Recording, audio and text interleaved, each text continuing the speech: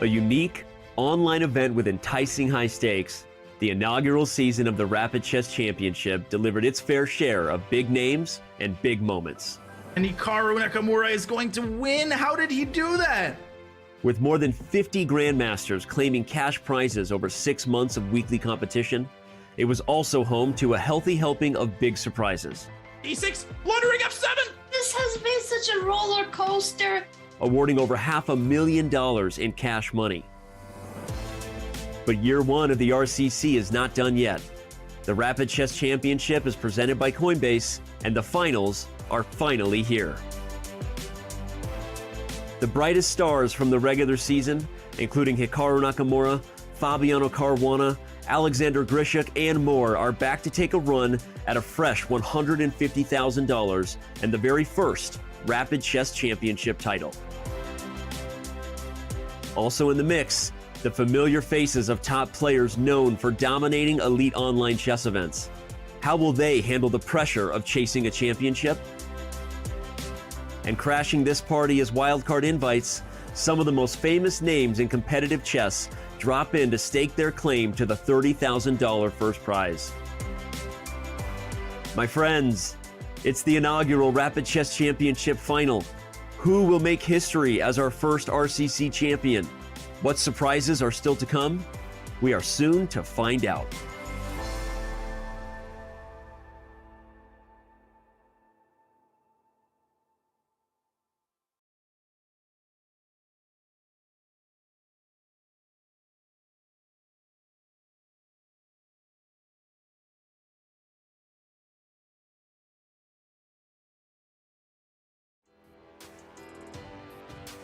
Ladies and gentlemen, the time has come. It is Thursday, and that means it is the start of the Rapid Chess Championship Finals presented by Coinbase. The next 4 days are going to be chock full of incredible action as 16 players compete for the crown of this inaugural RCC season.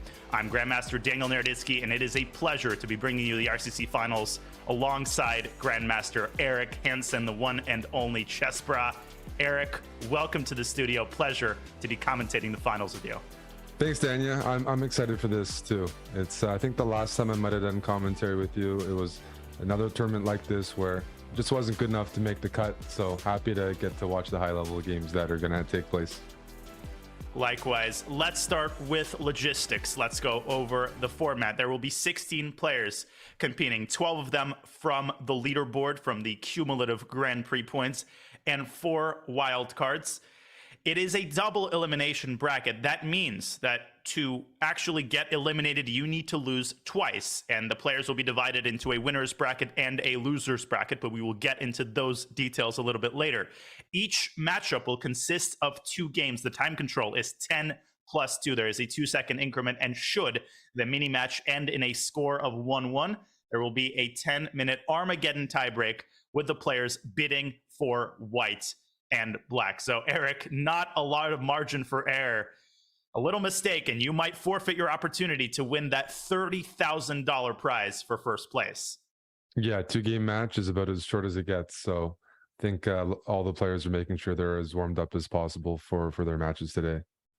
Well, the consolation is that there is a minimum prize, and it is a pretty handsome prize indeed. $5,000 for the players who get knocked out the earliest. First place, of course, is $30K. And a lot of players, including Hikaru, Eric, they've already amassed something like $60 or $70K just from the individual RCC weekenders. So this is really just the cherry on top.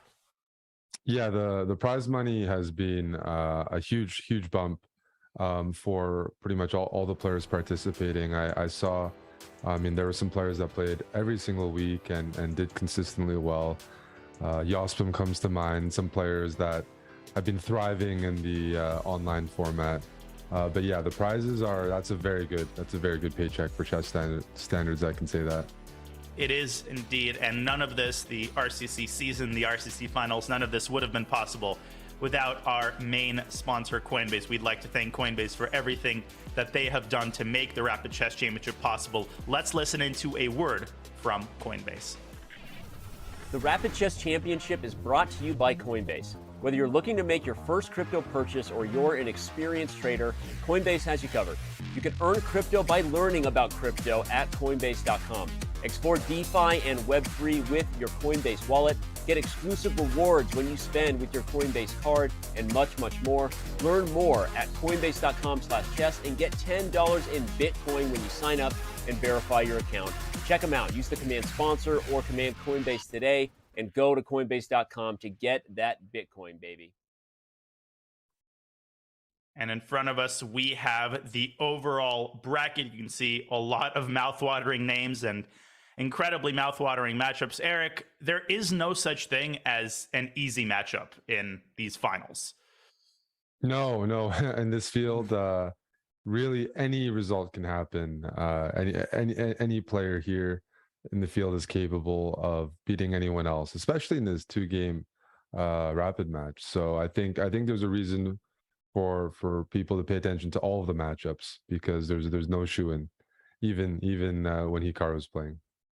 Not at all. Hikaru has a first-round matchup against none other than Parham Maghsoodloo, and we know enough about Parham to know that he is capable of beating absolutely anybody. Wesley against Jospam. I mean, wherever you look, you have epic matchups, and we will see blood being spilled from the very first moves. Now, let's remind everybody of the overall leaderboard to see who made it in through the leaderboard. We have Hikaru Nakamura ahead by a country mile. $77,500 is his prize from the 25-week RCC season. We have Andraken in second place. Levon Aronian, the only one from the top 12 who could not make it due to a prior engagement.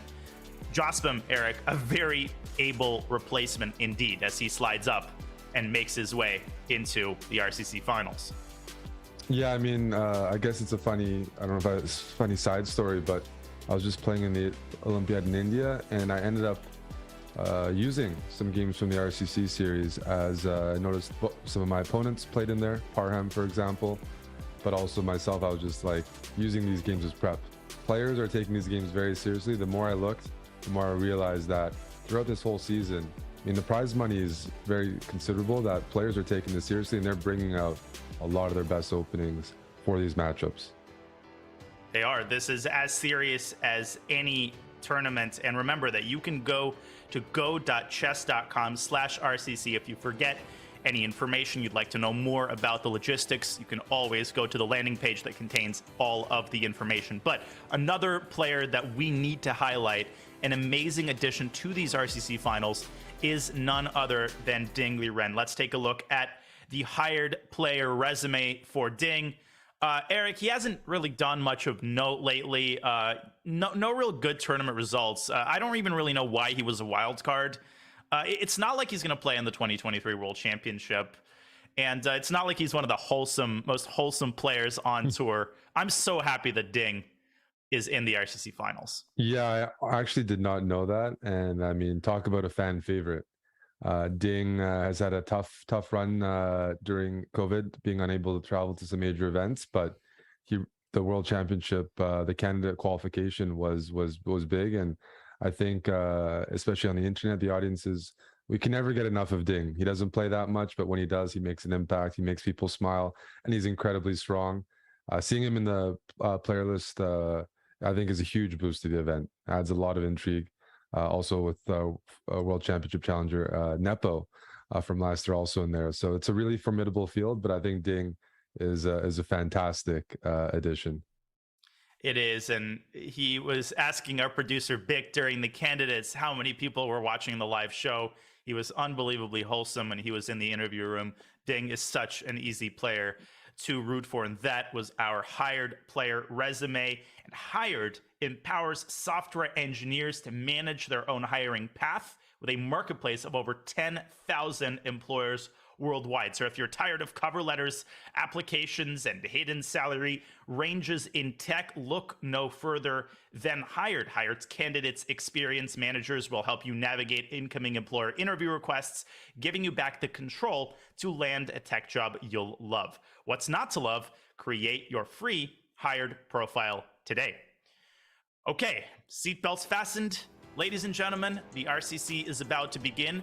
In the first round, 4 games will be going on at once. So, Eric, we will have plenty on our plate. We'll be going back and forth, trying to catch the most exciting action. I feel like we're coming into a buffet, and there's sushi and filet mignon and dessert, and everything's laid out beautifully. And I don't know what to put on my plate. That is a very good buffet. I don't eat sushi, unluckily, so that's all yours. But the filet mignon. Really, and, I don't know if I can keep commentating with you. It's more of an intolerance thing. I love the way it looks, so it's all yours. That's all. But don't tell me you don't. At least you drink coffee, right? I have a coffee with me right now, and I'm addicted to it. Unfortunately. Yeah, for some reason I decided to make tea before the show, but it's going to be a wild ride. And you know, Eric, we know from sports that a team could go 73-10, like the Golden State Warriors a couple of seasons ago, and then encounter unbelievably stalwart opposition in the first round of the playoffs. So if we take a look at the bracket one more time, someone like Hikaru Nakamura, someone like Dmitry Andreikin, who came in second. I mean, Norbek Abdusattorov beat Hikaru multiple times in the RCC regular season. So they're not just saying, you know, I get to relax and get an easy game. When I say unpredictable, I mean unpredictable, right? You have no idea what's going to happen. No, absolutely. I mean, there's a plethora of like 2,700 plus GMs, you know, Abdusattorov, very capable of an upset. I mean, it's kind of interesting. Like, even from the start of the RCC, it's February 2022, and now we're in August, and some of these young players have improved significantly since then. I mean, they've just grown throughout the season, both playing classical events and playing online. That what we thought of them, you know, has to refresh every month. They're outpacing even, like, you know, an optimistic trajectory. So I mean, and then even you take a look at Parham, he's not Parham's like 21 maybe or something. I mean, these players are strong, young, really motivated, and they're trying to play as many tournaments as possible. That's what I've noticed. Some of them are even playing these events like while they're at other chess events and just putting everything on the plate, and they're not afraid of anybody. They're absolutely not. So I do expect to see some upsets, and all the games look good to me. Well, you know, if I was to say, like, you know, who's like maybe the hardest matchup in some ways, it's Wesley to me, because he's shown time and time again he's a very consistent player. Like, he kind of has a super level of consistency, but it's still rapid and things can happen. Yeah, and I'm a big fan of the double elimination format because it eliminates a little bit of that, how should I put it, that sort of total uncertainty. So it rewards players for being strong. It is a little bit forgiving of the odd blunder, but obviously if you lose a match, you need to climb a mountain to make it back into the grand finals. I mean, nobody's going into this thinking, oh, I can lose, you know, this is a double elimination, so I get a free game. That's totally not how anyone is thinking. A loss is still a very big deal. But speaking of young talents who are loaded with confidence, let's take a look at another hired player resume of Norbek Abdusattorov, who is the hero of this amazing Uzbek team that ran through the Olympiad. Eric, no amount of praise can really encapsulate the climb that Norbek Abdusattorov has had in really the last year, from the World Rapid Championship to now the Olympiad. No, definitely not. I mean, I've had the pleasure of playing him quite a bit, predominantly in Title Tuesdays and RCC. And then the Uzbek team was in my hotel at the Olympiad. So for the past, you know, 2.5 weeks, just watching these teenagers, I mean, come back to the hotel after taking down top player after top player, and just like, man, their nerves were just incredible. That's one thing that impressed me so much. Just completely unfazed by the moment, by the stage. Like, that might be the Olympiad. In his case, even the World Championship 2021 when we won the World Rapid. He's really got some of the best nerves I've ever seen from any player in person. And that's really going to go a long way in elimination formats like this. Successfully tricked Danny Wrench into thinking that he's a dragon. Who put that there? And what does that mean? This is the nefarious work of our producer, Bick. I know that. He's making us look like fools. Danny's I mean, he fairly is a gullible dragon. though, right? I mean, Danny thought that gullible was written on the ceiling. Like, Yeah. I literally made him think that during the candidates commentary. But everything aside, seatbelts fastened. The roller coaster has taken off, and the games have begun. In front of us, we have Fabiano Caruana against Jan Nepomniachtchi. What a matchup to begin with. And Eric, a Catalan from Fabi, something that Jan himself has played religiously with White in the RCC. Yeah, I mean, I guess a lot of the players, they will have that similarity in opening, that almost every top player can play the Catalan. I've noticed that. And it's kind of nice for rapid formats to just have a system you can play. Get a bunch of moves out early on, get kind of position you're familiar with. Not it can be really theoretical, but it's just nice to like, yeah, as I said, start off with an easy to play thing. I mean, compared to maybe the Knight or for some of those E4 openings, which Jan is also known to enter. This makes sense. And I think the players do make choices ahead of time for this event. Like, what am I going to play for this rapid? And nice thing about rapid is you usually have a wider repertoire. There's some openings you can play that you wouldn't always be able to play in the longer classical formats because your opponent has 30 minutes to refute it over 2 minutes. That could make a big difference. Yeah, and look at Fabi blitzing out a series of unusual moves. You see the queen on a3. The knight on a5 is currently attacked. I'm sure this is some sort of theory.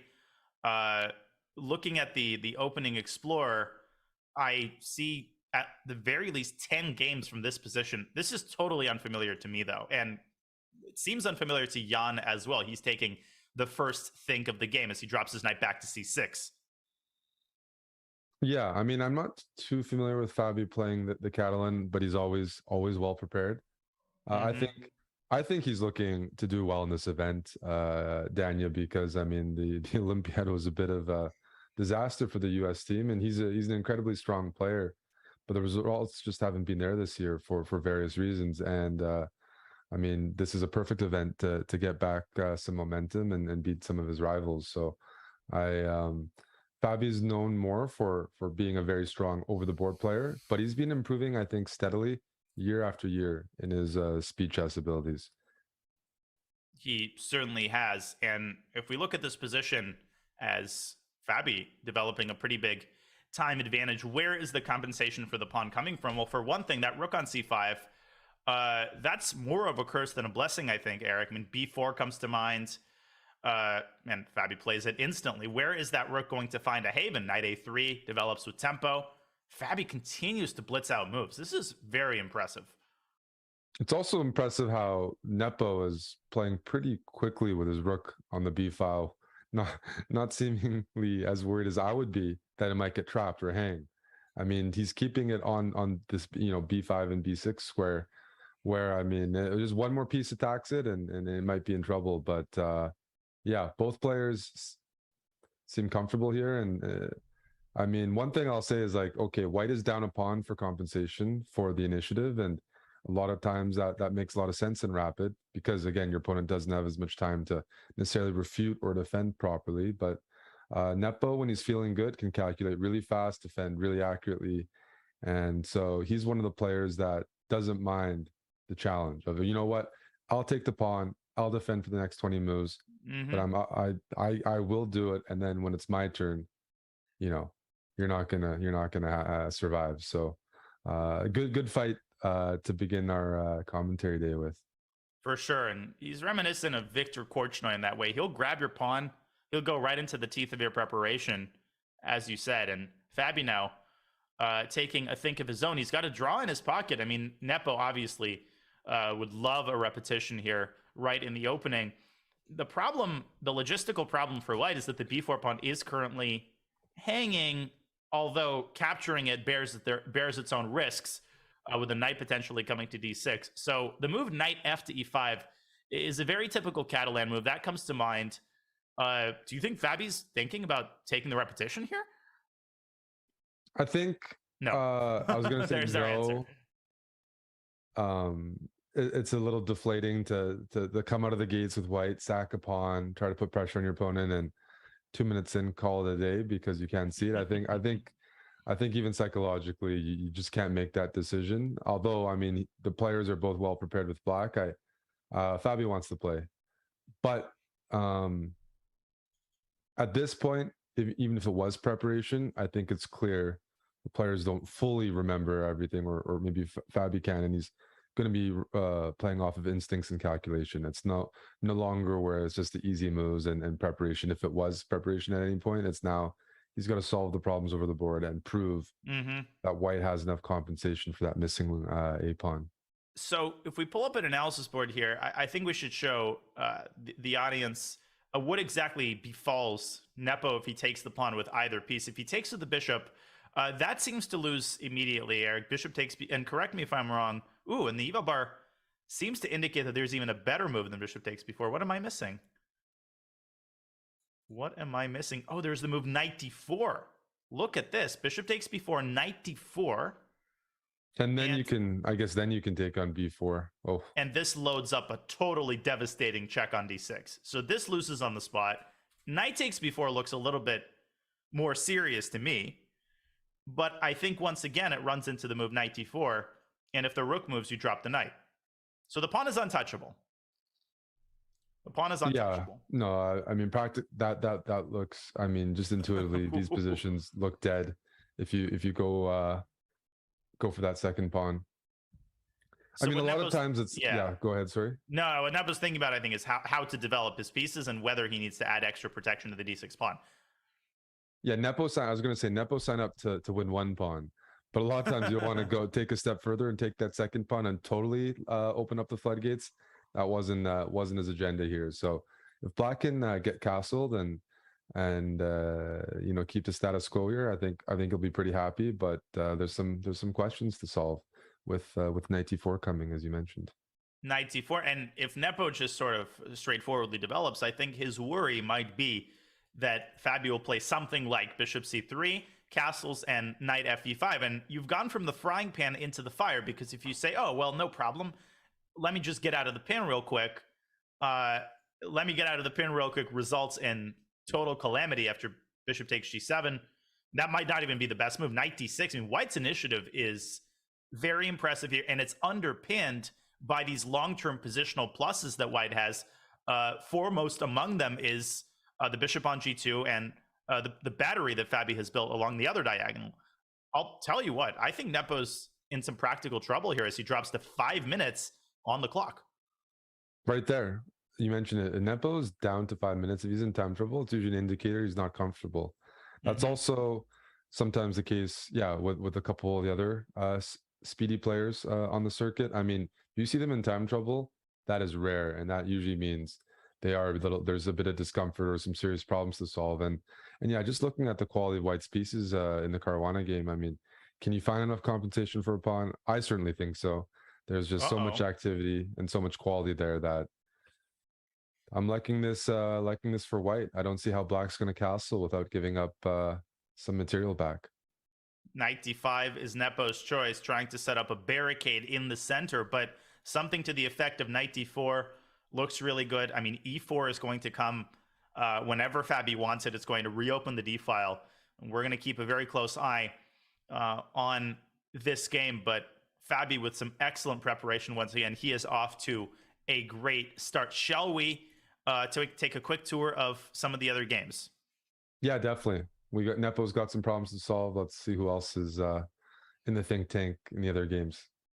Well, we've got some mouth-watering matchups all around, and another great matchup that we have is Jeffrey Xiong against Ding Liren. And we mentioned Ding, an amazing addition to the RCC Finals. But Jeffrey Xiong, of course, is a force to be reckoned with. Consistency, a very important skill in the RCC. And Jeffrey, I think, is top 5 in terms of consistency of his playing strength. Let's delve into the position. What do you make of this English that they have brewing here? Well, I was going to say, I kind of agree with your comments about Jeffrey there, but then it's a very interesting matchup, Ding against Jeffrey, because I see some similarities in their style, and they're both grinders. They both like to strategically like strangle their opponents in a lot of maybe even slower looking positions. And Ding is maybe, you know, just the tier tier or two above that, but I see some similarities in their style and the consistency involved there. So intrigued by this one, for sure. Because yeah, and I think like I'm curious to see how Ding does with this format, because I mean, okay, the RCC was 10-0 during the prelims, at least during the regular season. It's 10-2. You have different rapid formats, different tournaments on the chess circuit. There doesn't seem to be a standard one, so I'm wondering if Ding has much experience playing this time control. Yeah, and I agree. He's got to avoid time pressure. He's got, I think, a pretty nice position out of the opening. They're trading a bunch of minor pieces. Jeffrey with that dud of a bishop on g2. Generally in these types of positions, White's idea is to push f4, but you know, if there are no minor pieces left on the board, it's not going to come with the same effect. No, you need a few pieces on the board so that when you actually like start pushing the pawns, grabbing the space, you can utilize that extra space and put some pieces in aggressive square on some aggressive squares. So you have to find that fine balance between trading and not trading. So let's estimate what could happen here. Let's say he takes the knight, right? Ding will take with the bishop. Let's suppose that White goes rook a2. Mm-hmm. What is Ding's idea here? F5, c6. I'm thinking c6. Sometimes the c file becomes a problem. Maybe White can gang up on the c7 pawn, but once you go c6, I think you're forcing some trades, because I'm not sure White wants to leave a pawn on d5. I could be wrong. Could definitely still leave it on d5 and allow a capture, but I think Ding is more of a c6 player than an f5 player. I gotcha. So Jeffrey, for that reason, he tries to trade on his own terms. He plays bishop b2, and that makes a lot more sense. I'm confident that if White is to succeed in this position, it's probably through the lens of an f4 pawn push. But Ding could always meet that with f6. So I think Black is pretty comfortable here. And c5. There it is. Yeah, Ding is usually extremely well prepared in his openings and very solid. It's hard to earn an advantage against him. And I don't think this match will be any exception. Yeah, B takes c5. Well, we could get an interesting structure if D takes c5 is the response, for example. And then Jeffrey's definitely playing f4, I would imagine, right? Yep. F4 bang, and then bang. F6. Yeah. F6. And yeah, and Black is asking White some questions about how to continue the kingside initiative. I don't really see a clear method. Do you see a move here? No. I mean, you might have to take on d4 at some point. It's hard to figure out. You could go f5. Maybe and f5. G4. It's slow, and you're not even really going to be able to play g5. Ding, in the meantime, has ideas of pushing queenside pawns. Yes. Jeffrey needs to tread very carefully, I think, in the next couple of moves as he ponders the situation after D takes c5. Well, shall we move on in our tour of our games? Definitely. We also have Wesley So, who faces Jose Martinez, also known as Josvim. And something interesting has already happened in this game. Wesley offered a draw pretty early on, not liking his position, and Jose declines it. What do you make of that?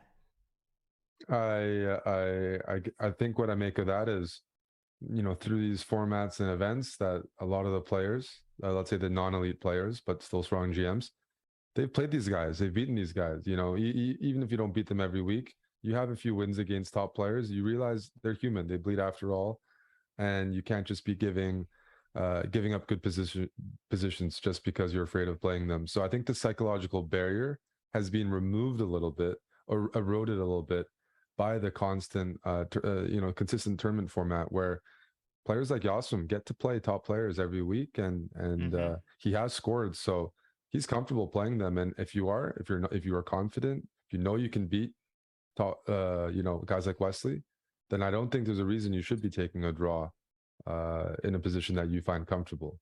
And especially, that if Wesley's offering a draw with White, Wesley's probably not happy. You know what that means. Yes. Right. You know exactly what that means. Knight f6. So Jose simply leaving his rook on c4. And of course, the idea, if we pull up an analysis board, if Wesley accepts it, then black will take with the d pawn. And this diagonal is going to be totally devastating. I mean, black's going to massacre white's king on that diagonal. To your point, though, Eric, this is as good of a position as you're going to have against Wesley. So if you take a draw here, I mean, that just makes no sense. It doesn't matter which color you are. If you're better against Wesley, you got to take your chances. And that's what Jose is doing. Yeah, he's better, and it's a static advantage. It's static, you know, it's like positionally better. The bishop pair and some weaknesses in white's position. It's not like black has to be extremely precise to prove it.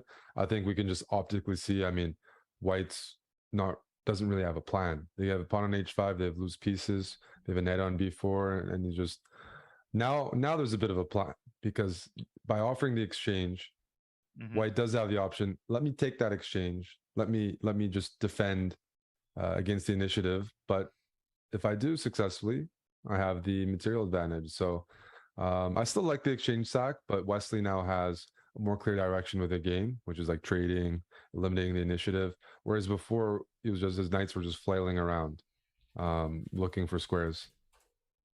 Right. And king g2 in order to defend the pawn on f3. Of course, that aligns the king with the bishop, which could be potentially dangerous. But I agree with you. I'm not totally sold on the exchange sacrifice, because now the onus is on black to prove the compensation. Now, you could take on f4, take on h5, but that doesn't really carry a lot of luster. Every piece trade is going to be in white's favor from this point forward. Agreed. So I think black should be extremely hesitant about trading right now. But the players are down to under 3 minutes for Wesley, almost under 3 minutes for Jospin. You want to like maintain the tension, because at the end of the day, those rooks are not doing too much on b1 and d1, and your minor pieces as black can still stir up some some possibilities. I think you should keep as many pieces on the board as possible and ask the hardest questions. And I think all those questions are going to pretty much involve like, yeah, doing something against white's king, opening up lines against the king. So careful about the trades. But one thing I'll say as this game is progressing is Wesley is stabilizing. Wesley's making some good rerunning his pieces nicely. He's starting to play very well. Yes, he's answering the questions Jose is asking. And I think what Jose is realizing is if he grabs the pawn on f4, Wesley has in his pocket the move queen g3. And I get that the eval bar is showing zeros. Maybe it's because of this move. You see, it isn't. This is not an easy position to go for, because there's the appearance that black's initiative is fizzling out. But apparently it's not. We will see if Jose goes for this line or for something else. I want to go back to Fabi's game, if you're okay with that, because crazy things are happening there. So let's transition, fly on over to that game. Look at this position. Oh my God, look at what's happening. Holy smokes.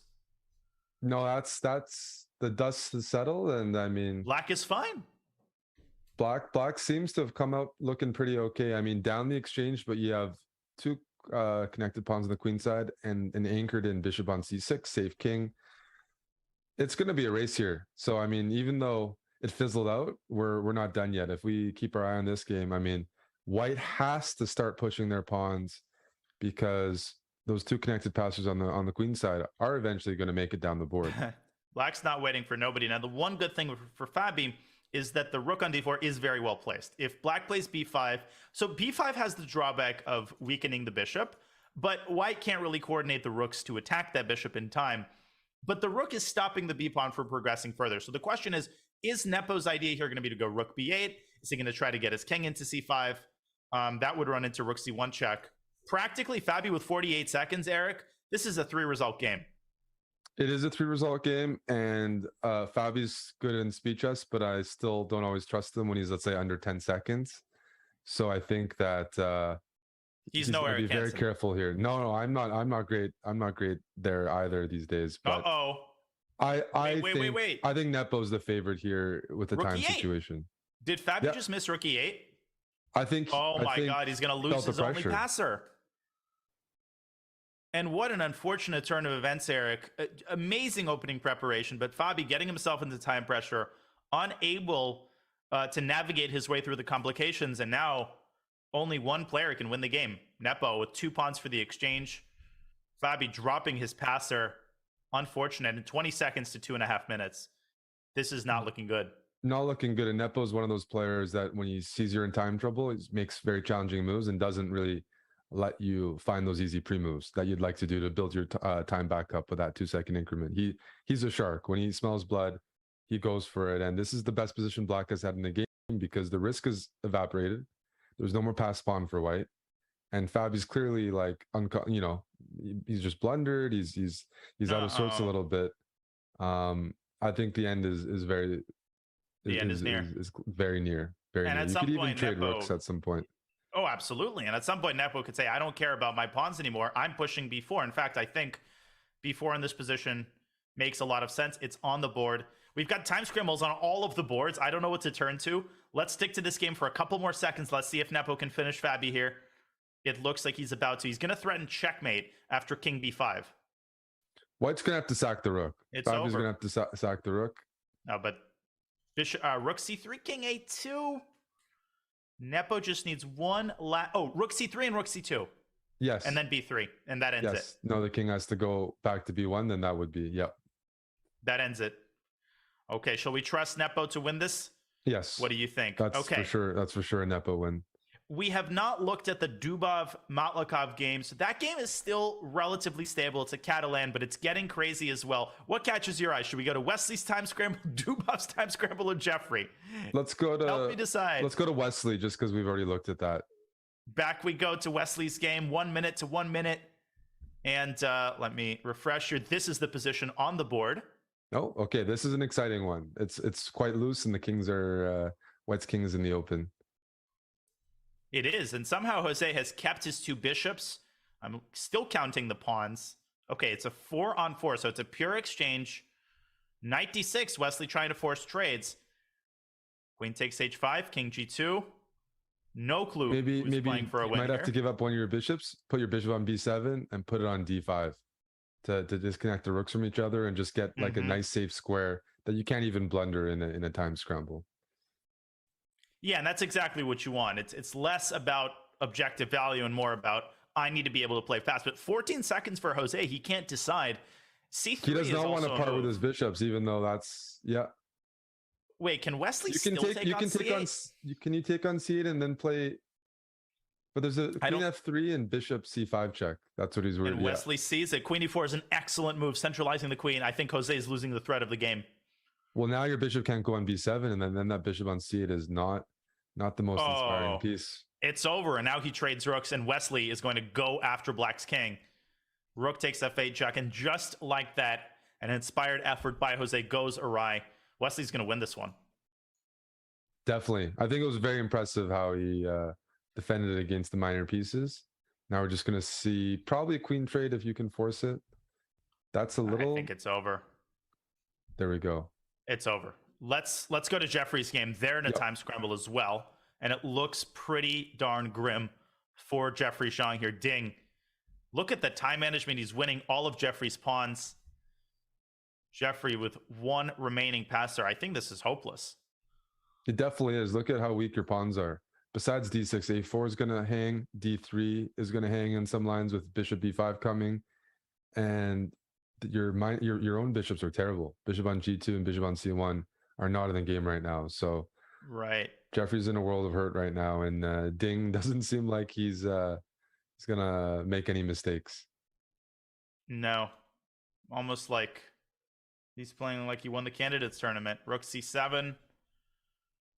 Jeffrey trying to whip up. I like the attempts. I like that's all you can do here in an objectively lost position. And once you get a rook on the 7th, things happen. Good things happen from that. So, oh my god! And by the way, Wesley is messing up the position.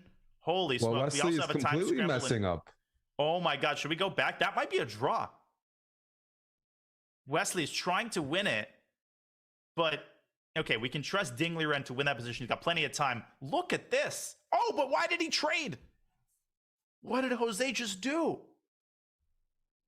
He traded queens. That can't be right.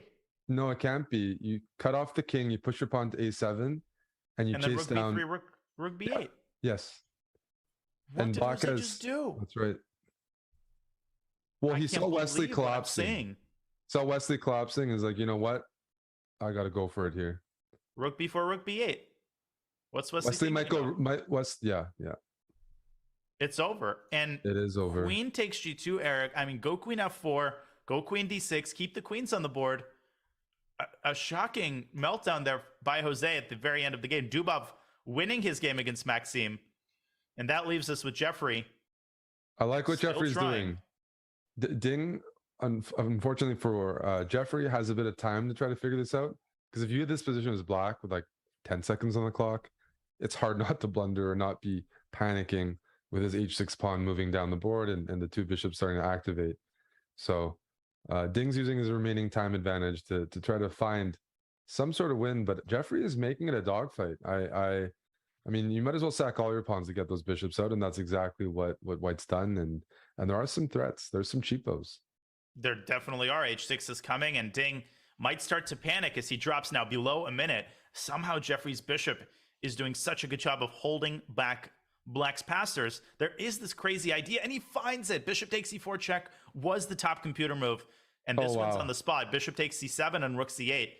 Oh, wow, that is coming pretty. to a theater near you. Oh, but is he having internet problems? Oh, no. Is he having internet problems? Because bishop takes c7 should happen immediately. And then rook c8. But it looks like he has What is he internet thinking problems. about? No. Oh, did he play it?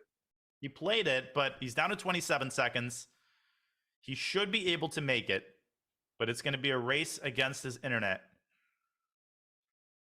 Let's watch. Rook takes c7. Uh-oh. He's having some issues because all these moves should be automatic. This is really, really bad. Oh, my God. He's played an excellent game here, Daniel. Oh, my God. This is heartbreaking. He's played amazing. He's down to 8 seconds. Oh, no. Oh, my gosh. He's down to 3 seconds. He's down to 1 second. He's gonna lose on time. Oh, no. And Jeffrey is not going to feel good about winning a game like that. Oh, that is tragic. I mean, this is like 100% win probability for Black if you don't lose on time. That really is heartbreaking. Rook c7, you've got 4 passers that are completely unstoppable. I don't know what to say. But Jeffrey is not at fault here, obviously. No, Jeffrey's not. We still had Ding's webcam the whole time. Right. So it wasn't a total internet blackout, but something happened there. And, you know, as heartbreaking as that is, we know that that's a part of online chess. It's just, you know, you got to live with it. And it happens from time to time. But Ding has to find a way to put it behind him and hope that these problems don't persist into the next game. Well, I don't know if people can live with it these days. I mean, if there's so many tournaments online and you're having issues, like, got to move to a new apartment, switch to a new provider, if those are possibilities, because internet chess is here to stay, and there's events every single week, every single month. There's nothing that's more tilting than losing a game like that.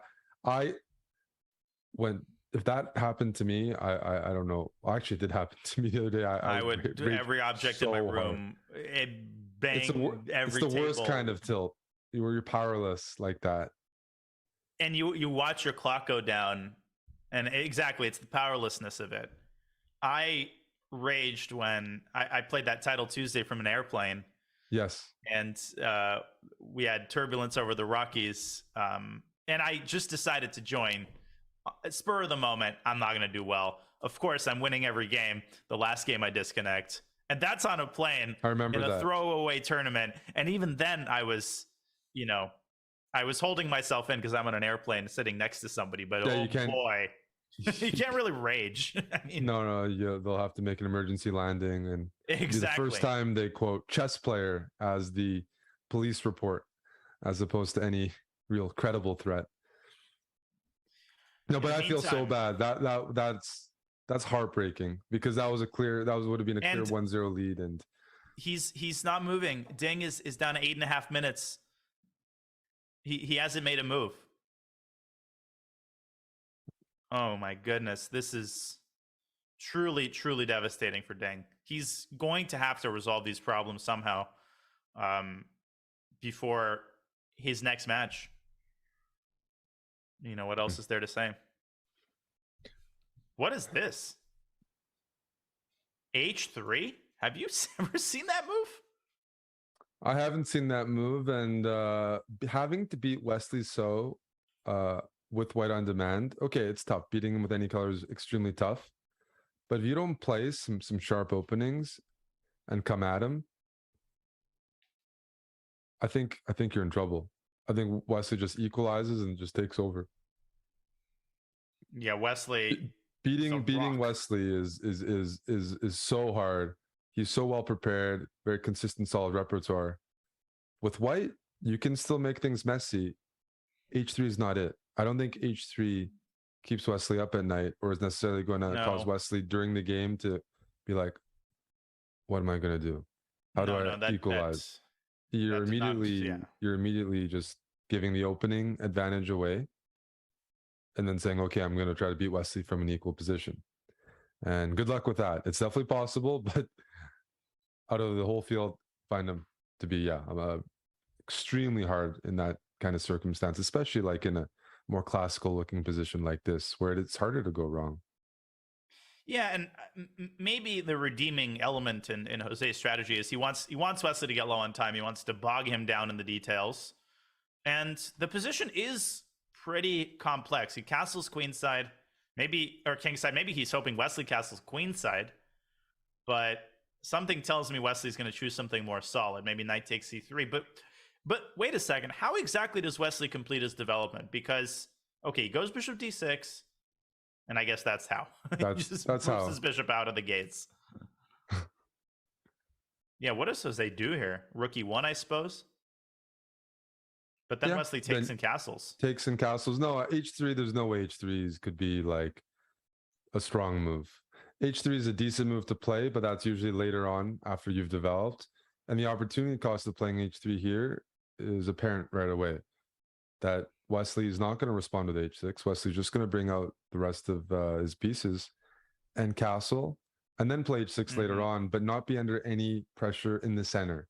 And usually you're under pressure in the center, and let's say e4, e5, there's a bit of tension. You know, there's something under pressure. Here, don't see any of that. Yeah, this is looking really good for Wesley. We will keep an eye on Jose's must-win game, and not a single draw in the first round. Fabiano Caruana playing a King's Indian, by the way, which is kind of cool. We also have Dubov against Matlakov, which we haven't looked at yet. So let's delve into that match if you're okay with that. Definitely. We have Maxim with the white pieces. He has to win on demand. And this is not looking like the way to do it, even though he is up a pawn. No, he's up. Is he up two pawns? He's up 2 pawns. So jeez Louise. No, the 2 pawn lead looks good there, but Dubov thrives in these positions, and I'm sure there's a way to win back at least 1 pawn. It might even be something like e5 here or something as black. I know Dubov's thinking, but this looks like it came from a Grunfeld. It did indeed. It did indeed. Okay, now I understand. That's a clever move by white. Maybe bring the king to f2 so you can at least get some pieces out, because I think e5 was a challenging move. I'm not saying it was the best move, but it was one in black's radar to open up their dark squared bishop. I mean, if you're going to sack 2 pawns, going to say you have compensation, you want all of your remaining pieces to be pretty mobile. And that bishop on g7 now, it needs to figure out how it can get into the game. Because, yeah, otherwise white's playing king f2. Rook e1. They're going to say, even if they lose a pawn, even if they give a pawn back, they'd be up a full pawn. So the onus is on black to really do something immediate right now.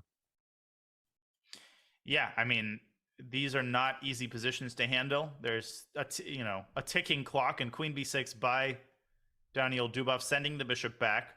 The question is, what is he intending against bishop f3, for example? So let's pull up an analysis board. Let's say bishop f3 happens. To me, there's a couple of approaches. You could basically play on the queen side. You could play a move like rook bc8. Okay, the Eva bar is laughing at me, of course. Maybe rook f Queen c8. b6 is on the board. Okay. So bishop f3, rook fc8. Let's say I go king f2. Maybe now bishop f5. Aha. Infiltrating. But then there's rook e1. Maybe I'm not really. The onus is really on black here. I don't know if it's prep or something, but these are two full pawns that you need to like. Not only do you need to win at least one back. When you do win that one back, good, best case scenario, you still need enough pieces to win a second one back. So this would be. I was gonna say, what about rook e2 instead of king g1? That's what I was concerned about. So we're looking at rook fc8. Yes. And if we can pull up an analysis board here, let's see what could possibly happen. King f2. Now we're looking at bishop f5, rook e1, rook c2, and now you're saying rook e2. Yeah, there's still your move, rook go c8. here. And then I guess I got to go like, let's say b3 or g4. G4 is interesting. I was thinking about b3, bishop a3, bishop c5, but your g4 move also makes an impression. Yeah, here you basically pray. I might even consider g4. Tactics.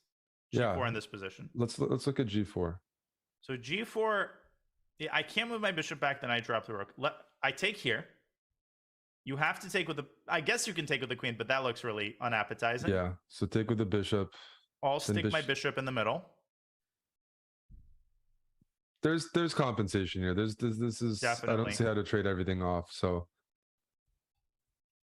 Yeah, the issue is even if white tucks his king away on g1, it doesn't solve the underlying issues in white's position. Dubov just made a very Dubovian move. g5, that would not have been on my radar if you gave me 10 attempts. And I like it. I think it's an extremely important out of all the positions. Like even what we were just analyzing, black's bishop on g7 wasn't in the game. That bishop on g7 doesn't matter. Once you're down 2 pawns, the third pawn honestly isn't hard to just throw out there. G5, if white takes that third pawn, you get an e5 and the floodgates open. If you don't take the pawn on g5, black can take on f4 and at least open up something around white's king. If white has to take with a g pawn, then maybe there's something on the h4 u1 diagonal. But Dubov really does need to get that dark square bishop in the game to maximize the compensation. Because white's dark square bishop can't move. I mean, if you move, you'd lose b2. Black has a mobile dark square bishop, but just needs a diagonal that's comfortable on, that it can apply pressure on, and still finding that. Indeed, he is. And what I love about Dubov is, in a situation where a draw satisfies him, he plays the same style every game. And, that's why everybody loves watching him. Let's switch to Nepo's game against Fabi. It's a must win with black. And I'm afraid that Fabiano Caruana is going to suffer another blow here. This is a completely winning position for Nepo in just 25 moves. Yeah, and you see the clock situation. Nepo's relaxing. He's having a good time. Fabi's not. I mean, we missed the opening, but you mentioned Fabiano played the King's Indian, and you don't see that every day. You can see the remnants of it. Basically, all that remains is the King's Indian bishop, nothing else. Yes, definitely the remnants. This is what every King's Indian player experiences, once in a while, or maybe more. You're just lost after 20, 25 moves. You had a good little burst of energy at the start of the game. Bianchetta, castled, pushed a few pawns. You're talking to a King's Indian player. Yeah. And then somebody plays all the precise moves and you're just immediately lost. It just sets in like. I think Fabi played the King's Indian. He lost the first game and just felt that was at this stage, playing a really risky opening was the right thing to do, because a draw wouldn't help with black, and he knows Jan's very well prepared with white. So no, but beating Nepo on demand with black is it is impossible. And the critical line here, I was thinking about knight c5, knight takes c7, check, queen takes c7, but white doesn't even have to go into an endgame. Queen a8 check ends the game. Queen f8, rook b8 wins the queen. This is simply resignable. And look at the time situation. Nepo, he's an incredibly unpleasant opponent in rapid. I mean, the pressure that he puts, coupled with the fact that he always seems to have more than half of his time left, makes him an absolute nightmare. For sure. No, I think this format suits his strengths really well, and now that he's also got some world championship preparation in him, even the opening phase is an area where he can put pressure on his opponents from all the lines, that all the different openings and the wider repertoire that he developed from the world championship match, plus his existing tactical vision, speed, nerves. It's a dangerous cocktail. Yeah, it is indeed. Knight c8, a sad move for Fabi. Nepo could even take on d7 and take on c8 if he wanted. Look at this. Takes. Definitely not the best. But just to illustrate how dominant White's position is, even this would lead to the desired result. But obviously Nepo's going to squeeze a lot more into that position. Yeah, we have people just tuning in, and the one thing we can always remind them, because I think it's still fairly new in chess, is this is double elimination. Players that lose their match go into the loser's bracket. So if one of your favorite players is down and out, they still have a chance in this tournament format.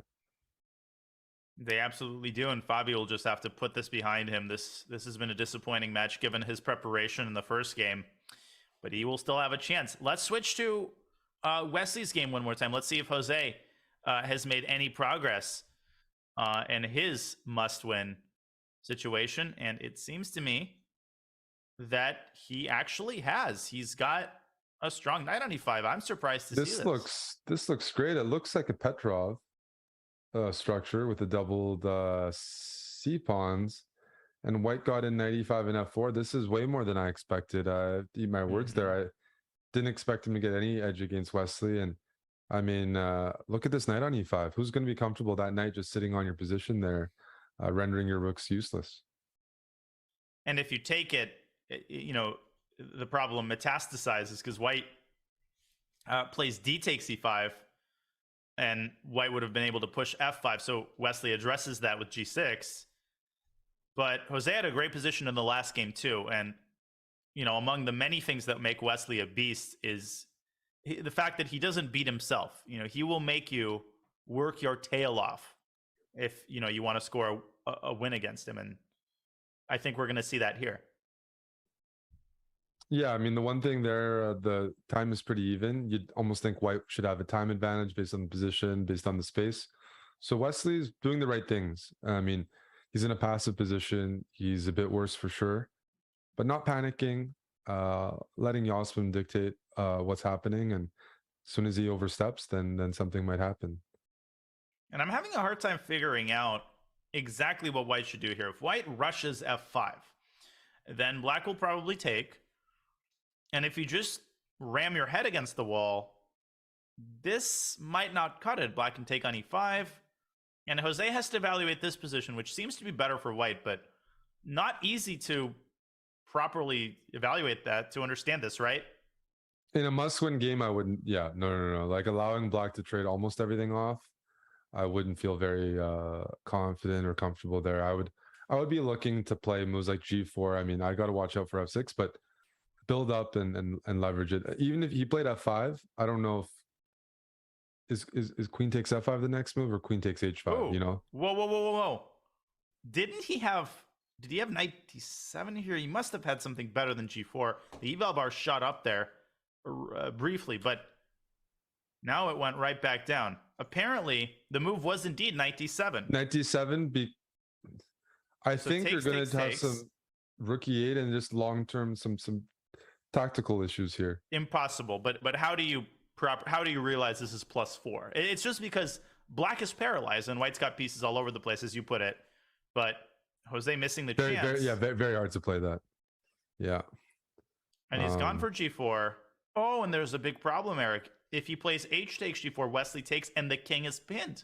Oh, that's easy to miss. So he's gonna do knight takes. So gonna go knight takes, and at least we can see some version of what we just looked at. Knight takes g4, rook e1, rook e1, rook f5, rook e8, check, king h7. Sidestep the queen. You're down a pawn, but you have control of the 8th, and there's still some pieces on the board to create some problems. After all, Wesley still has a knight on a5 and no man's land. So even if you're down a pawn, until that knight comes back into the game, you have more pieces than Black on the king side, and hopefully you can turn that into something of substance. Maybe you get a rook on d7, then pressure b7 and d7, but Not over yet. I think Yasmin's going to have to play a bit quicker there and get Wesley in time trouble. Ideally, you want a sharp position when the players enter the 30-second phase where blunders do happen. And we saw in the previous game, Wesley panicked in a completely winning position. How often do you see that? But he's about 30 seconds on the clock. He went from being up in exchange.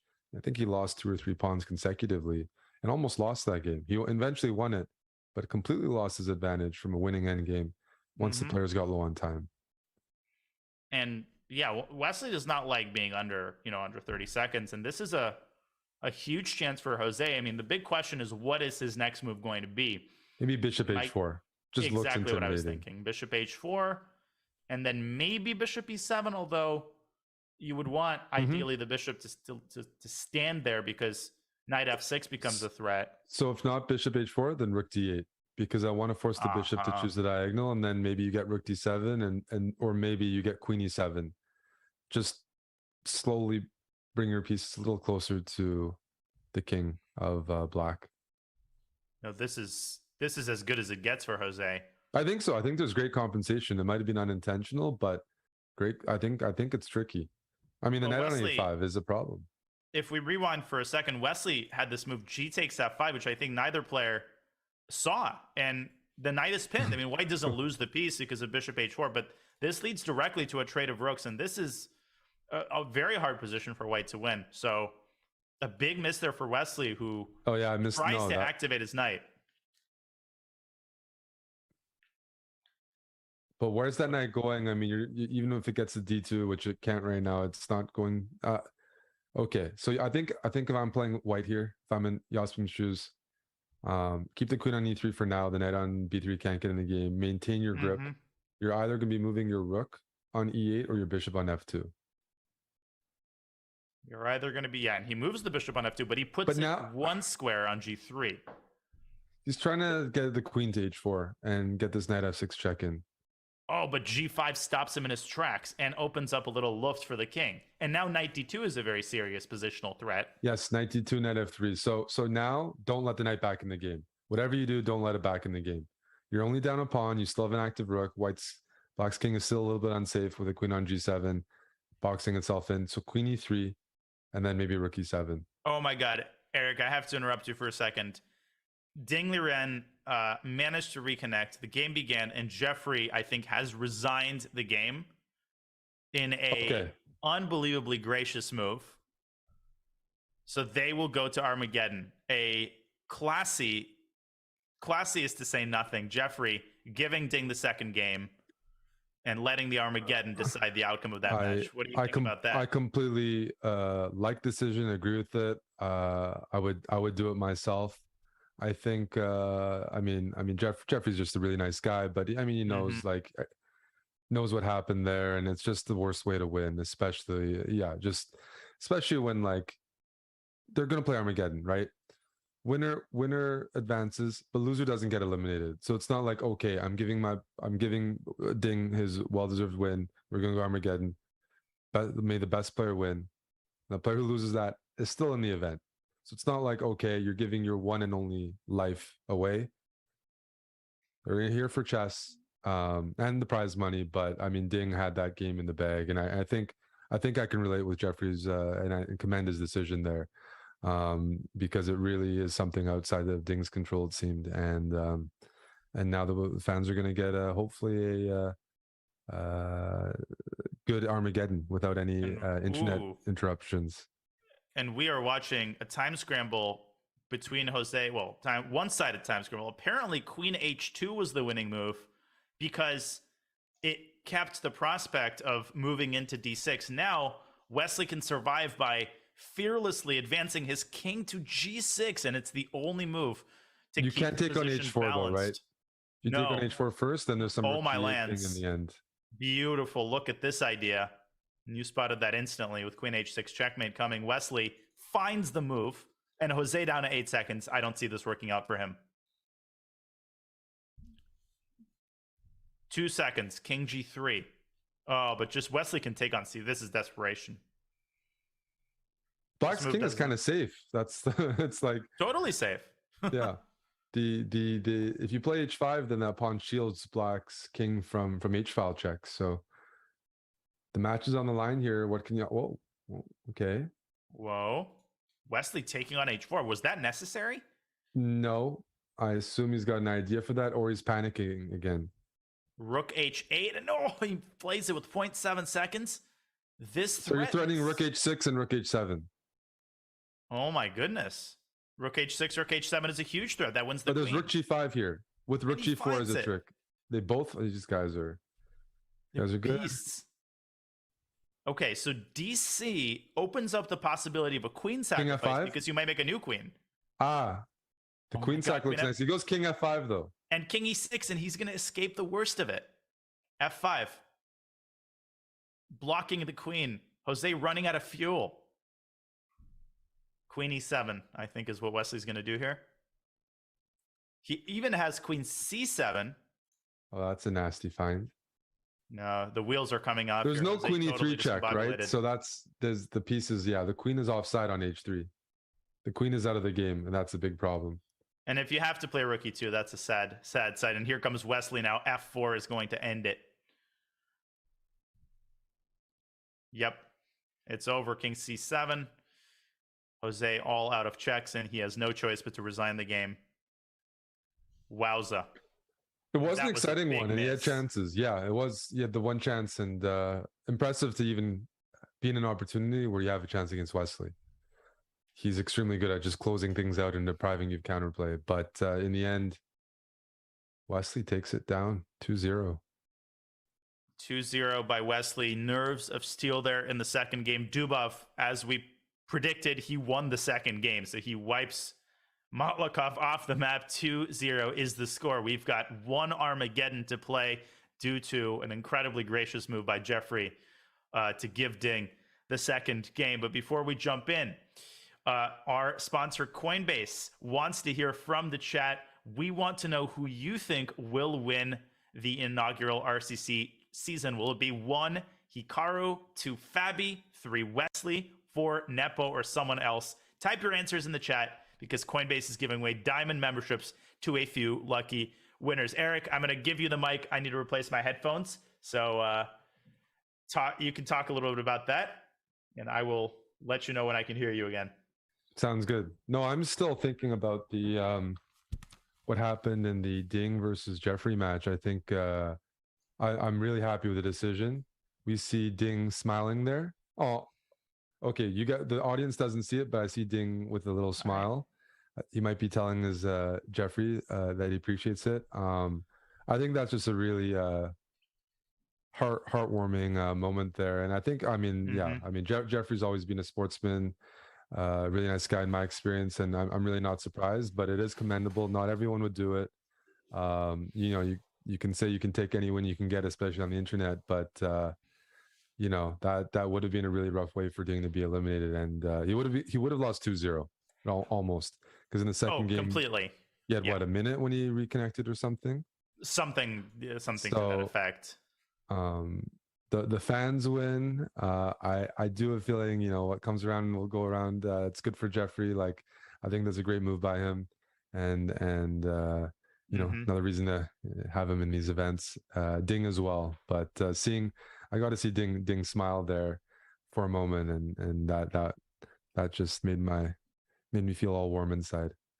But we're in for an Armageddon, and as I said, like, I think that adds context to the situation, at least, because, like, no matter what, the players will have another chance in the event. Somebody's got to win in Armageddon. Somebody's going to lose. Most people don't attach too much to it because it really can happen. In any individual one chess game, anything can happen. But Jeffrey giving Ding an opportunity to still make it through the winners bracket by resigning is really nice. And I think at the Olympiad, they had a fair play award that they gave out during one of the rounds. And I think it was a very similar situation with a grandmaster from Slovakia playing Boris Gelfand in a World Cup qualifier. Don't remember the full Jorgos Pehac, I think. Yes, he won the fair play award, and did he resign? Is something similar with an internet disconnect, with a lot of money on the line, and a tournament invitation. So I like seeing this because I tend to agree with that course of action myself. Yeah, I mean, I think for some players who are new to chess, this might seem like an anti-competitive kind of thing, but believe me, it's not. I mean, these players are as competitive as it gets, and I think what they show is that you can be simultaneously ultra competitive. You can go for the kill, but you can also be a human being, and you can also be a gracious competitor. That's not an oxymoron. And the players are currently deciding and bidding on colors, and we will update you on that as soon as we know who bids on what. White will have 10 minutes regardless, and the player who bids the lower number will get that number of minutes with black. And of course, in Armageddon, black has draw odds, which means if the game ends in a draw, it is tantamount to a win for the black pieces. Okay. Yeah, just based off that, I think Ding might be comfortable taking black. He's very solid. He won with black in the first game, where he's on his way to winning. So I wouldn't be surprised to see Ding try to go for a little bit here with black.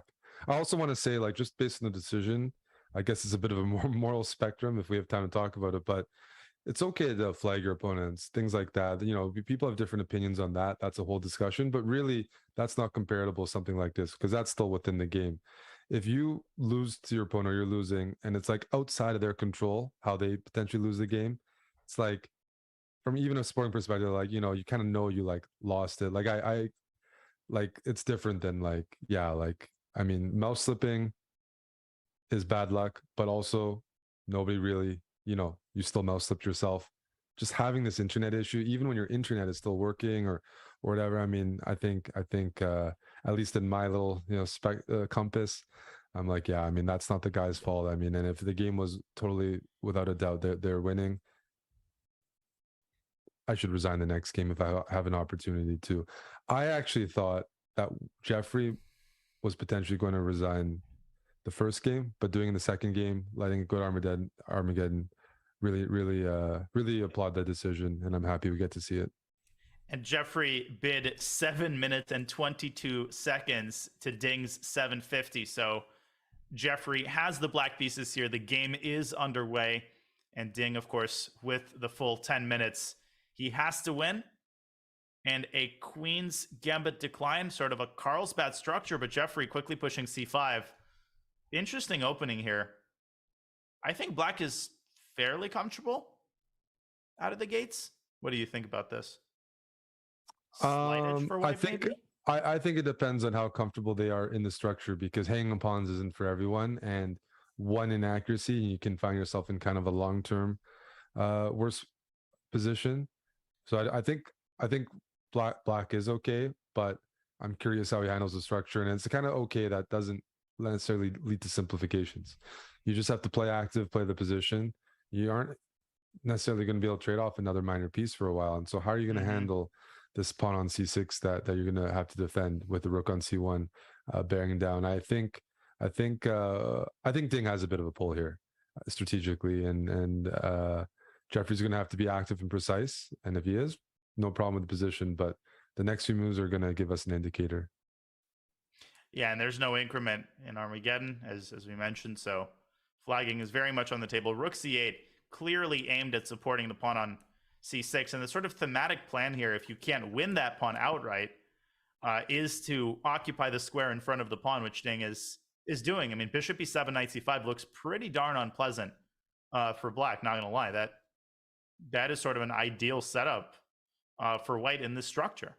Yeah, I mean, like, let's say black's okay. If there's a situation where Ding actually managed to stabilize and get just like long-term pressure on c6, that's going to be very tough for Jeffrey. Like, if Ding just has a slightly better long-term push on the c6 pawn, you're in a world of pain. You're giving Ding, just like, he's such a strong technical player, really good at converting, and so is Jeffrey. Actually, Jeffrey would be really good on the white side of this also.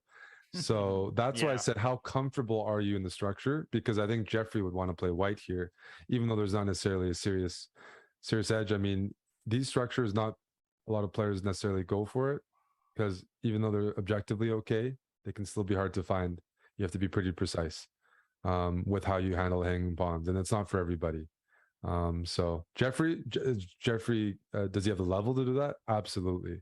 But still, is going to have to be really on top of things to make sure Ding doesn't just, you can't just like triple rook, queen, rook on the c file, get a bishop hitting c5, things like that. Just don't give him free, easy pressure. Yeah, I mean, there's lots of traps here too. The reason I think Jeffrey just played rook f8 is to avoid bishop e7, which would have forked the rook on the c5 pawn. But Ding's last move encapsulates how good these players are. Bishop g3, restricting black even further, stopping knight e5. So the structure has changed. Jeffrey has managed to occupy the c5 square with the pawn, but now Ding has the bishop pair. He's got 4 extra minutes. He's been playing with blistering speed, and I might be more worried about Jeffrey's clock than anything else at this point. The clock is a problem, both because of the bid, because of the system, but also the position. You can't play easy moves fast. Not anymore. Now you're analyzing rook b3. Like white has the easy moves. They have the h3, the bishop slowly finding their long-term homes. Black's goal, I mean, you either decide I really want to push either the c or d pawn, or you decide I want to hold it there and control the space. Either of those ones require quite a bit of brain power, because again, like long term, the bishops should be favored. Ding can eventually, I think, finesse and get that dark squared bishop on a square where it can maybe target the c5 pawn. And the question is, what is Black's plan? Well, knight e4 needs to be considered, right? Knight e4 needs to be considered, but it could be some long term suffering. Okay, it is one of the 2 pawn moves. D4 c4 that was, I guess, Jeffrey's choice. And his point is that after e takes d4, c takes d4, I mean, generally trades favor the defending side, and he feels that the d4 pawn is going to be adequately defended by the queen. I think this is a great practical move. It simplifies the position. But is there a move here? Takes rook c7. I know it looks funny. I'm trying not to trade on the c file because I don't want to allow rook c8. And if rook c7, bishop takes, and then the bishop goes back to e5 next move. And you're gonna harass everything in the center. Then. But there's tactics with bishop takes h3 maybe. Oh, yes, there are. So okay, if I can't go bishop e5, then what? Maybe queen f4 or something. Well, Ding actually took on d4 and he took on c8, but that's a concession. Now it feels like Jeffrey has more or less stabilized the situation. I agree. But he's still. It feels like Jeffrey's playing good moves, but there's still going to be the questions very soon. I think White's going to like pull the bishop back on the light squared bishop back from f1, hit d4, and that bishop e5 move that I was trying to play that didn't work tactically. That's a strategic goal long term. You can get that bishop on e5, put pressure on d4, put pressure on g7. That'd be nice. So I'm not surprised that Jeffrey's harassing the bishop here, and I think that's really good. Queen g5 next, and knight f4 maybe. We were saying the positions should be fine for Jeffrey, but he has to play very accurate, and accurate's kind of like a synonym for active in this kind of dynamic position. And it seems like this is it. This is very active. This is not letting the bishop settle, and it's not giving White any time to try to target the d4 pawn. Yeah, if Black can get rid of White's bishop pair, Jeffrey's gonna be chilling. Queen g5 is a great move, threatening bishop takes h3, and if Ding moves his king to h1, the knight is very likely to jump into f4. Maybe Ding can play bishop f1 in that position, but then you get into scary territory. A check on h7, and he drops back to e4. So bishop takes h3, you can't play rook takes d4. There's a check on c1. So what has Ding cooked up in response to bishop takes h3? Is it f4? F4, knight f4, bishop f4. Your king is... Ooh. It must be f4. But that doesn't look very appetizing. If we quickly pull up the analysis board here, f4, I chop, take. Black already has 2 pawns. I mean, check on e3. Maybe White's better here. I guess White evades the checks. But, man, this looks scary for White. I don't know. Maybe queen e3 is inaccurate. Maybe rook c5 is a better move. Something like this. Nope. Eval Bar continues to cackle at me. Yeah, no, I don't think Jeffrey wants to go for that line. That's No. kind of an all-in line.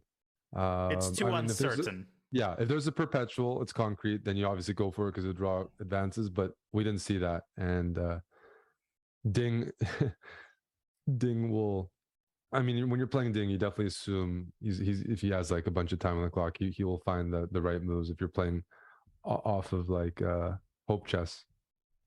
Excellent. I mean, look at how actively Jeffrey's. Oh, and another amazing move. Rook takes d4, knight e2 with a double threat of rook c1 and attacking the rook. It looks like Jeffrey is seizing the initiative here somehow. What happens after rook c1 here?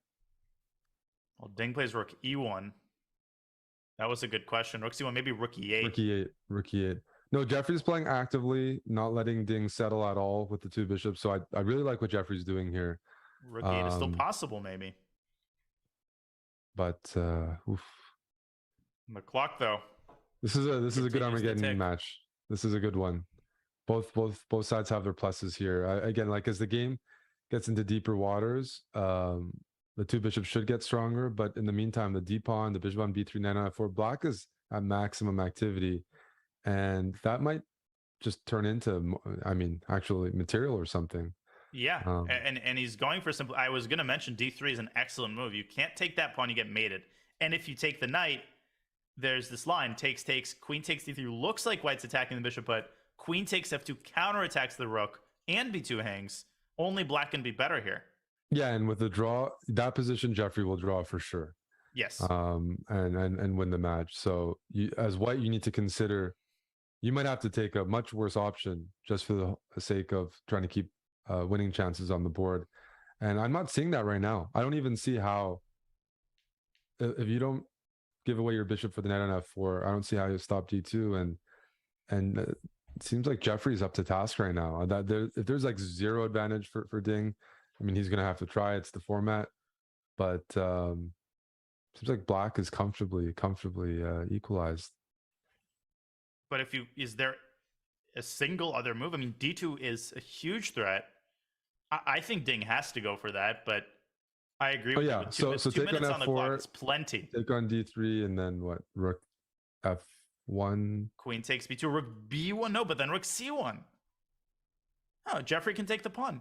But yeah, I didn't see a good move instead of rook f1 that like somebody would play like queen e2, I guess. But I agree, the endgame is pretty easy to draw. Yeah, from Ding's perspective, losing an extra pawn or going into a dead run endgame, I mean, he probably views it as the same. Problem is, black wins the pawn, and they still have they don't have any. There's not many tough questions here. B6. No, B6, that's a good way to put it. Queen a7. Then queen e2. Oh, and Jeffrey, he smells blood. You can just sense. Oh, and Ding blunders it. Queen e2. Rook what else f4? is he gonna? Okay, you can do rook f4. Hanging by a thread now. It feels off. It feels like there should be something. Is there g5? No. Queen d4 check. No, there's queen d4 check. It's unnecessary. Even that's fine, king g8. But I agree, opening up the. Oh, king. maybe queen d1 check and queen d6. Yeah. Ooh, with g5 being a huge threat. That might have necessitated g3, but Jeffrey doesn't even need to do anything. He can really just chill. Because if rook f1 here, queen e2. And repetition, which is enough. So where else are you going to put that rook? I love this move. Questioning queen the rook. f2. You have to play queen f2 and go for the flag, but that's not Ding's style. He's not going to be able to flag Jeffrey in that endgame. He might end up playing it though, as you said. He kind of has to. I don't see a single other move.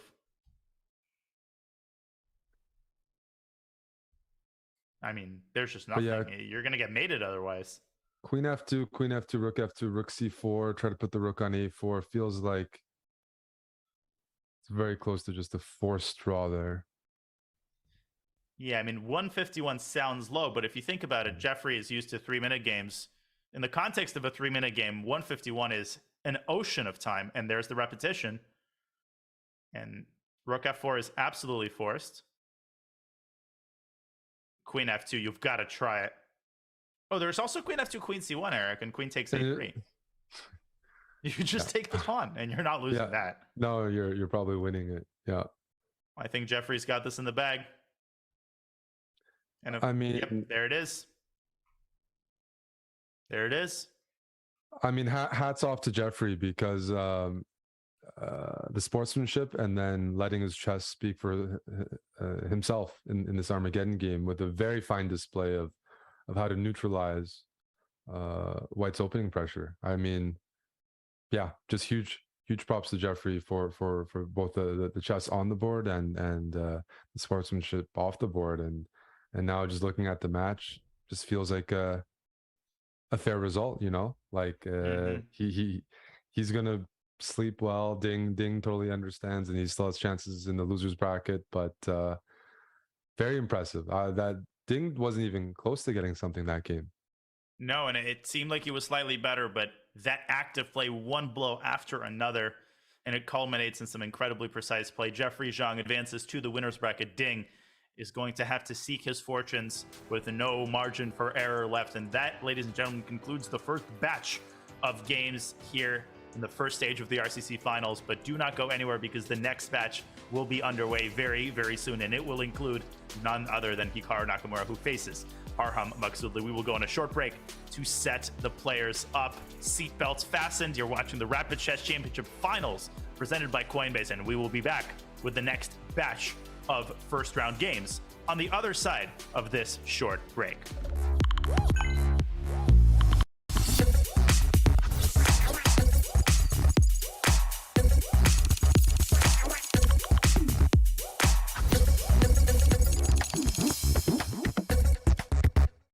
Did you know you can get an entirely ad-free experience on chess.com by subscribing on Twitch? It's as easy as dropping a sub, which helps us bring you shows like this and includes all the great subscriber benefits like ad-free viewing on Twitch, emotes like ChessCom Brilliant, ChessCom Hype, ChessCom Love, of course, the ChessCom OMG, and all the rest. All you have to do is connect your Twitch account to your chess.com profile, and voila, you're done. Type the command connect in the chat today and say goodbye to ads for good.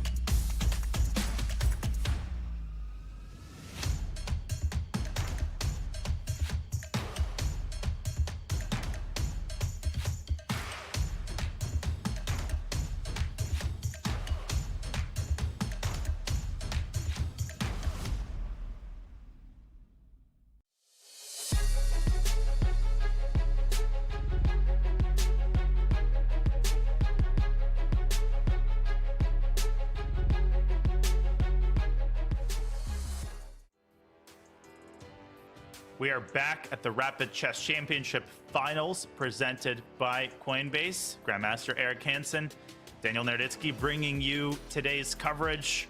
And the action has just begun. We are 4 matches in, with the next 4 matches about to begin.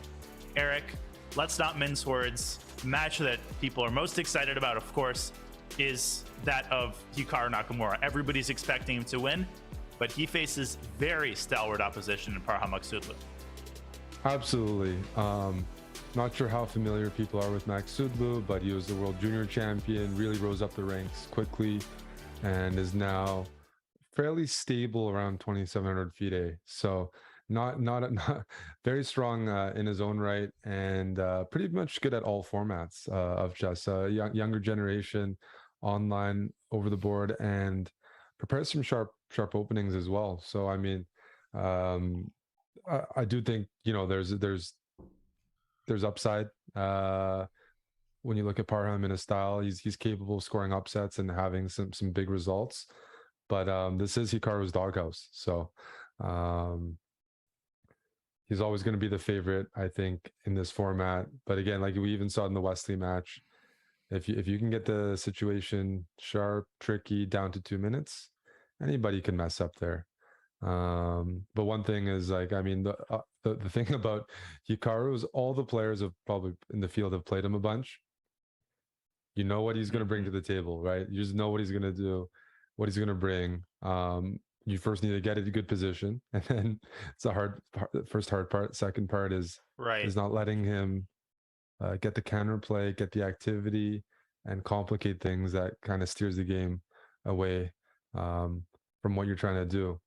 Because a lot of times you have to just beat Hikaru twice, it feels like, when it comes to rapid and blitz chess. Or 8 times. Or 8 times. I mean, the guy rises from the dead. It doesn't matter what position it is. You know, I always share the notion that you can be up a piece against Hikaru and you feel like you're losing. You feel like he's outplaying you. It does not matter how many pieces he has left. You know, he can have a dust particle and he will outplay you with it. Yeah, no, it's a very remarkable and distinct ability. But at least the thing, at least for Parham, and if you're looking at the matchup, he's young, he's ambitious, and I'm sure he's really excited for the matchup. You know, so there's a bit of that youthful energy that comes into this dynamic, where it's like there's not as much necessarily intimidation or psychology involved. These guys want to play Hikaru, the new crop. I mean, he's you know, kind of the final boss, but they're going to be around for a while. They're only improving, and it's a very good litmus test. So I think Parham's probably going to just enjoy the moment, very capable of putting up a very tough fight, and there is upset potential, but he brings strong calculation, pretty decent openings. We're gonna see. I'm not sure if he's playing a tournament right now, but I just played him in wouldn't be surprised. a few weeks he's ago. He's playing oh no, he's not playing in Sharjah, I think. He is playing in tournaments, the RCC Finals. He plays a lot of Counter-Strike, I found out, so I'm kind of rooting for him a bit more, just in general. Once we chatted about that he loves Counter-Strike, he loves the shooting games, and that's a colleague for me. There aren't too many of the players that do that. It's one of my longest games, so longest hobbies. So got to support that a little bit.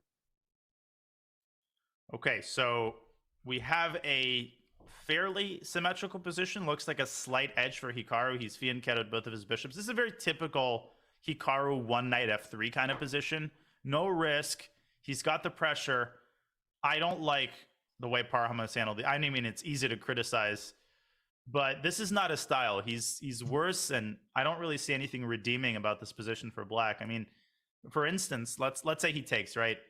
Mm-hmm. Is it fair to say that Hikaru will take with a rook? That's a given? Absolutely. That's a given. 100%. So I think a lot of people would look at this and say, well, Black has managed to trade White's fianchetted bishop, but there isn't enough fuel for Black to actually attack White's king. And White is this very simple plan. Rook cd1, e4. This bishop on b2 is lying in the shadows, waiting to have its moment in the sun. This is unpleasant, Eric, right?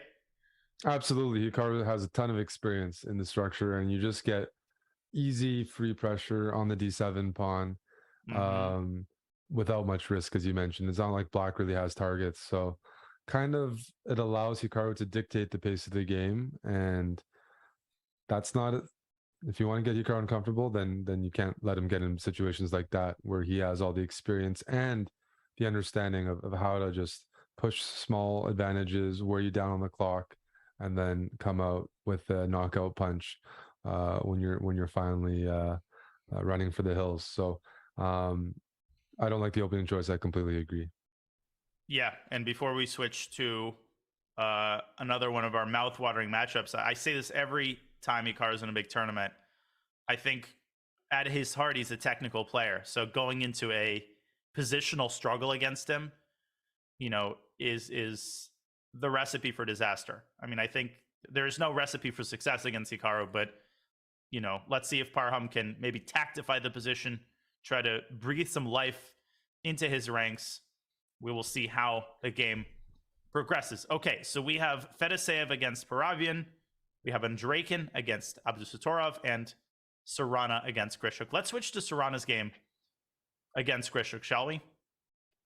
Yep. We haven't. Whoa.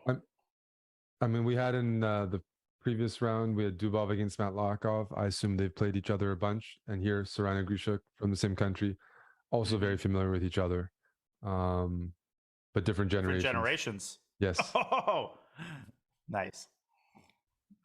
Different generations, but both of them like end games.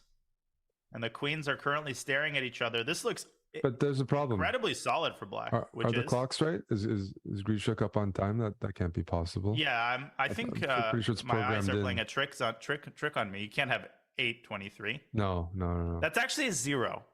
Okay, yeah, then that makes more sense. 0.1.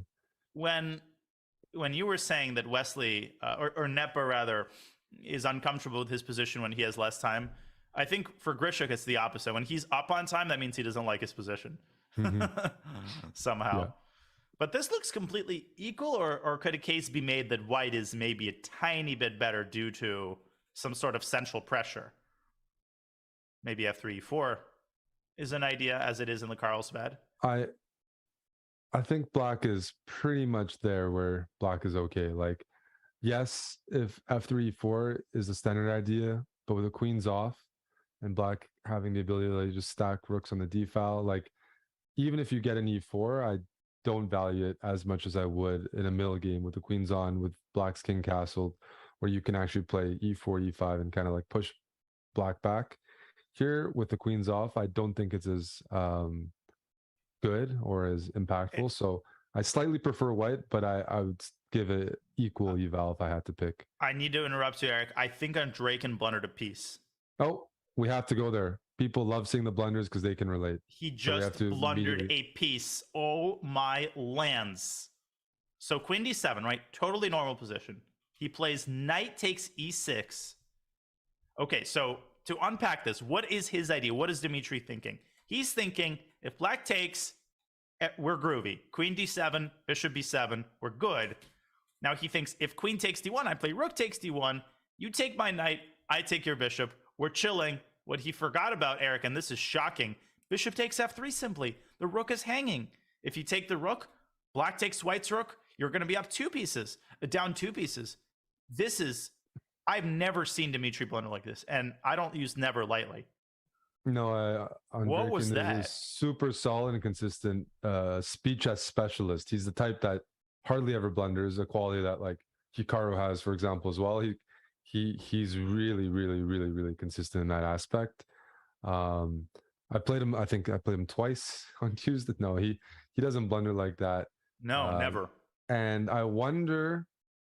It's interesting that against this kind of opponent that the blunder comes. I wonder if he had more pressure on himself, or he was a little more worried, and he wanted to go for something early. Like I just trying to put myself in his shoes and figure it out, because I mean. That was an elementary tactic, but even if it was more advanced, Norderbeck is extremely strong in calculation. I mean, the Uzbek kids and the new generation, like I would assume the strategy would be to try to beat them strategically and slow build up. So,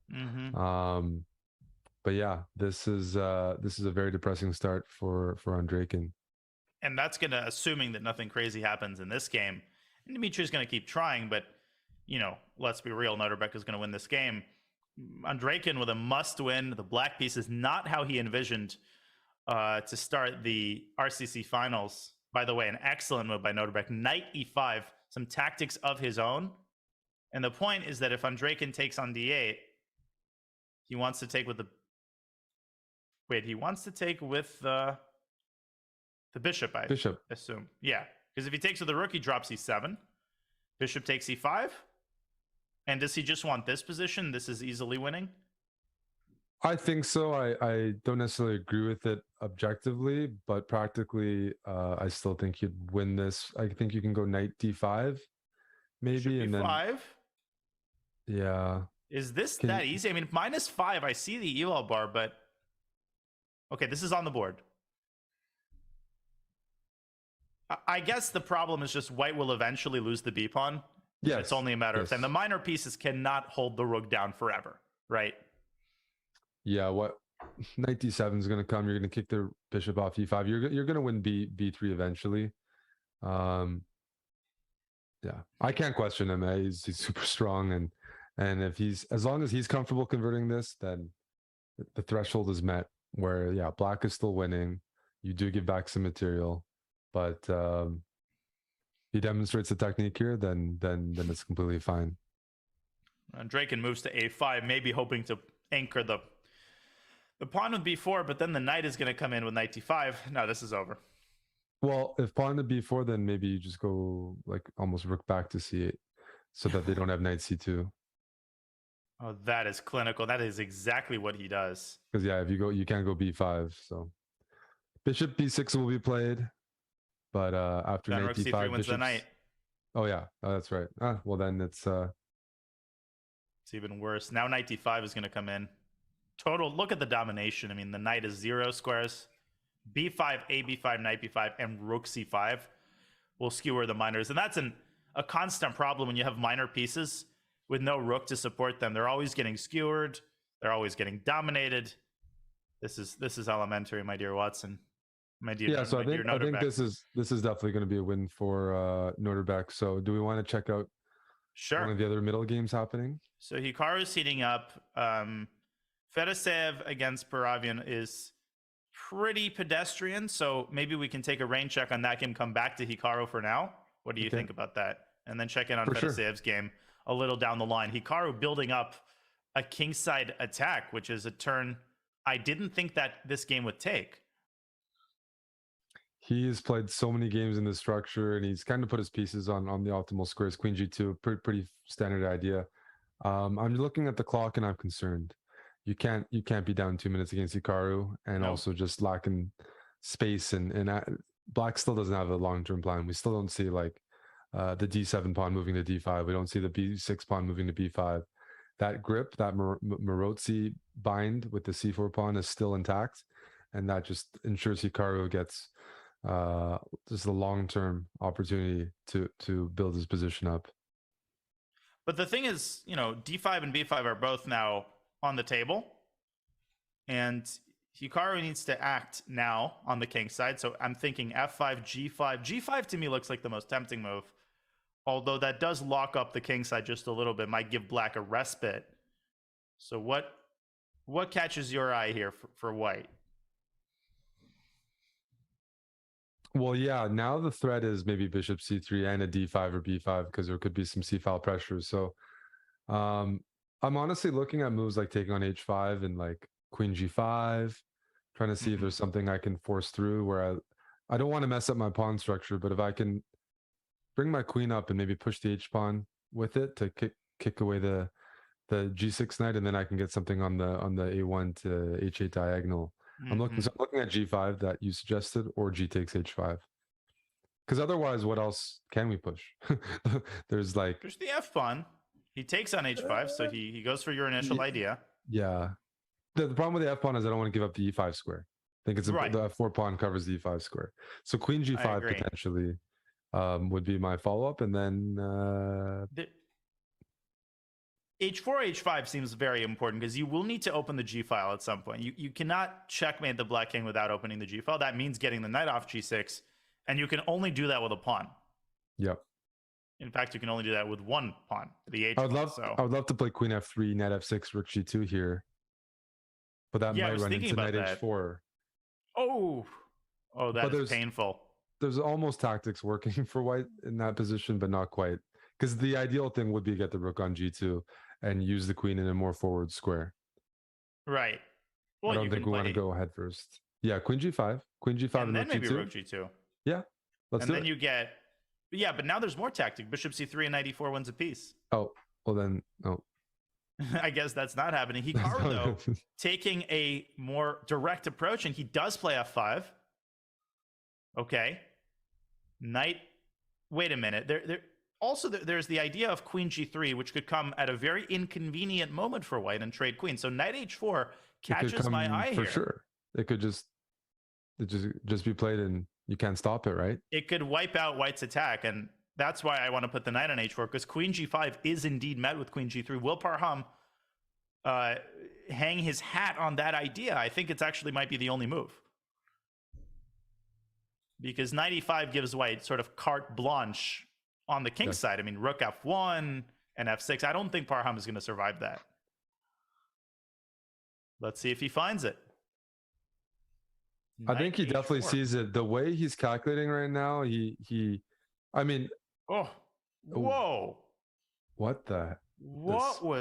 I think that's like a Hikaru effect or something. Like that move I cannot explain. That is a mind-bogglingly bad move. Whoa, this cannot from a player work. of his class. Go for a walk. Alexa, not now.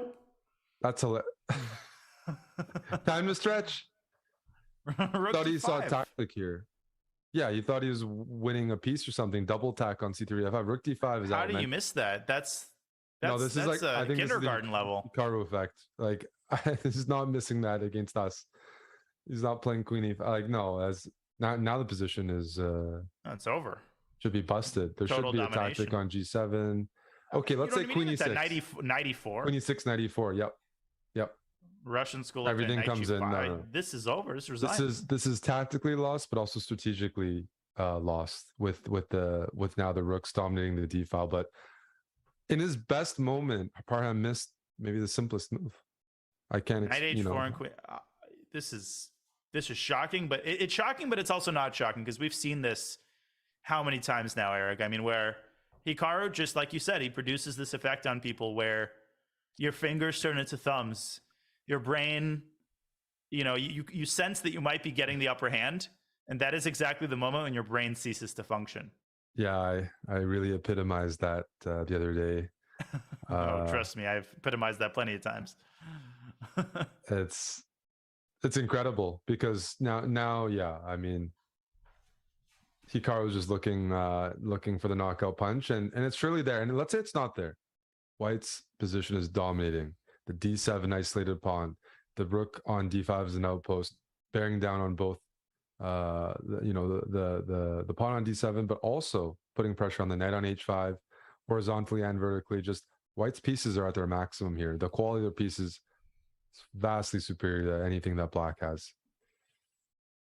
Yeah, this looks like it could be in a positional instruction manual on the topic of piece domination, and it just gets worse and worse. Queen drops up to G4. Oof. No pressure on White's king. Yeah. Just a complete and utter meltdown for Parham there. Missing Rook D5. It's over. We'll trust Hikaru to finish this game off. Shall we check into the Fedoseev game? Because yes, he's got a lot of fans. David Paravian is not to be slept on. He's an incredibly consistent player who can score a lot of upsets. He has scored a lot of upsets, and he seems to have the upper hand here on the clock and on the board. The knight on D6 looks intimidating, but that might be the only good thing about Vladimir's position right now. Yeah, this is dangerously close to lost. The bishop on E6 blockades the E5 pawn perfectly. You have situations where you can give away your monster knight on F4 for White's bishop on G2, play F4 yourself, utilize those light squares and start hopping in. And all in the meantime, White's bishop on C3 is limited by their own pawn on e5, whereas black can, start hopping on the light squares. There, I could see some opposite bishop domination here for Paravian. And that they is were trying to interesting. surgically remove that is knight. a hair twirler. I didn't notice that until today. That reminds me of my days playing Josh Friedel. I was thinking the exact thing. That's not okay. That's not that common. It's not uncommon either, but that's noticeable. I never knew that. I never played him in person. Antipov is the other one. I have played Antipov. Yes, the hair. Yeah, Antipov is a notorious hair twirler. Twirl. Yeah. 93. So the knight has made its way out of d6. There is no immediate anything. White's still pretty solid. So this is going to take some finesse, I think this is really, really bad for white. White is solid, but at any moment the knight, we are going to see knight g2, f4, maybe knight d5, and I think it's going to be determined black's light squared bishop versus white's dark squared bishop, and often in opposite bishops, one side has a huge upper hand, especially with all the pieces on the board and the king's a little bit exposed. Yeah, with the queens on the board, opposite colored bishop positions are a different animal completely from queenless positions, where the presence of opposite colored bishop gives the position a drawish flavor. So does he play c4 to close the center and then maybe slam a knight onto d5?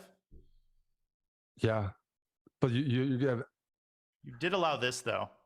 I think you can play around it. You did allow it, but I still think this is I think this is completely losing for white practically.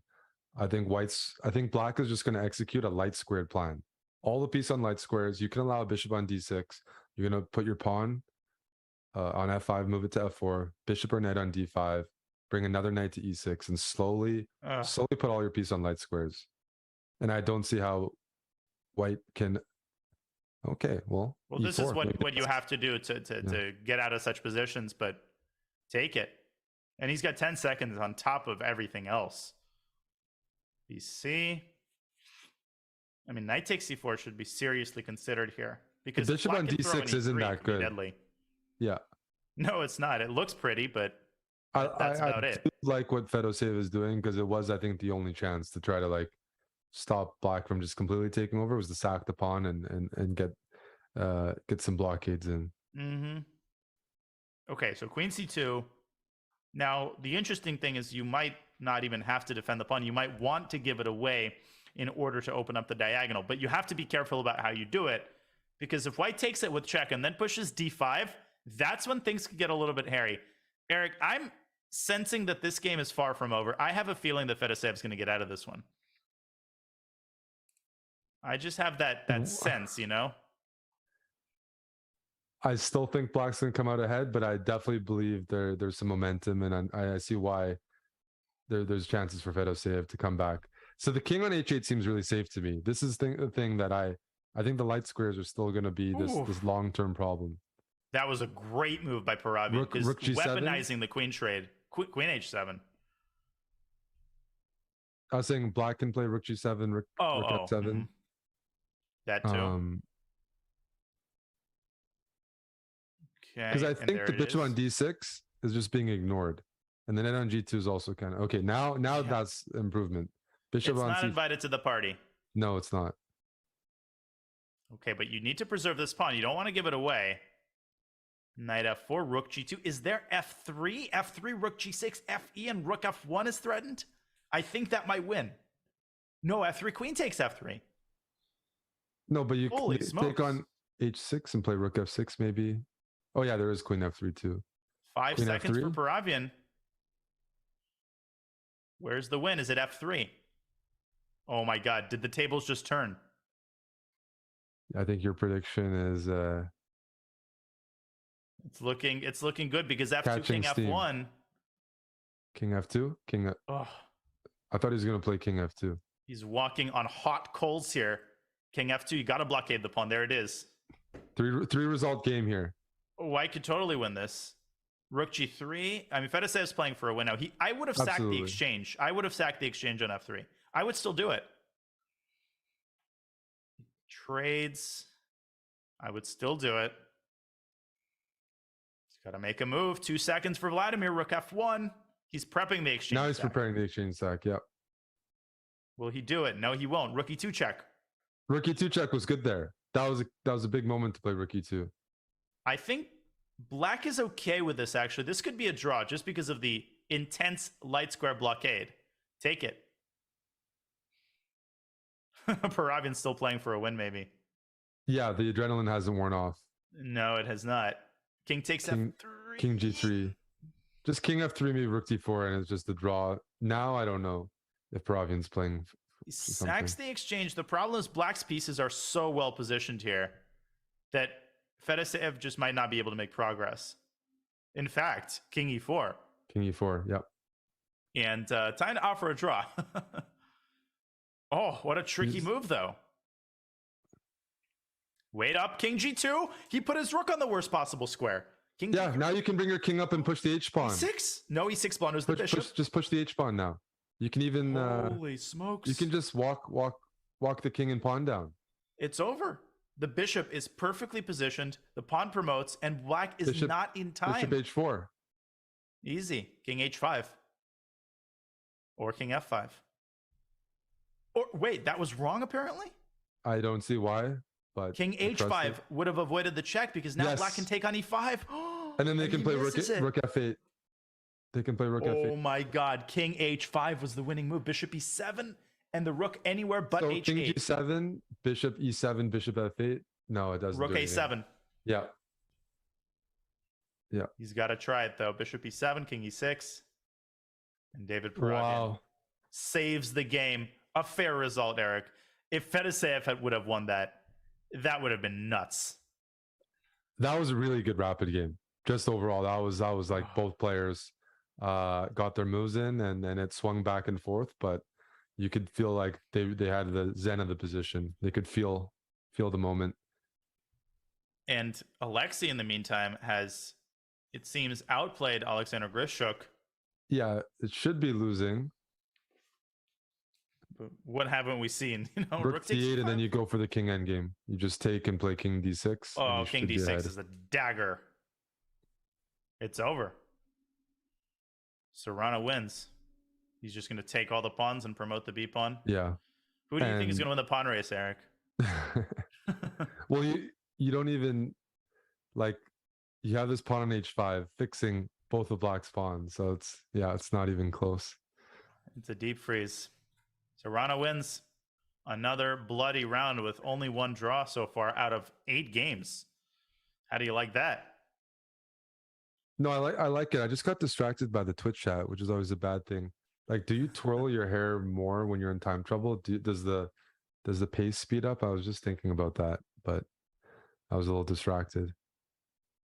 Like, what happens in a time scramble if you're a hair twirler? Yeah. How do you negotiate the lack of time? Relative? Does it match the pace? Yeah. I would imagine. Like, one hand on the mouse, one hand twirling the hair. And just, look at the final position from the Hikaru game. I mean, this tells you all you need to know. The queen is hanging from 2 different knights. And its mate. Oh. We have a KO button reserved for positions like this, Danya. That is a smothered mate in the RCC. But this cannot happen. Like, you cannot expect to beat anybody if you're playing he takes F5. And Parham's got to find a way to put it behind him. Trust. The problem is it's so hard to recover when you're playing Hikaru and you're in the hole as well. Like, that's where it's like you start getting depressing thoughts. Like, a good start's pretty important. The pressure of playing Hikaru is one thing. Now you have the pressure of just trying to win on demand, which is just chess pressure. But like knight H4, you're playing this position. Hikaru has opened up the G file. He's indicating he wants to attack. You have an opportunity to neutralize that by trading the queens and going to the end game where black's pawn structure isn't so bad. It's not. Black's better. Yeah. Well, that's also the thing. Once you just look at position, works galore. Hikaru's invested a bunch of time on this attack. Get the queens off, and your knights become very active right here on G3 and H4. it looks like a position Hikaru would have with black in the end, and then he like Right. moves his knights and forks you to death. You're right, in the 8 different places. But Parham, complete total mental breakdown. He loses the first game. We've got a draw in Fedoseev Paravian, a roller coaster of a game. And Dmitry Andreikin, let's also not forget, he blundered a piece. He has a must-win with black against Noterbeck that you could not think of a more nightmare situation than that. Maybe Hikaru in a must-win situation. Yeah. But that's it. Jeez. Deep breath. Deep breath. What haven't we seen? Well, we haven't seen a player profile for David Paravian yet. He's a player, Eric, that everybody's heard of him, but people don't realize how good he is. He's only 24. He's been around forever. Became a GM 5 years ago now. I remember when he was an Untitled 2400. I played a Blitz tournament with him. He destroys me on the white side of a King's Indian. And some people you play and you just know they're going to become a GM. He's a classic example of that. So it's good to see him flourishing. We'll pause the clock with 1 second left. As an arbiter for a queen. Still flags. I see. He's got a flair for the trollish. Yeah, I've been playing Paravian and Sarana. Those guys are online all the time. Played them so many times in the last year or 2 years. They're seemingly getting better, but also just playing everything, and just a very consistent model of good speed chess, good rapid chess. They know how to fight from bad positions, and we saw Fedoseev demonstrate that in the last game. That was really, really good. What he recovered from. And Parham better have something up his sleeve here, because Hikaru, to my knowledge, has never lost a game in this line. It is incredibly drawish, and you need some heavy-duty preparation if you are to generate winning. Parham might have prep, because he prepared 30 moves when I played him a couple weeks ago. The entire game was prepared in an open Spanish. But even if he is really well prepared here, as you mentioned, Hikaru is well prepared and he has experience. So it'd be surprising if Parham gets anything substantial here against Hikaru. So still And games in this position. It's a forcing line, relatively forcing. So if you don't come up with an idea or a push, it quickly fizzles out to a dead draw. So this could be pretty soon. The only way that white gets an edge here, either you win the C pawn, right? Because if the C pawn is traded for the B pawn, you might as well sign the peace accords. Or if you can get black to take with an E pawn, for instance, if you get this position, you could make a claim that white is better. You get the D4 square, pawn is weak. You have the two bishops. So obviously white's not risking, but I'm not buying it, Eric. I don't see Hikaru losing here. I agree with you there. And Parham's already thinking, which means he's kind of out of his knowledge base, or he's in his knowledge base and he recognizes that everything leads to a draw here. And that can be a very depressing thought and feeling. So I will say I don't like the opening choice for a must-win game. Agreed completely. And we will monitor Parham's attempts to win on demand. For now, let's see what Dmitry Andreikin has cooked up in his must-win situation with the black pieces. Unsurprisingly, it is a Sicilian. And many years ago, my coach, the common advice is that when you need a draw, you play for a win, right? If you modify your style, that's the best way to lose a game, in which you're satisfied for a draw. And that's exactly what Noterbeck is doing, going straight for the open Sicilian.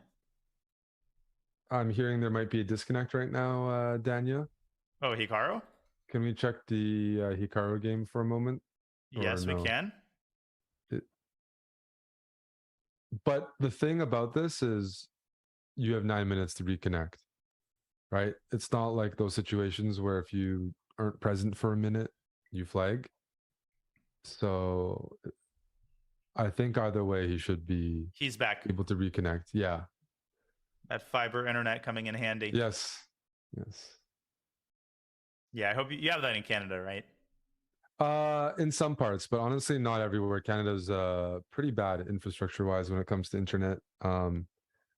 Pretty bad is probably an understatement. It's awful in Canada. Want me to make you super jealous? And it's expensive. Yes, please make me jealous. So AT&T came out with 5 gig. It's sort of a trial thing in about 4 cities. And one of them happened to be Charlotte. That makes sense because Charlotte's like a banking tech hub up and coming, but and it's home of streamers. 5 gig. We don't even have 1 gig in most of the country. In most places, even 500 megabytes is a dream. But it's good enough. Elon to save us. Well, yeah, upload speed matters more, I guess. Oh, for streaming that's as well. the thing people don't realize. Like, I hate it when people say they have 1 gig internet and then I test the upload speed and I can't stream on 5 Mbps. All about the upload. But yeah, we are in the one industry where that's important. Okay, back to Andraken's game.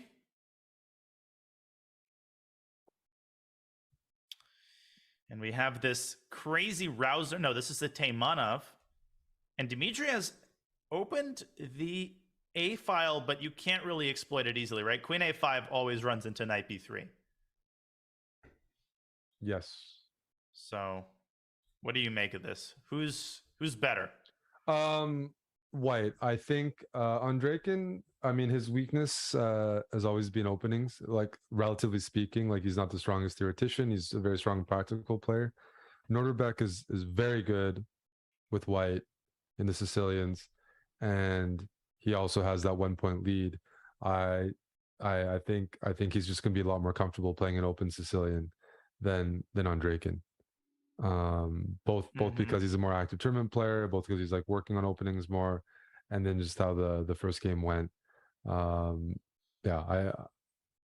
can run into problems with black. He has that tendency because he has a fairly limited repertoire when it comes to his openings. So I definitely give that category to Norderbeck. Openings, he should 100% be favorite. You'll give him the nod. A clear nod, and yeah, he's only getting stronger.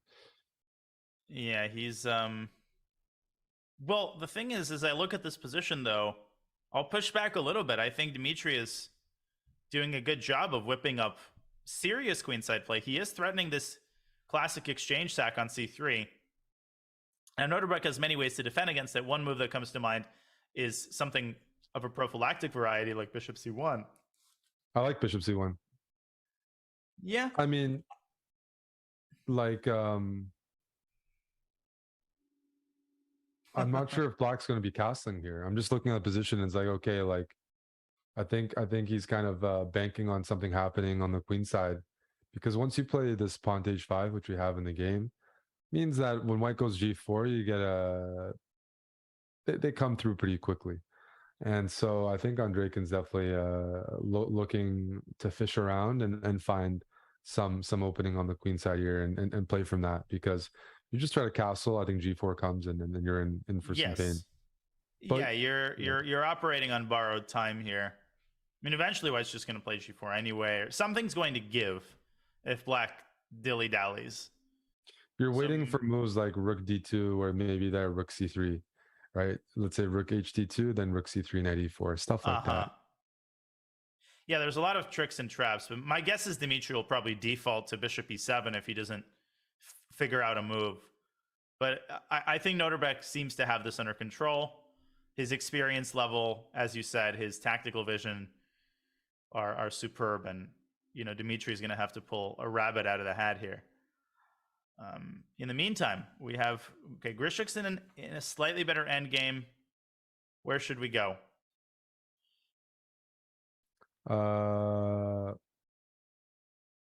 Hikaru's game. Yeah, I agree. I think Parham is not doing the greatest job of generating winning chances here. He's not even close. I would lose this to Hikaru because he's going to get the knights on dangerous squares. Yeah, like knight d4, knight f5, knight e2, knight d4. Yes. Somehow he just coordinates beautifully. The pass pawn, but it gets blockaded easily. So that's another thing. Like, I can't tell you how many times I've gotten a passer to like C7 in the middle game, or two passers they'll be on D6 and C7. Somehow they're magically blockaded and they never go anywhere. Yeah, Hikaru's really good at blockading. It's a very, very good at understanding how to do that and when it's good and when it's not, and just playing around it and luring you into a false sense of security. The pass spawn is not an asset when you play Hikaru. So it's just like you expend all your resources pushing it and you just get tricked somewhere else. So does he take out F3 here is the question. This is a what big about decision. Maybe just knight EF5, and then you can prepare moves like, I don't know, queen A5 next, for example.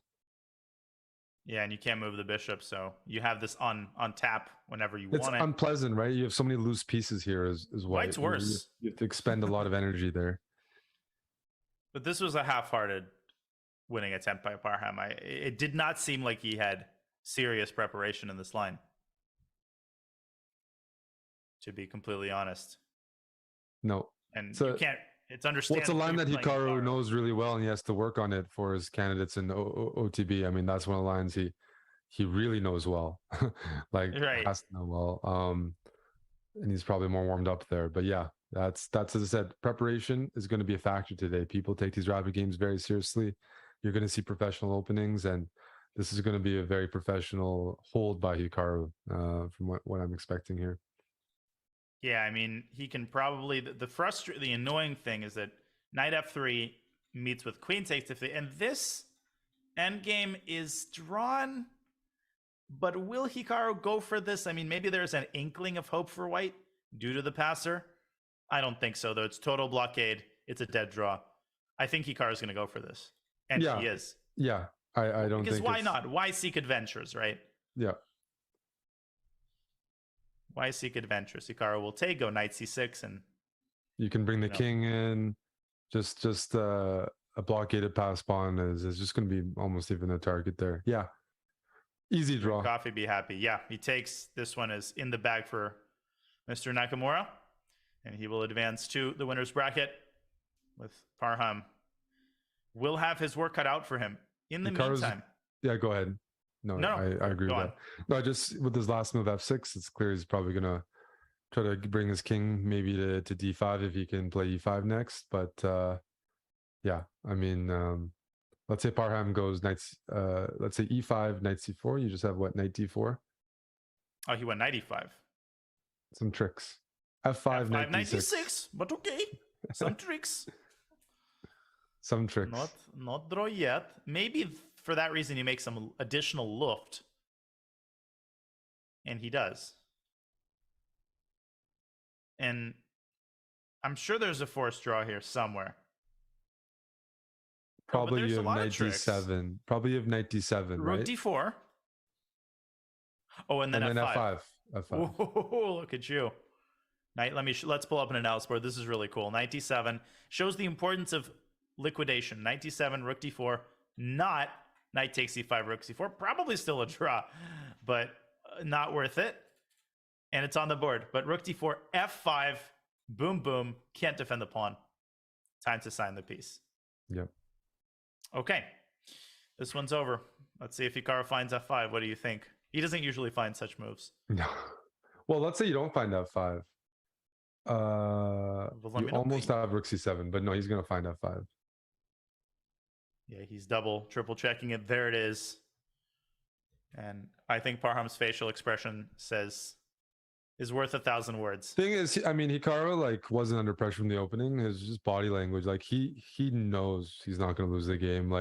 So it's a matter of almost it's like puzzle rush. He just knows the position's equal. He just needs to find the right move. Mm-hmm. There's no real mystery there for what to do. He knows he's in a good position. He's studied position, equal position, and that his opponent doesn't really have anything there. So it's just a matter of the X's and O's. He didn't really have to he didn't have to work hard at all. And that's so percent. Look at what he just did, right? Very easy to ignore that moment. I would have taken on c5 and gone rook c4. Is there anything wrong with this? Absolutely not. But he goes rook c6 because he's going to go king f8, and it will be Parham who will have to make the draw. He offers one, Hikaru accepts, and he is through to the next round which means we are switching for a second back to Noterbeck's game, which is getting crazy. Whoa, and Draken's better. Much better. This is one ugly pawn structure, and I guess his fishing worked. He got something. He's gonna win. He's gonna win the exchange here, Danya. If rook d3, knight f2, and otherwise you got knight takes c3, and then black's gonna have a. I mean, this pawn structure is just awful. And black is up a pawn currently. My goodness. Knight c5. Brutal. It's yeah, but I feel like Noterbeck will hold this. I'm gonna have to take the other side. You are. Hey, I'm 1 for 1. Am I not? Yes. Well, he didn't win, but I thought you were actually predicting Fedosey was going to win, which almost happened. I was like, that would have been like, but yeah, you think Noterbeck will hold this? I'm predicting a draw in this game. The thing is, he definitely doesn't get phased by bad positions. The Uzbek kids are just like, they get a bad position, they just play it like nothing happened, and they don't get like frustrated or something. So no, he's mentally very strong. So I can see where you're coming from. And but I'm going to go on Drake and win here. All right, Mr. Contrarian. Let's see if he has the clutch gene.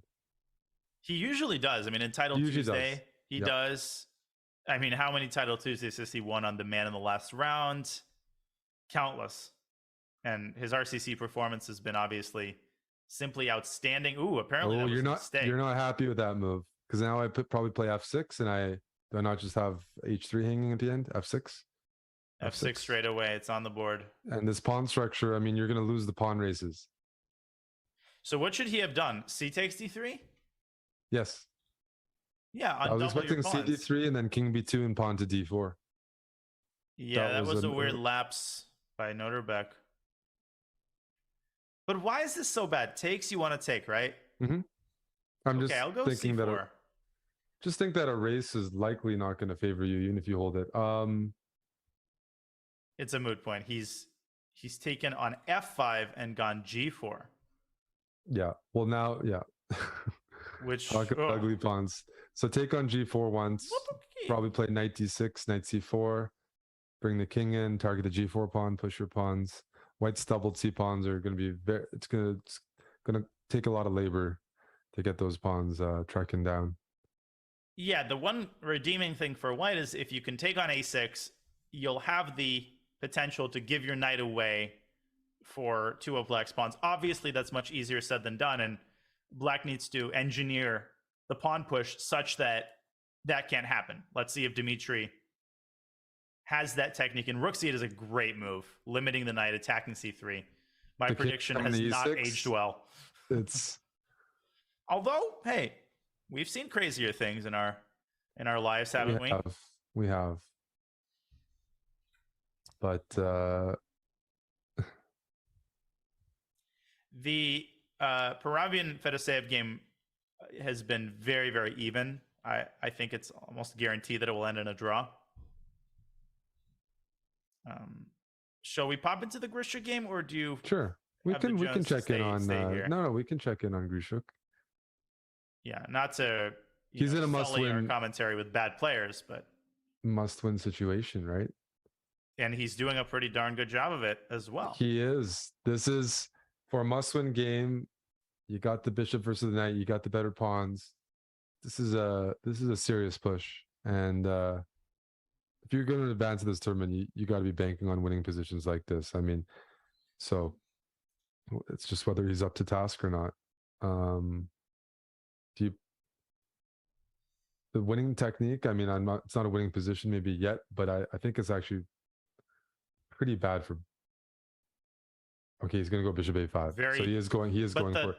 So knight f6. The downside is the weakened d5. Okay, exactly. F6. So why did he go for this? Bishop a5, king b7. Then I'm going to go. I think he wants before. If rook e7, I have maybe bishop d8. Then rook d7. Yeah, it gets very concrete here. Maybe not the best. Can you go rook d7, then I take on f6, right? And I can play the king and pawn endgame. Oh, also I have maybe b5. Yeah, Do you go So- b5? But bishop d8 looked good, but maybe b5 as well. But they've gone a slightly different route. Bishop c3 rather than the check. I mean, I'm there were trying to two go to approaches. E5. Grischuk's going like for this. Otherwise, you can just slowly play the position. Your bishop does get stronger. You can still improve your king, improve a couple pawns, maybe f4. This Mhm. is more committal by giving the d5 square. But if it works, it works. And I trust, I mean, he's not one to mess up technical positions so much in terms of understanding. And he feels Mhm. like here there's a breakthrough somewhere. Paravian I'm a little and surprised, Fedoshev though. drew, by the way.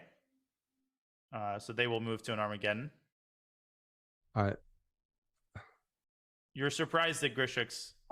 this method of conversion when he can still slow play it and still make this decision later. Mhm. You probably could still get this position later if the natural way of like opening things up didn't work.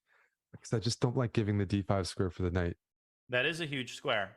But you don't want to rush it because then Because Bishop Grischuk A5 can get and in Rook time D7, trouble, and then knights get tricky, and then knights get tricky, then you get forked, and then you and then you regret lose and everything you've set. done. Yes. I think Alexei smells the turn of the tables. F4, a committal move in his own right. Yep. Wow. Is he setting up some sort of E4 ideas for later?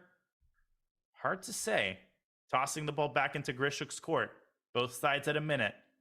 Here we go. We're in Now- for a treat. Oh, I think what Alexei's trying to do is against bishop takes a5, king b7, b4. In that case, he was preparing the move e4. And that seems pretty smart. But this g4 move looks great. I love the g4 move.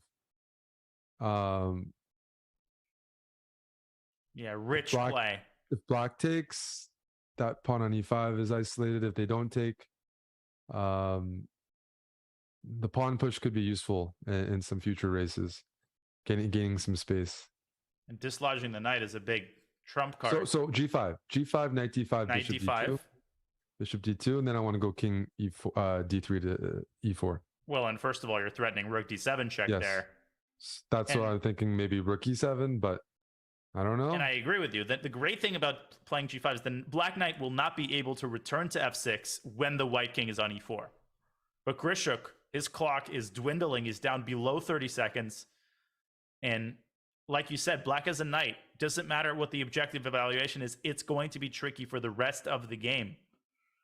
Grischuk wants to be under 30 seconds. Now he's in his element.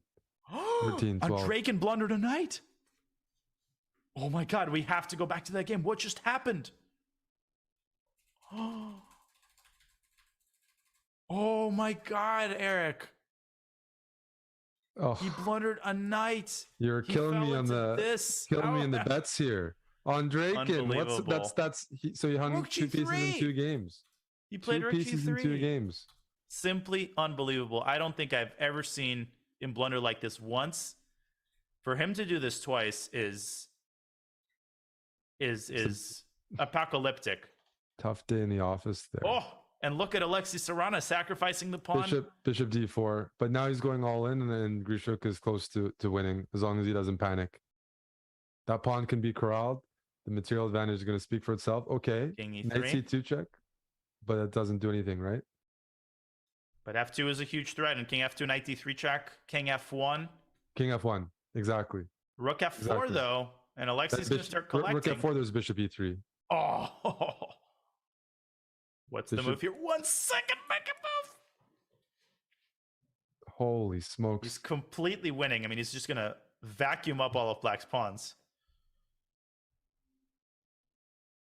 Takes on rook d7. Rook Aye. d7. King f2 now? First? Okay, this works. Rook g5. Rook e4. Alexei winning h4. But I don't know why Grischuk didn't. Should have played king f2 there or something. He should have ignored h5. It's still winning, I think, practically Yes. speaking. Rook b7 and a5. Yes. But then, yes. no, king takes c5. What's I going would on go here? G6 and rook g8 and g7 quickly. Yes. Yes. But the issue is that the black king is just going to chill on b7 because you You've got don't the you don't wrong have a type c of pawn. You have the right. Yeah, you don't have a pawn that can kick the king out after king d7. It's just a draw. Oh my god! And Alexei's going to save it. Just move your rook. Rook g6. can't- anything.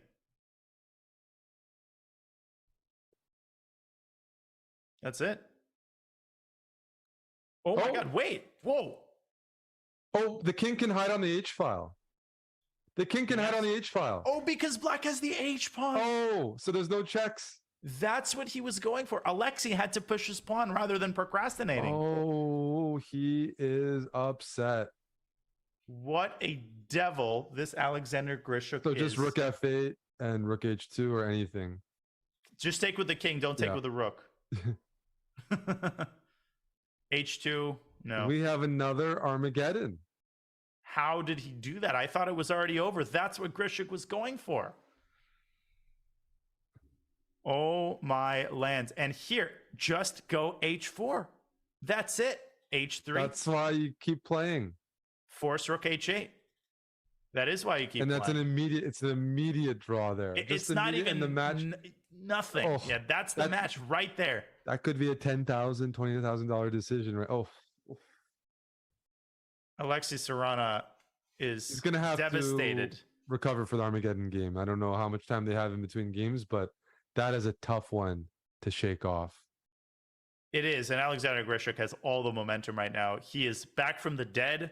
He's climbed out of his grave. He has exited the cemetery, and he's right there in the thick of things. They're bidding for the time. So we have 2 Armageddon games with Andreikin,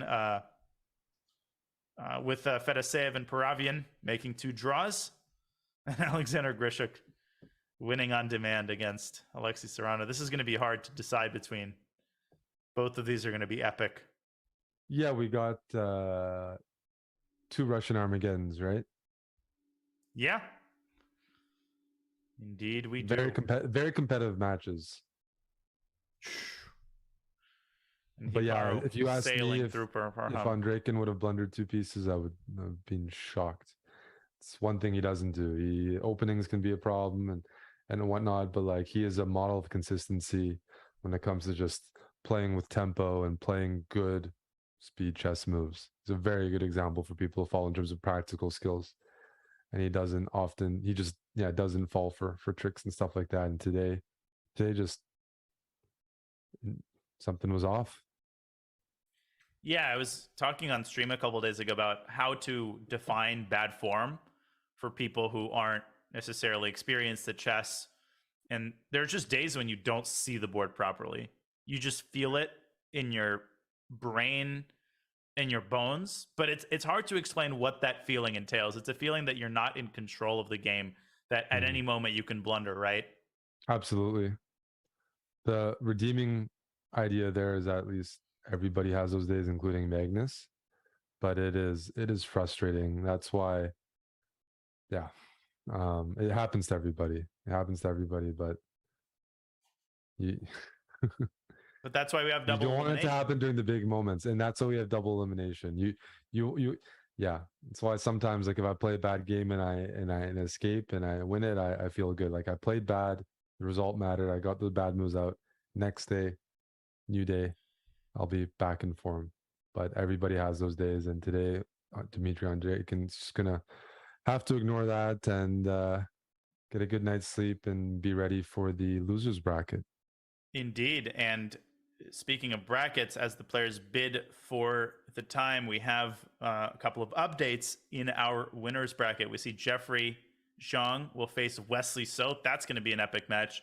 Nepo against Dubov. And of course, the other 2 matchups are yet to be decided by the outcome of the Armageddon. Hikaru will face the winner of the Sarana Grischuk Armageddon. And Noterbeck will face the winner of Fedoseev Paravian. So we've got more mouth-watering matchups ahead. And right now, we have updates on the Armageddon. It appears that Alexander Grischuk will have the black pieces with 7 minutes and 15 seconds to Alexei Sarana's 10 minutes. What do you make of that? Well, I mean, Grischuk gets in time trouble anyway, so why doesn't he take that?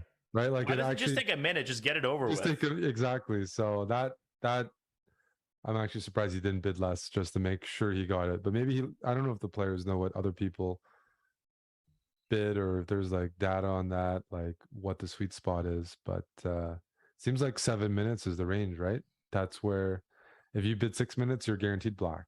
If you bid 7 minutes, it kind of depends where you fall in that range. Yeah, that seems to be the sweet spot. There's a certain ring to that number. It's not too high, it's not too low. Alexei bid 9 minutes, so he really wanted white. He wants to put that time pressure on Sasha, and with no increment, I think that decision makes sense from his perspective. Probably mutually beneficial. And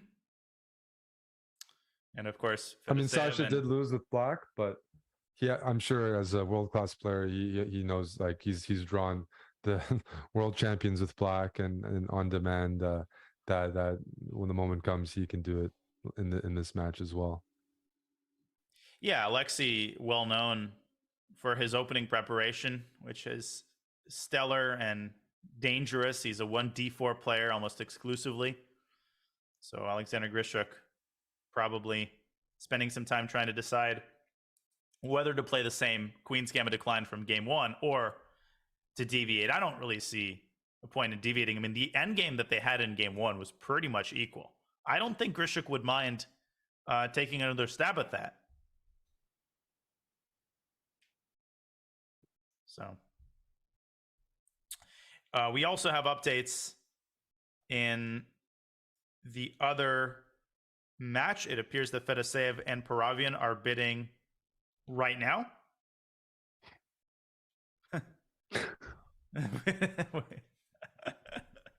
We have some players that advanced that want to join in on the bidding anyways. I think they don't have a match, but they want to bid and they want to. That's adorable. Play the game.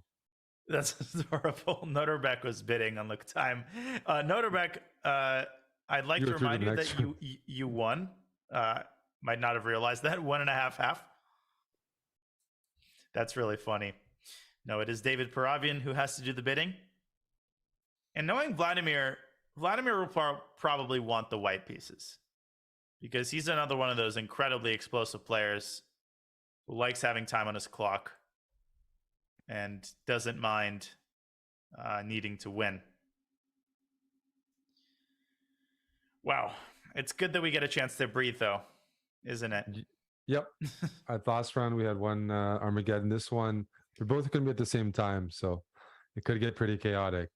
Two players are being sent down to the loser's bracket. Yeah, and I've had one experience with double elimination, was the Bullet Championship, and it definitely, winning the entire loser's bracket is a monumental task, but someone's going to do it. So perhaps that is how Dmitry Andreikin is consoling himself. It'll be a new day. He'll clean out the memory of this terrible series of games, and he's very much capable of making a comeback, I think. I agree. Level was unrecognizable today, but all the players that have made it, especially through the RCC standings, I mean, they were very, very consistent. They can have off days, but just over a larger period, they've shown to be consistent and, elite rapid players. And you give Andreikin a second chance, there's a very good chance he's going to show up and play at that world-class rapid level. He's not going to have 2 bad days. Yeah, I mean, one of the fascinating things about chess is the fact that, on any given day, even the greatest players just have these lapses. And a lot of people who are new to chess, they don't fully understand the truth of that statement. It's incredibly rare, but it happens. And just like Steph Curry could go 0 of 16 on 3-pointers, no matter how incredibly good you are, you're human. But then you always remember, though, like, those players can go 0 for 16, but you remember their top class, their ceiling. And the ceiling for someone like Andreikin is someone who's capable of winning that loser's bracket. He has the acumen. He's got the pedigree. So because there are some players here where they're playing the RCC knockout, and if they do well here, that might be the best rapid result they've ever had in their career. Someone like Andreikin, he's pretty seasoned. He's had some big rapid results, both online and in person. So we know he's capable. There are some other players that this is going to be more unknown territory. They're going to have some more nerves involved and more new territory, and remains to be seen what that ceiling is. But you have some players here, they can win the World Rapid Championships. They definitely can. And another player, of course, is Alexei Sarana, who's about to play in Armageddon with Alexander Grischuk at 22 years old. Russian higher league champion in 2019. That is not an easy tournament to win. And gold with Russia in the Olympiad, the previous Olympiad. I didn't notice that he always has his left hand on his cheek, but that's an interesting observation. Like, it's so cool. Like, I just, in Russia, they call it the higher league. They have the Russian championship, but somehow winning the higher league, because it's in Russia, sounds more prestigious. Like, it sounds like crazy strong. I just think of like some remote like Russian outpost, and they're just playing for like, 2 weeks, and you win the higher league. You win the test. You pass the test. Like, it is a very serious event. Goryachkina, I think, did she win it the other year, or she was maybe? Yeah, I think she did, and the games have begun, by the way. That's a historical result in terms of women in chess. What she was able to do there. Absolutely. And I guess the question is answered. They are repeating the exact same opening. Ooh. Did Grischuk do? No, he did not. Ooh. They're not repeating, but they are in familiar territory. Jeez. Castle's queenside. Oh, my lands. But it's fairly safe. There's no more pieces for black to bring in yet that can. You sure about that? Contribute. Well, how about this line? Rook e6, queen g7, rook you want to sack the queen? Bang. Yes. Bang, bang, bang. Oof. Mate on view. Actually, rook e6 isn't just a gimmick move. I think that might be the move, and he plays it. Okay, so what I'm gonna do, because I'm afraid, is I probably will go rook d2, but then I have to follow up with like knight e2 or something. Rook d2 and knight e2 and f3. Maybe that's a bit off. Let me think. This is scary. Yes, it is, because there's also tons of perpetual. Okay, checks how about this? Okay. No. Is f3 too slow? f3, rook b6, queen f2. f3, I was thinking of rook c6, but then you could play knight e2. Knight e2. Then I go knight e2, and at least I have a better version, or even potentially queen e1 in some lines. But although even bishop g6 here, just preserving the attack. No, that looks pretty scary. White's the redeeming factor. I agree. And the queen on b4 is very well placed.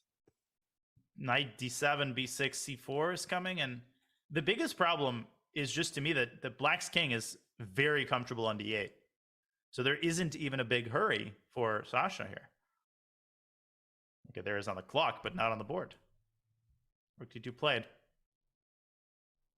Well, it's understandable that Sarana went for this, though. I mean, he probably knows, black, if they play well, they're well prepared, which Grischuk seems to be. They have a good position, or they have a decent position. But at the end of the day, he needs to find something that gives him winning chances. And does this position give both players winning chances? Yeah.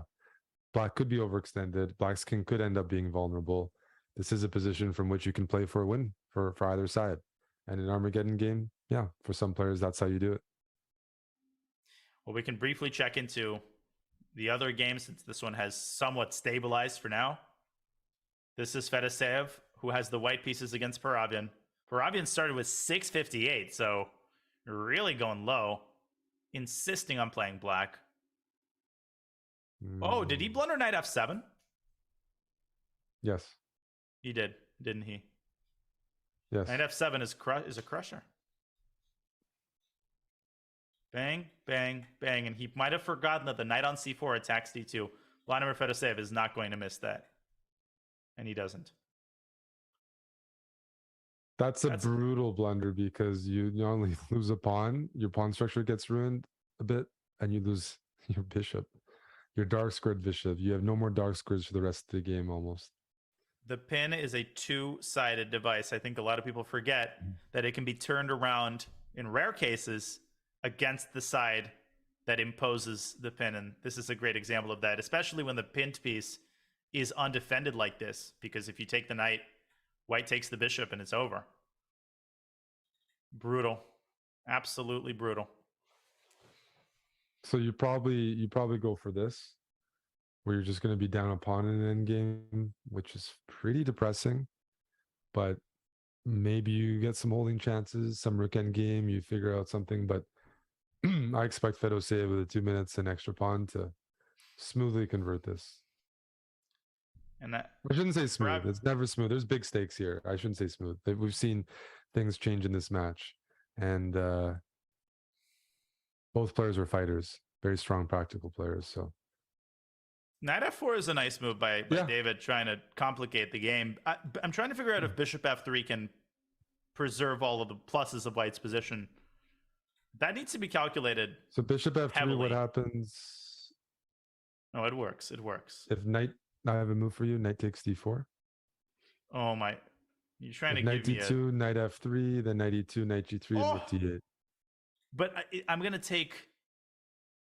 Oh, What are you what is taking? happening? I'm taking the bishop or the knight. And if Rook C4, I'm gonna take the knight and go Bishop Oh, D5. no. And again, it all stems from that king. It stems from the pawn on F7 being gone, which is the irony of it. But Fedoseev going a different route, going greedy and taking a second pawn. Okay, that gives Black a little hope. Might be banking on Bishop F3 right now. Maybe. Has to be. What do you think? Bishop F3. There's going to no, be a goes lot of hair D5. twirling this game. That's for sure. Oh yeah, and you were right, Eric. Your theory. I think when nervous moments or when you get low on time, the hair twirling, Yes, the velocity increases. it really does. That's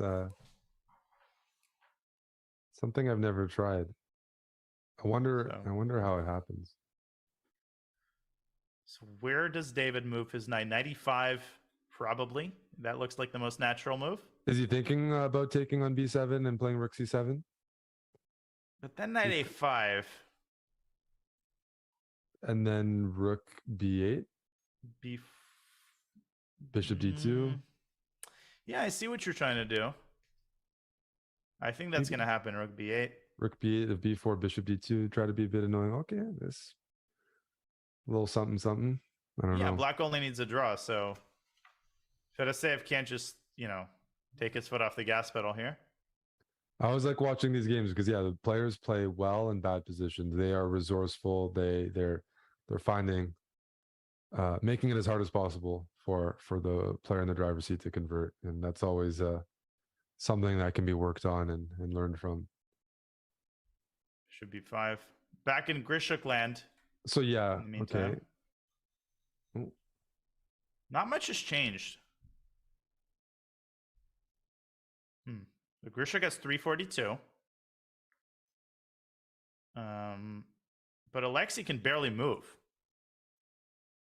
No, it does look comfortable for Black. You do get a bit of an initiative or some. You get to look at fun lines where you're attacking or sacking and getting through for free. I mean, not for free. The king is on D8, but outside of the king being on D8, everything's like protected and compact. So one such fun line, knight f4, rook c6, knight g6, and knight e4 intermezzo. You can resign just destruction on a grand scale. Yeah, look at this bishop on f1 and rook on h1 sitting there. That's you nasty. can't play like this. You cannot play without your king side. Mm. But you can develop your king. It's like catch 22. If you move your knight, you leave the other knight undefended. If you don't, then your pieces are buried. So you're damned if you do, damned if you don't. Now, Alexei can't find a move here. He's just... But there is a move. So can we find a move, Daniel? Okay, I have an idea. King d1 and knight c1. How do you like that? I actually don't mind it. I was going to actually say queen g5. I think the idea is actually to play f3, and you don't want to hang e3. Yeah, I think that, yeah. So that's a good move. I agree. So if rook c6 now, then we play your king d1 or f3 and then king d1. But then rook c6 is a little more misplaced. Right. But if you go c6, then your rook doesn't swing. So now f3 and maybe king d1. Yeah, to cover the f3, of course, to cover the e4 square, because knight e4 is a huge... We could go king d1 right away because of the pin, so it's up to you. But I think a combination of f3 and king d1 here, and we might be shuffling back to the king side. Yeah, before we know it, it might land on G1. I mean, No, the path is pretty clear. I think it's not a bad idea by Sarana. You might have to worry about knight b6, knight c4. So I'm gravitating towards king d1 first, so that I can meet knight b6 with knight f4 right away, as opposed. Yes, then he's done it. Because knight b6, knight c4 looked a little scary in a couple of lines. Now knight b6, you play knight f4. Right, and all of a sudden, Black's king side is Queen on g5 is annoying. abandoned. Once you get f3, you can play king e1, king f2, d5 is loose, g6 is loose, and all of a sudden white's king is looking a bit safer. So I think Sarana found a critical line to get out of dodge. Yeah, the one thing is if Black's king were to be on c8, the landscape of the position would change completely because you would have the additional resource of rook takes c3 and knight e4 in many positions. So Alexi's still on very thin ice here. Anything could happen. Well, what I'm worried about is, okay, he's trying to be tricky. He's trying to trap the queen in some Queen cases. b3, king e1, knight c4, knight c1. Oh my god! Because he's only weakening the Check c4 here. square. He's only weakening the c4 square right now. Knight c1 is an all-star move, and that doesn't trap the queen, but it forces it back, and White is finally enjoying his life here for the first time in the game. Yeah, you can always play knight c1 because knight can always go back to e2 and then to f4. So it's a temporary maneuver. And if it does the job of kicking away Black's queen from dangerous squares, then that's well worth it. You don't have to worry about checkmate anymore. Okay, I'll move my knight back for the sake of that. I like queen a5. I'm thinking Grischuk's looking to sack the exchange. If you let white stabilize here, I think white is all of a sudden in a clear driver's seat with f3, king e1, king f2.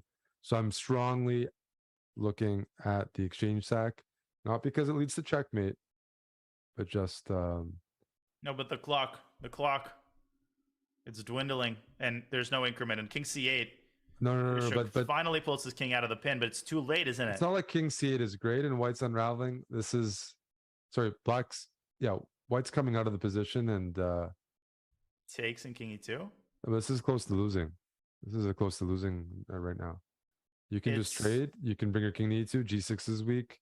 The rook on a8 has a problem. Collapse. And all of a sudden it's Black's whose queen side is undefended. It was White whose king side was dead. Now everything is coordinated. He's up on time. Alexei just pulled a rabbit out of the hat. That was incredibly impressive. Knight e4, by the way. There's even queen e7. Oh, I like queen e7. That's nice. Oh, that's nice. b6. Grischuk trying to get his king to b7. Get his rook into the game. You might be able to just take on g6 here if you want to be really principled, but f3 and king f2, and you just have a killer endgame. Fedoseev won, by the way. Wait, Fedoseev was supposed to win, right? Yes. Yes. He won. Yeah. A heartbreaking blunder for Paravian. So this game is all that remains. Who will be the final 94 winner? Is a bit of an idea. Yeah. Whoa, what a fearless move. Knight g4 yields nothing due to king g3? Or no, king e2. Queen on a4 needs to get into the game, Danya. Can't be playing without it. Wait, what Especially about if you're knight trying to g4? chase the king. So he's counting on king g3, right? Okay, he's trying to set it up, but it's just then you wanted to do one knight takes tempo too c3. slow. Exactly. And I still want to do it. I still want to go knight g4 and rook takes c3. No. King g1. Ooh. Now knight e4 takes d5, maybe D5. queen d6 or something. It just seems like Grischuk is floundering. He's not generating any tactical chances here. No. Knight h7 though. And he let white stabilize when you had the knight. Oh, is it? Knight h7 and queen g3. But he's not. He's playing the stable moves. Queen g3 is now a threat. And g5 is in the mix as well. So he's kind of g5. G5 and gf. Take on f4. Wait, hanging. rook is hanging. Oh. The rook is hanging. Oh, Rook it's c2. over. Rook c2 and then queen f3 after rook e7. And we're going to see a resignation. Yes, we are. Right when he was coming back out again. Yeah, that's actually a very easy blunder to make. Queen c7, making sure that the queens get off the board. Sasha is not going to play another move. And Alexei Sarana, huge kudos to him. Upset, tough last game. He keeps his composure, very difficult position, and he turns it around and beats Alexander Grischuk. Yeah, I think well deserved. He made a couple of key moves in a challenging middle game where he was facing like mating threats, and just he was very calm and collected throughout, and it felt like he actually just held himself together better than Grischuk, who not only just got low on time, but was very inconsistent with his plans, with what he wanted to do. And Sarana seemed to just have that vision and executed it from start to finish. I mean, he played this opening for a reason, knowing that, you know, it does get a little dicey, but he has faith in himself that he can find the right moves and maneuver very sharp positions, and he's going for the most critical lines. And yeah, that paid off. It did indeed. Alexei Sarana is into the winner's bracket, and that means our 8 preliminary winners are set. Our bracket for the next round is set as well, and we will delve right into those matches after a short break. We have Hikaru Nakamura, we have Vladimir Fedoseev, Dubov, and others. Nepomniachtchi, they will all be duking it out in the first stage of the winner's bracket when we come back here at the Rapid Chess Championship Finals, presented by Coinbase. Be back in a few.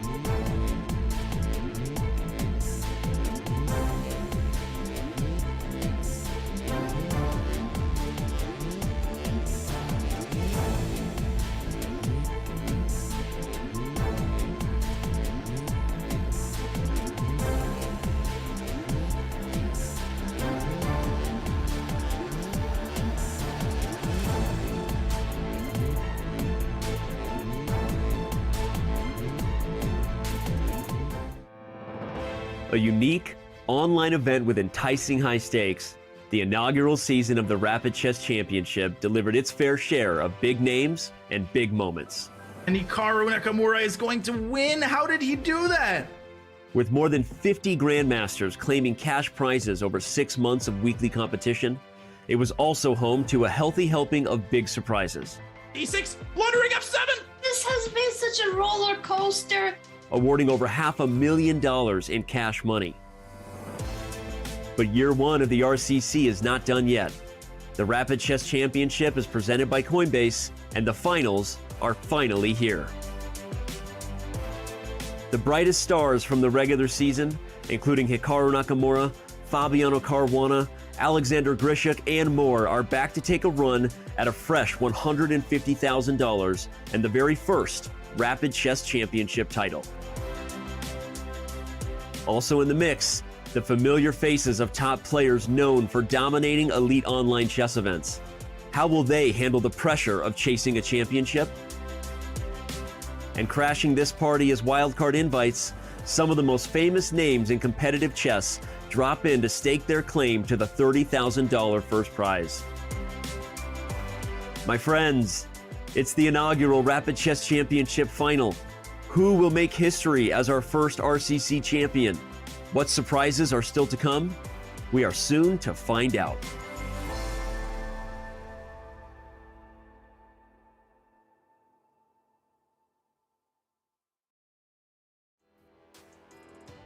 Back we are at the Rapid Chess Championship presented by Coinbase. This is the first day of the 4-day finals weekend, and we have our winners from round one set. They are about to begin the quarterfinals. Let's take a look at our bracket.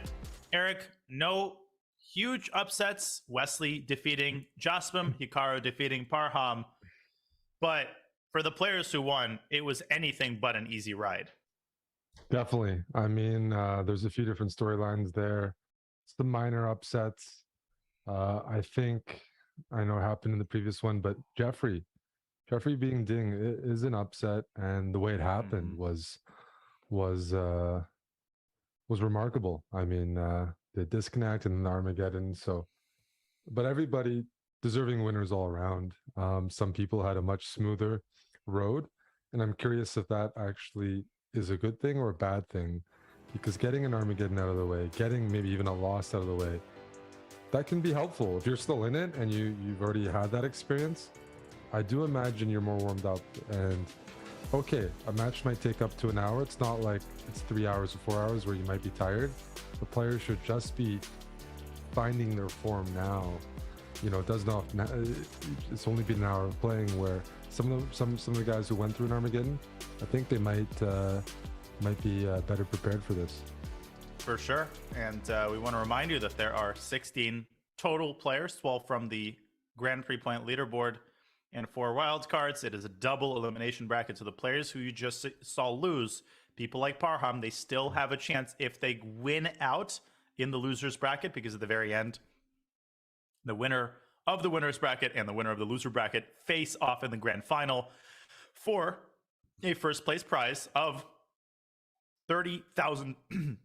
$30,000. It's such a big number, I can't get it and say it. And handsome prizes all around, even the minimum prize, $5,000. That can buy you a lot. The schedule is very straightforward. Today is the winners of the initial round, and we're about to see the quarterfinals tomorrow, Saturday, Sunday. The finals continue. Mark your calendars. The start time is exactly the same every day. Okay, the stage is set for the quarterfinals. The games will go on simultaneously as they already have, and we will toggle between them. It's going to be exciting. Yep. Any predictions? Any predictions? Well, I'm really excited about this Jeffrey Wesley match. I mean, yes, I'm dodging your question because I have a good record right now, 1.5 out of 2. I'm trying to get you. I don't want to sully my record. Yeah. I'm going to make a bold prediction. I think Jeffrey's going to win this match. I feel like he was going to be emboldened by the Ding match, and Wesley had some signs of weakness I think I agree. I think Wesley was a bit shaky in both games of his match against Josmim. So I kind of agree with you there that there might be some smart money going on Jeffrey here to score an upset. But Wesley's been here before. He's extremely experienced, so maybe he can just shake off the first round. I mean, he did win 2-0, but shake it off, and he'll find his form for the second one. Because it was a little shaky. Well, Wesley's reputation precedes him. Let's take a quick look at his hired player resume. His tournament resume is absolutely incredible. He's the reigning Fischer Random World Champion, a 3-time U.S. champion.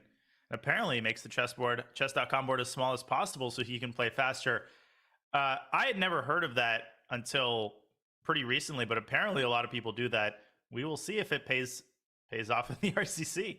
Do you do that? No, you don't do that because you stream, obviously. I generally don't, so we don't. But I'm in my office and I have like a 34-inch monitor. Mm-hmm. So I don't put it on maximum. I don't make it really small, but I don't put it on maximum. I don't have to, because it's like so much work to drag everything around on these like huge monitors. So I totally get why people do it, but I don't do it like on a laptop or on a normal screen so much, but I totally get why. And for slow people like me, it can be a little helpful. But I saw like a photo of Wesley a few years ago. He had a huge screen and the board was like a tiny part of it.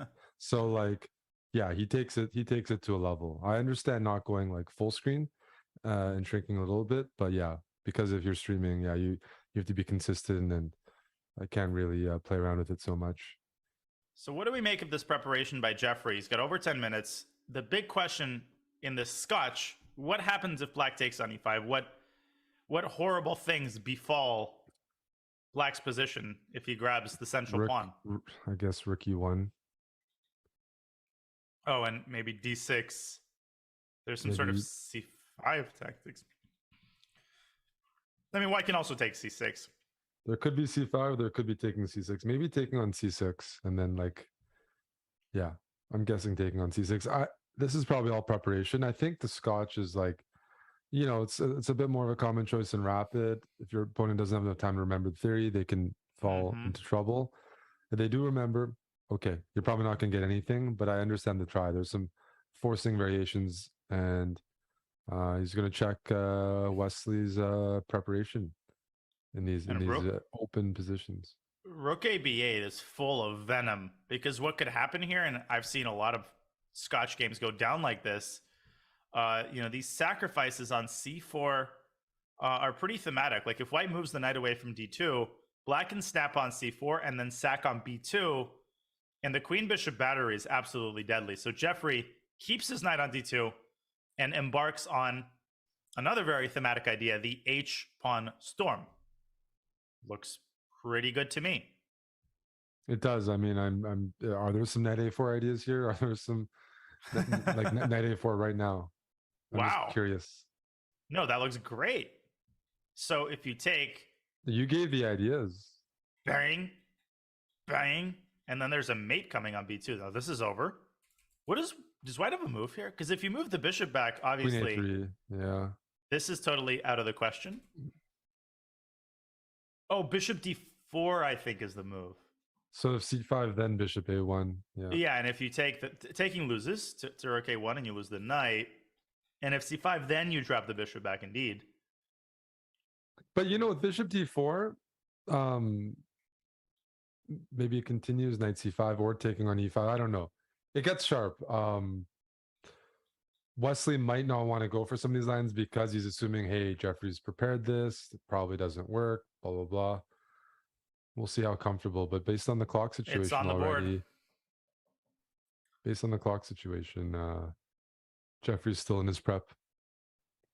Yeah, and this is exactly what you want if you're Jeffrey. You want to drag Wesley into early time pressure, because that's the only spot where he's shown signs of weakness consistently, is when he's got, when you're in a time scramble, that's Jeffrey's best chance. So excellent preparation for Jeffrey, and we'll see if Wesley can navigate the twists and turns in this position without having seen it before.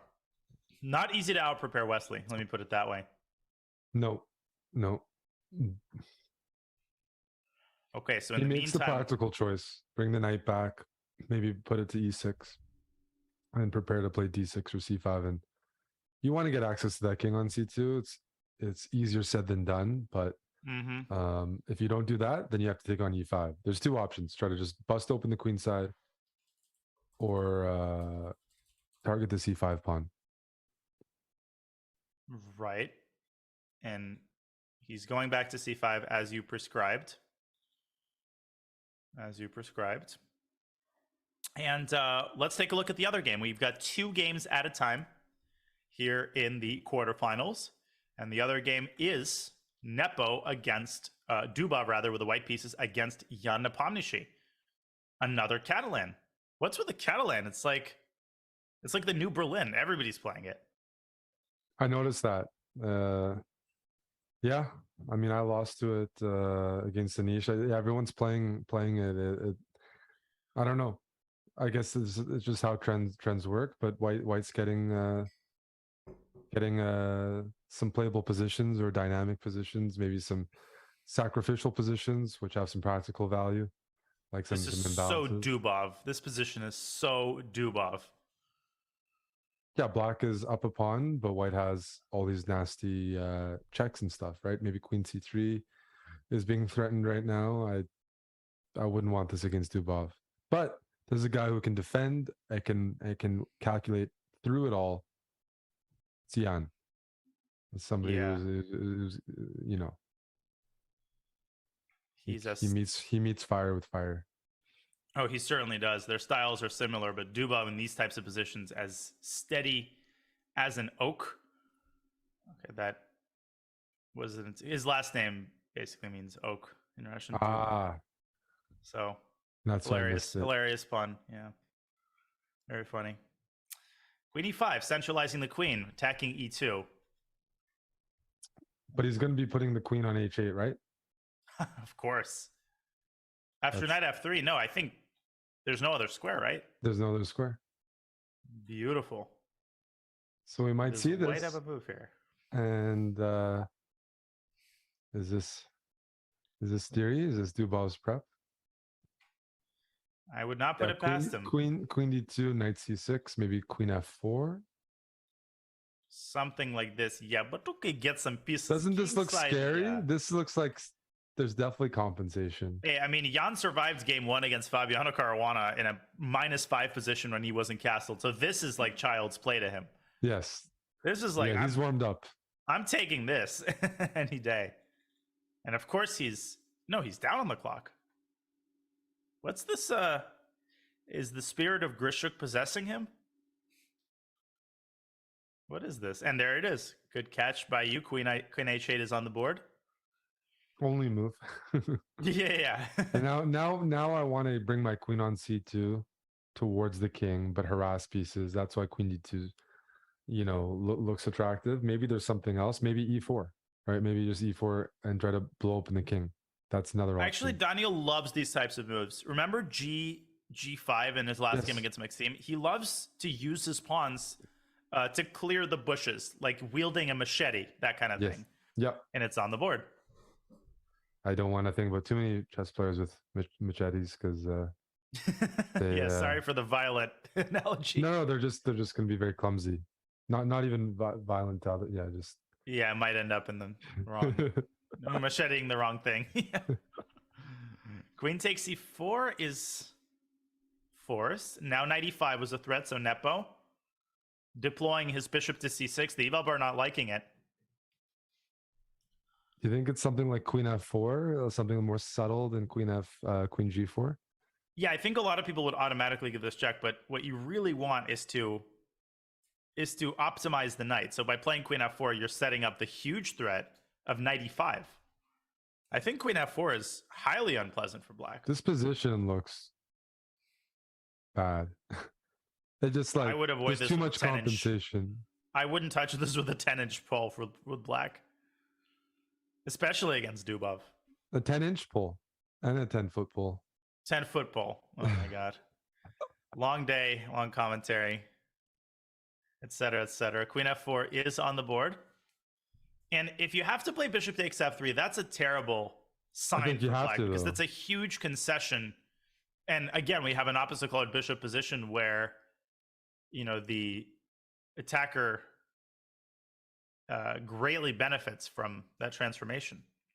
Yeah, He but I don't plays think you it. can allow knight e5. That was No, looking you like it was just cannot. absolutely game over. No, you absolutely have to do that. Can you get away with queen takes b2 afterward? I mean, I know the answer is no. I guess what I'm asking is why not? Why Bishop wouldn't f3, you be queen able b2. to? You are a greedy guy. Yes, So sir, I maybe am. do you think it's just like knight f6 check and knight g4 or something? Oh, that's a really cool idea, actually. Knight g4, defending and attacking. Look at that. So I guess after knight g4, knight f6, black has to play king f8 and king e7. Yeah, you're gonna get your knight back to e4, Ugh. so it feels like there should be compensation, like more than compensation, I should say. But Whoa, he I'm played it curious. immediately. Queen b2. No, knight f6 check. Oh, knight f6 check Mezzo. first to avoid it. That makes God, sense. Dubov No, never does what you think he'll do. The queen b2 move made sense. Oh. And he's going to take the rook. He gives up the queen, but he gets a wagon load of material for it.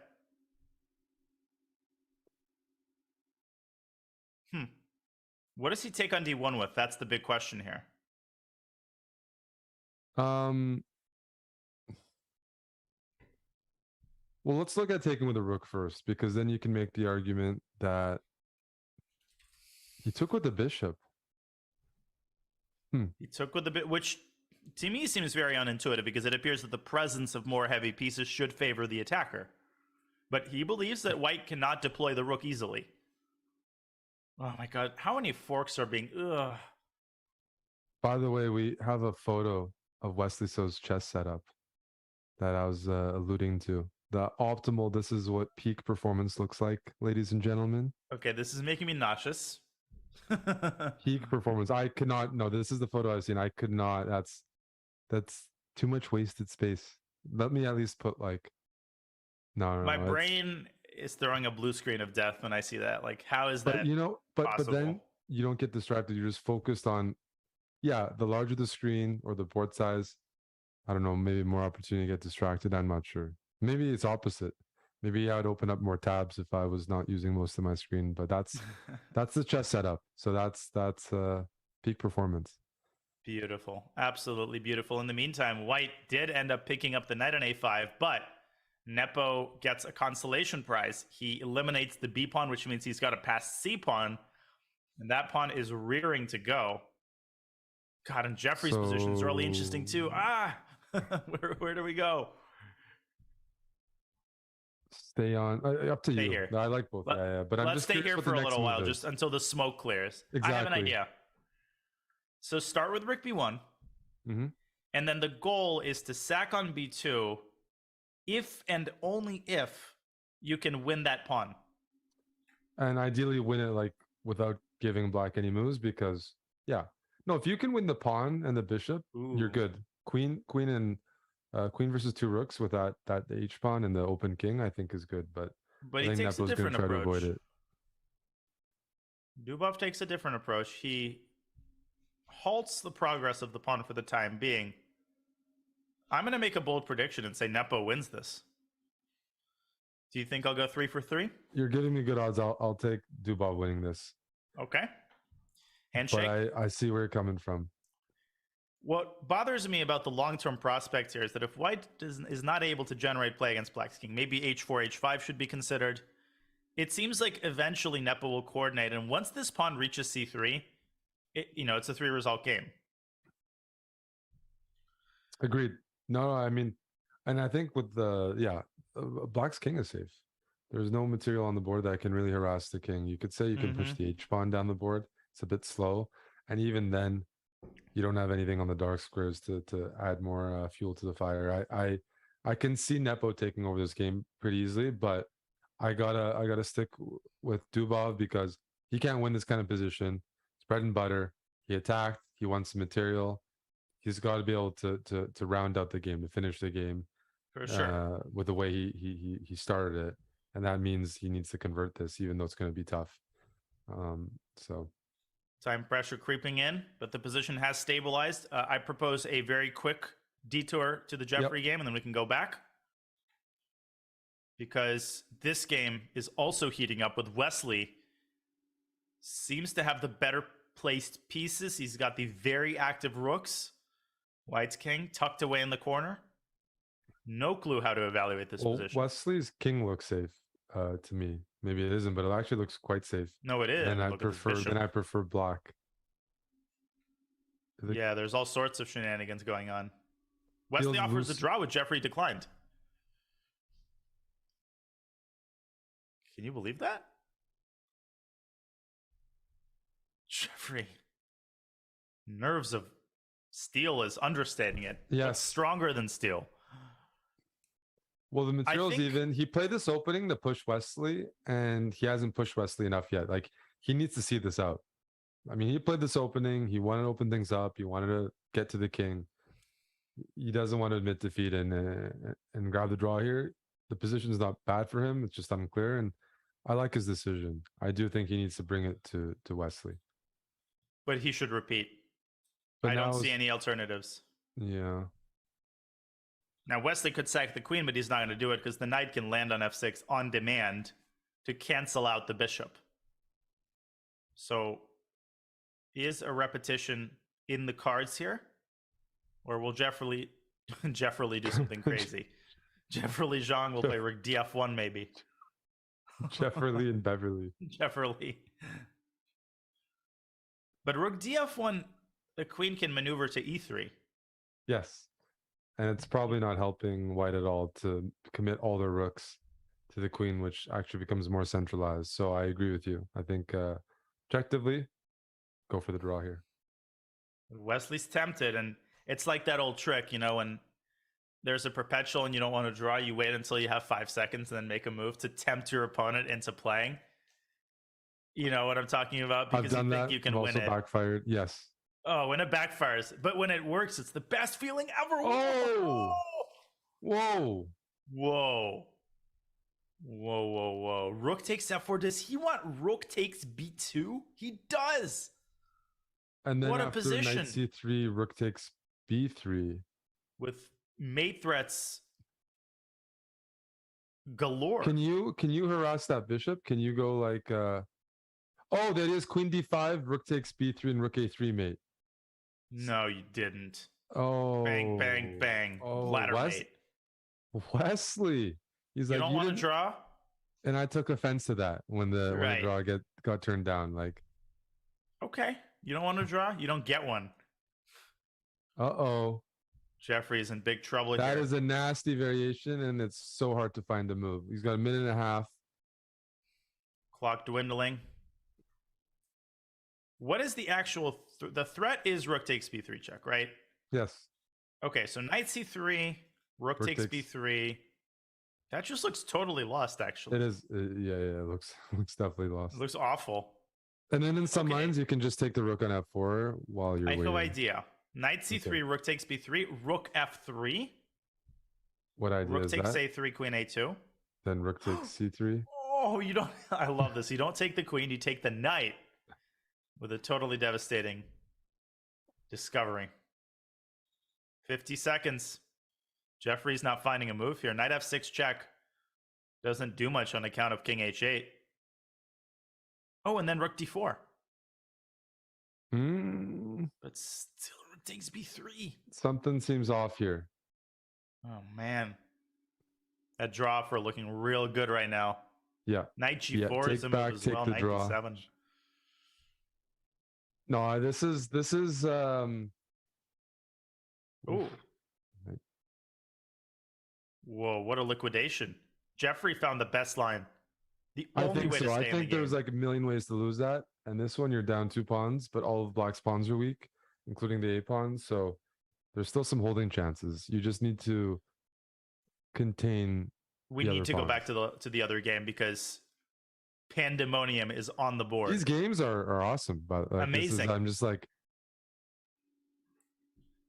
yeah, we don't know what to turn to. There's imbalances, right? Just imbalances. People going for wins, sacking material. With both colors, really good by defense. the way, which is amazing. So we got a king walk here. Is it good? Is it bad?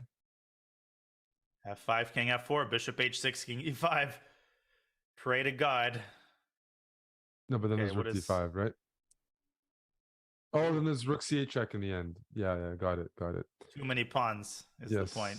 You don't just want to win white's queen back. You want to win it back on your terms. Rook d5 immediately is also a tricky move to consider. King f7, trying to walk the king up to g6 and set up mate threats. I like king f7 because you want to pass the decision back to your opponent. They're low on time. Their king's in the open. You don't want to make a forcing move. You want to make like a tricky, small, improving move. And he goes for that first line. No, but that loses. But this is not going to cut it. Rook c8 check. What's going to happen now? How is your bet going to somehow work itself out? Dubov's going to blunder a rook. I don't know. No, this is winning. But I can see why Nepo was tempted by this. This doesn't look like +4. Bishop h3 is a threat. Don't scare me like that. He's going to pick up the pawn. And then Nepo plays f3, and he's got an inkling of hope. That's true. There's always chances when you get the pawn on f3, bishop on e2, and you can go like bishop e3. But Dubov wants to play with no risk, and that might have just backfired. I think Nepo will hold the draw. Yeah, the split pawns is tough. But the 10 seconds doesn't help either. It's going to be hard to be precise. Still trying to hold that end game. Oh. And can you take on f2? Yeah, why not? And you can even give up one of your bishops for the pawn, either one. I think we're going to see that. Just don't blunder your rook as white. Dubov could still lose. Be careful about your king. Draw. Draw by repetition. Nepo saves it. And back we go to the Jeffrey game. That's an impressive hold by Nepo. It most certainly is. Crazy game as well. And Jeffrey's about to go down. Here, yeah, Wesley in a winning technical position. Oof. Absolute buzzsaw. God, Wesley. I wish Wesley was in the candidates. The way his form right now is out of this world. It's out of this world. I mean, the consistency, the precision in crazily complex positions. Yeah, I mean, he just switched gears, like from offering a draw to like a couple moves later sacking your queen. I mean, it's like you're switching gears psychologically, like in your head, like, and playing that all like perfectly. Just shows like a lot of range there that makes him so dangerous. He can play anything, anywhere, and play it at a top 10, top 5 level. No words, and don't breathe because the next game is already underway. And all Wesley needs with the white pieces is a draw. Yes, try to beat Wesley So with black on demand. Oh my god. I wonder if there's anybody harder to beat with black. No. I mean, maybe Hikaru, but I mean, comparably difficult. Yeah. I don't even want to think about it. Yeah. What would you play? What do you think about it imbalancings? Well, first of all, Jeffrey needs to make sure he's back at the computer. The thing I don't do is spot Wesley So a minute. That's what you don't do. He's maybe taking a bathroom break or just thinking about what to play because it's a dilemma. What do you play against Wesley when you need to win on demand with black? That another gracious move. Wesley added time back to Jeffrey's clock. He added until he had 10 minutes. So sweet. Aw. Some feel-good moments today. Absolutely. What haven't we had? We've had wholesome moves. We need opposite of the that. board. We need chaos. We need drama. We've had. Just wait until the finals. Until the final of the finals. I think a Benko Gambit is the order of the day. There it is. The prophet.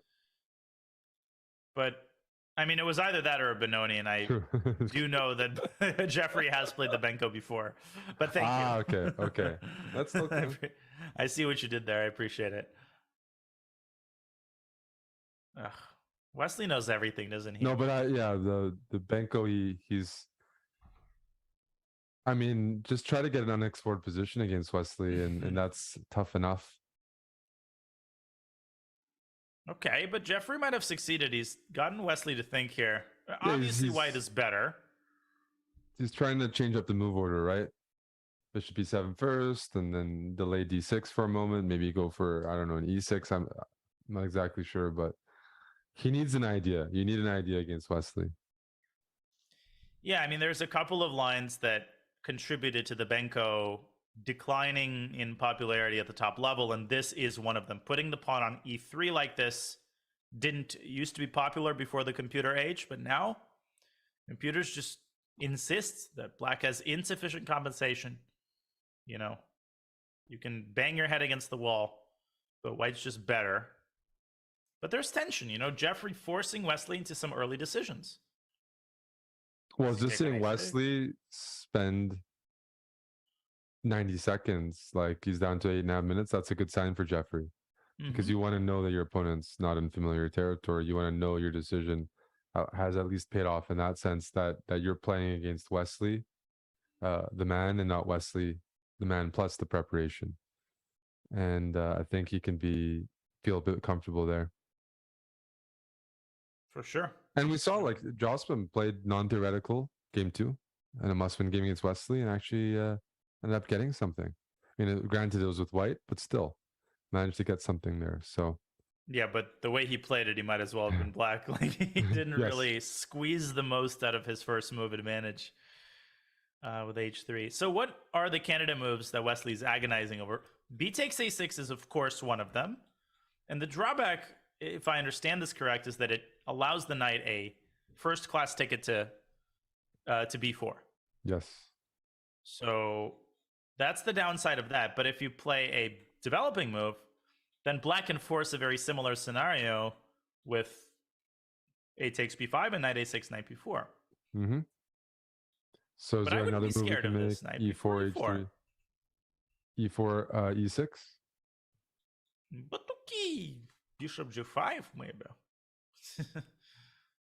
Yeah, then black has to go h6, g5. No, but I'm not scared as white either, but Jeffrey's gonna mess things up on the board. We know he has to. So I can see why Wesley doesn't necessarily want a chaotic position like that. He finally makes a move, bishop c4. Because I'm Jeffrey getting the feeling, adds Tabasco sauce. He's more of an e6 style than the slow d6, knight bd7 Benko. He's going for e6, and he's going for maybe like some sort of d5 potential. So a bit of a different take on the Benko than a lot of the standard positions that arise. What does Pal get at the if you take on e6, is there? What's sorry? I was about to show the greatest pun of all time, and you're interrupting me by analyzing the game. Oh no! That's why I realized it right away. Sorry. What does Pal order at the Japanese restaurant? What is Benko box? All right, now to the less important things. What were you saying? No. I'm distracted now. I no comment from me. Thinking about the Benko box. Right. It's so witty. Now, generally, if black can get an isolated pawn on t5, that's a pretty good sign. I don't dislike Jeffrey's position here. d6. But of course, this pawn is extremely well defended. That's why Wesley put a bishop on c4. He anticipated this. Yeah, white wants to play what? h3, bishop f4, b3, the usual moves. Yeah, I think bishop. But Jeffrey preparing knight e4 against bishop That's f4. why every tempo matters for black right now. You play a move like d6, you might just be too slow to get your like compensation. Rook a3 looks correct. Looks class. That's such a smooth move because it takes the sting out of knight e4 because knight e4 will no longer threaten to take on e3. Will enable white to continue his development. So what do you do as black here? The ball's been passed back. And Jeffrey passes the ball right back to Wesley. Plays really the only move of this kind that he has. But when Wesley plays h3, for example, Jeffrey will have to actually embark on something. There's some positions maybe with a rook on a3. Like I know it's a standard move. Maybe it gets a little misplaced if you end up playing pawn to b3 as white, and black's bishop opens up. Maybe it's hard to get the rook back into the game. Okay, he went bishop a6. I guess he's just counting on this long-term pressure on d5 being worth something, especially he wants maybe the Benko idea of sliding the queen from d8 to a8. So if you trade, then queen a8, and it's what's the third defender for white for the d5 pawn? It's going to be hard to figure out. There might be knight b5 or something, but I think we get what Jeffrey's doing, and I like it for an attempt. Yeah, this is as good as it. I was going to point out a knight b5, bishop back to b7, but Wesley is in general more than happy to repeat. Obviously, Jeffrey will not repeat. That loses the match. He's got Wesley down to 5 minutes also, and it's only 16 moves in. He's up 4 minutes on the clock. That's like being up a pawn. Yep. So depending on who you're playing, pawn, half pawn, but it's definitely definitely significant. Well, we will see what he comes up with. Shall we take a quick peek at our second game? Yes. We've got Jan with the white pieces. Oh my god, what a terrible position for Dubov. He can't move. Bishop e7 is what? Forced almost, right? Because bishop c5 is bishop d8. Bishop b4 is probably something else. But this is like, usually you have this position and black's up a pawn. And white is still doing well. I was sure black was up a pawn. I thought, oh, it's a 4-on-3 on the king side. And then I realized, no, it's a 4-on-4. Even material, and you have this is as bad as it gets. Open a file, bishop on g2, d file. I mean, look at this. Pawn on c4. No, but this is extremely uncomfortable for players like Dubov that thrive with activity, tactics, flow, creativity. Here he's just going to be sat on, and he's not going to have any counterplay at all. Nepo likes tactics, but he's a very strong tactician when he needs to be. This is depressing. I know, like this is like easy prediction. Like this is a loss, and it's going to be like a loss where Nepo has 5 minutes on the clock and Dubov has like 10 seconds. Right. Because Nepo feeds off of like when he's rolling, when he's feeling good, like kind of like in the candidates, he can just blow through elite players. He just plays all the moves instantly, and in this is a position that you can start really playing all the moves instantly and putting your opponent just in a real serious box. Yeah, this phrase is overused by overconfident chess players, but this position really does play itself. I mean, the pawns are itching to be pushed. C5, B4. I mean, in the 50s, they'd probably resign this position. Yes. I would resign before you get your team to when the adjournment. You don't want to have the guys jump in and figure out all the different ways to needle this. Look at that. Instantly. He played C5 in less than a second. Yeah. C5, B4. Bishop on G2. Complementary. C6 and it's like a flat-out threat, by the way. When you play Dubov and you think about what he's good at, what you're worried about how he can beat you, this is the just ideal situation to have Dubov on the back foot with zero counterplay. Most of your dangers are gone. He's going to bring the king to e7, f6, rook d8. Is he in time? King e7, I think Wesley. Nepo is cooking something up here. f4? No. Rook. I thought rook a4, rook b4, but that doesn't seem too convincing. Okay, worst comes to worst, you can always play rook d1 if you want to prevent rook d8. So, okay, we're expecting f6, because if you play rook d8 immediately, obviously, you cannot really afford to drop a pawn in this position. That's the last thing you want. Yeah. What's worse than this position? Isolated. This position down a pawn. Yes. So f6 is going to happen. Do you play f4 after f6? This is my idea, right? My idea is to take f4, rook d8, fe5, fe5, rook f1. So then you can meet rook f6 with rook d6 with rook f7 check. Absolutely gorgeous. Rook takes d6, and we can pull up an analysis board here just to illustrate this line. Rook f7 check. Intermezzo. King has to move. You take d6. And it's time to administer the last rites. But Nepo, he goes for the more mundane rook d1. I like that as well. Also good. Yeah. Rook b8. What if black tries to get the bishop out? I think you have to play f4, by the way. You need to create some targets somehow. Like Yes. f4, king f2. You got to target a7 or e5 or b7. Yeah, I guess those are the 3 targets. But yeah, I mean, the way that you spoil, that you fritter away your advantage if you're white is if this rook disappears from the board, if black can trade a pair of rooks, the lion's share of the advantage evaporates, unless you can win the b7 pawn, for example. But Dubov, a5, trying to do something. You can also have bishop takes b7 or d7, but probably unnecessary. so here, are you supposed to play rook back to a1? Okay, you just keep pushing. I mean, So- now bishop b7 is devastating. Oh yeah, you got bishop b7. Okay, so a4. Bishop Yeah, b7. you'll get something like bishop b7, rook d7, king e6, and probably here g4 maybe. Yeah, might as well throw that in. Why not? No, that was very. What's Oh. what's the blunder here? Oh, rook e7. Ooh. No, we're not very good there. Yeah. Nope. Okay, all of this has happened, but he did not blunder for whatever reason. Oh wait, or did he? He played e4 instantly. Dubov plays rook e7, and the crazy thing, Eric, is if you have a rook trade, Nepo might Black have king can pick up the pawns. b6, a2.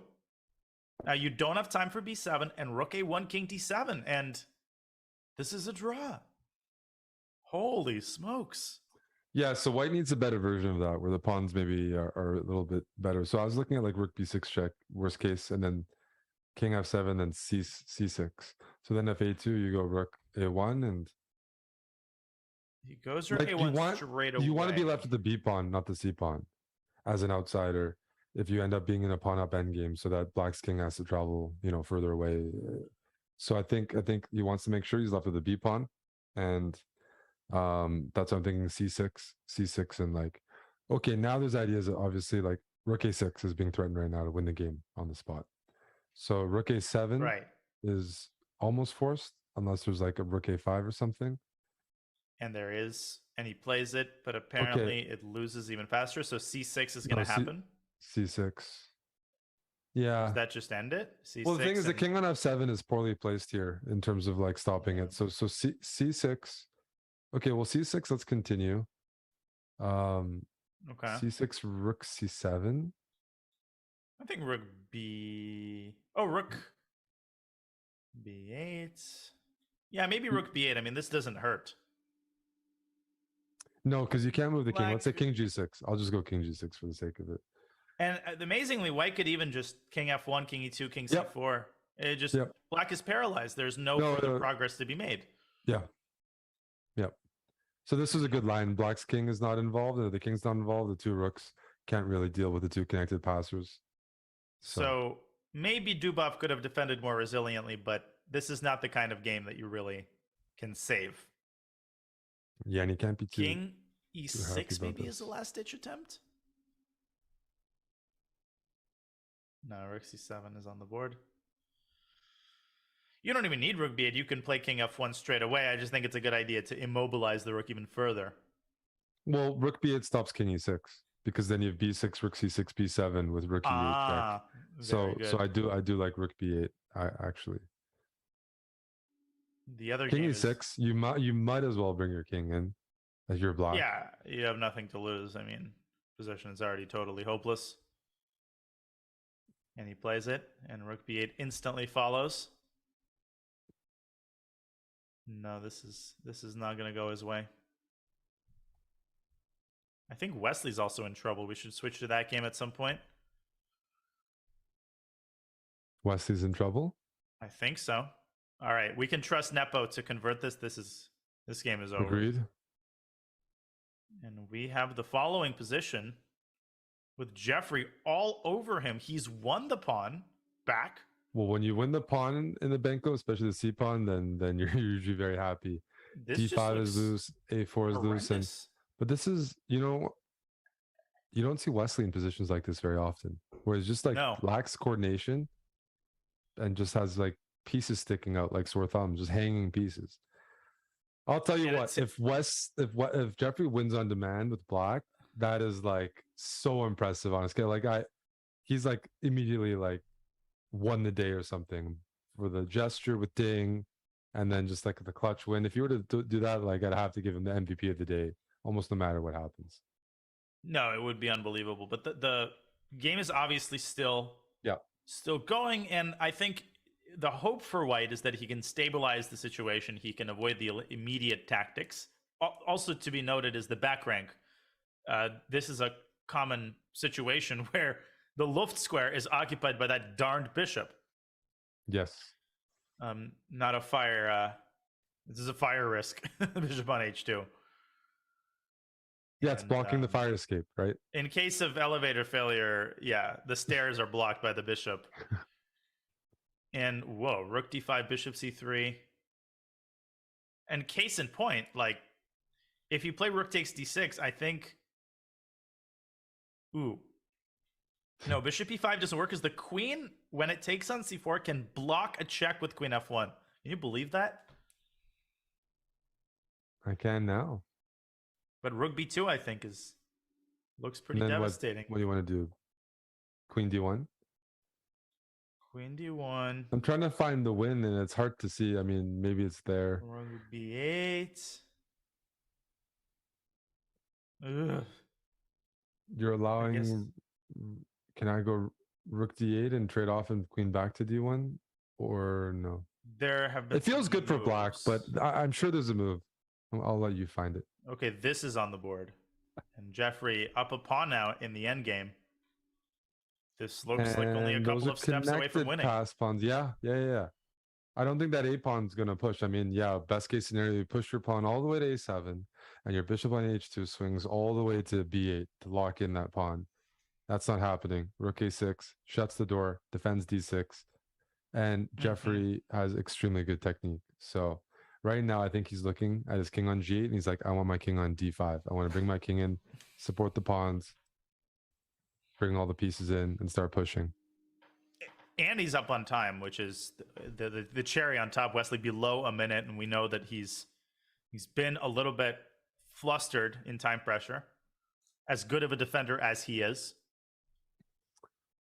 This looks like Jeffrey is just within a couple of steps. This bishop on d4 is worth at least a rook. Yes, it is just holding the whole position together.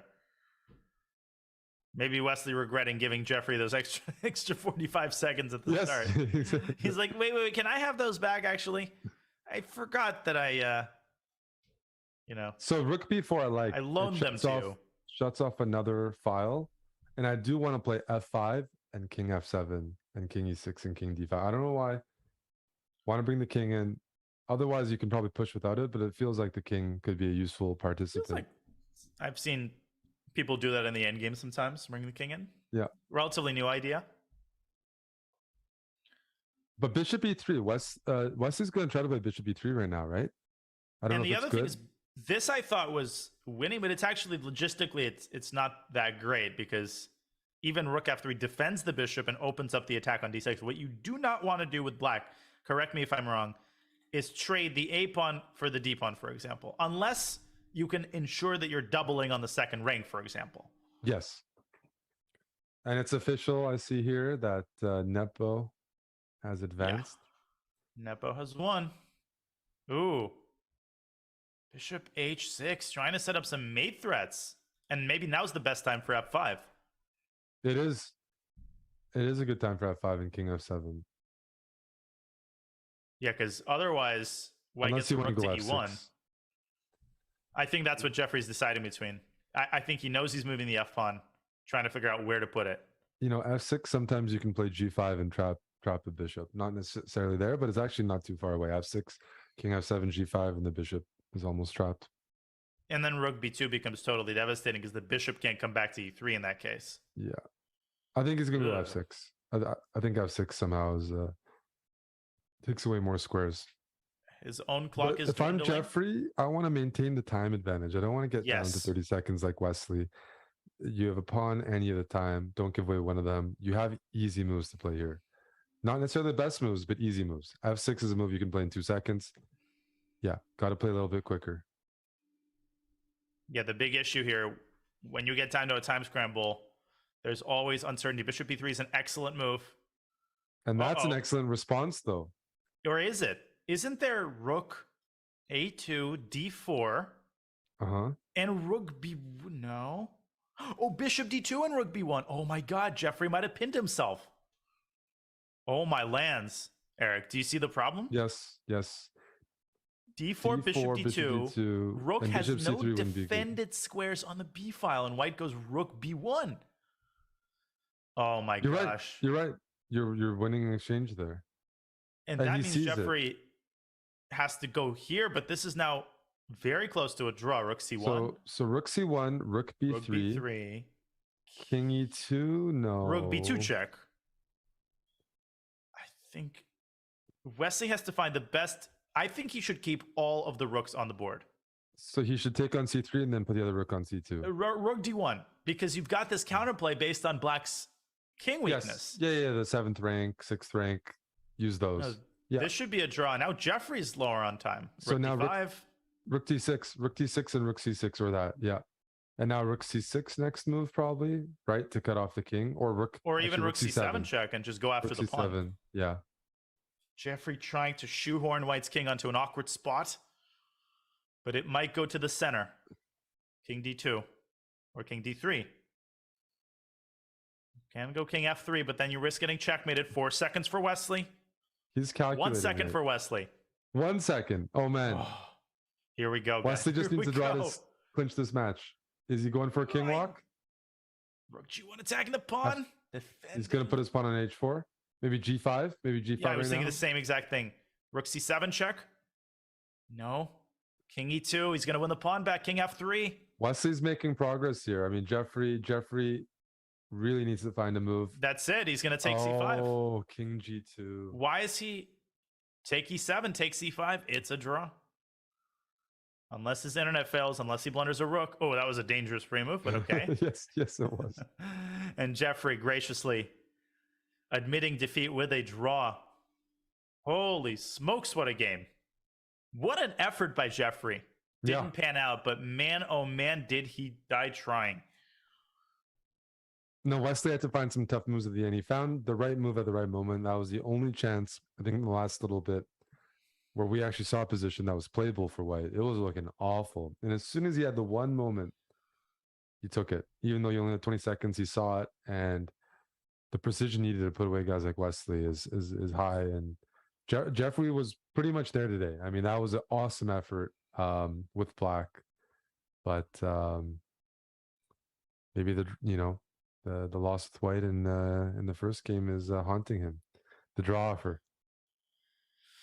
Yes, an incredible first 2 games of the quarterfinals. And the best news is that we have 2 more games to play, and they will include Hikaru Nakamura. So whatever plans you have for the afternoon, cancel them. You will not want to miss the other 2 quarterfinal matches to determine who stays in the winner's bracket and who has to climb. Wow. Incredible day so far. You're watching the Rapid Chess Championship Finals presented by Coinbase, and we will be back with the rest of the quarterfinals in just a couple short moments.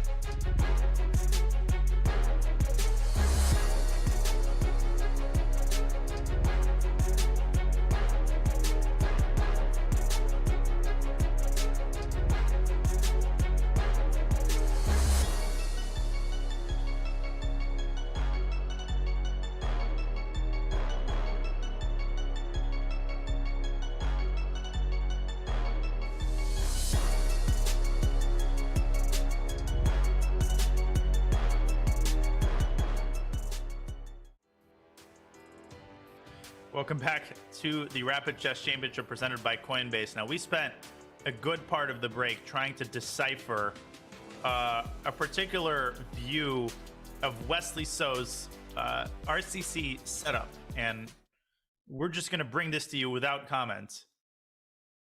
I'm getting speechless. neural overload, short-circuiting. The chair is not where it should be. Wesley's not sitting on the chair. The computer is sitting on the chair. He's hunched over.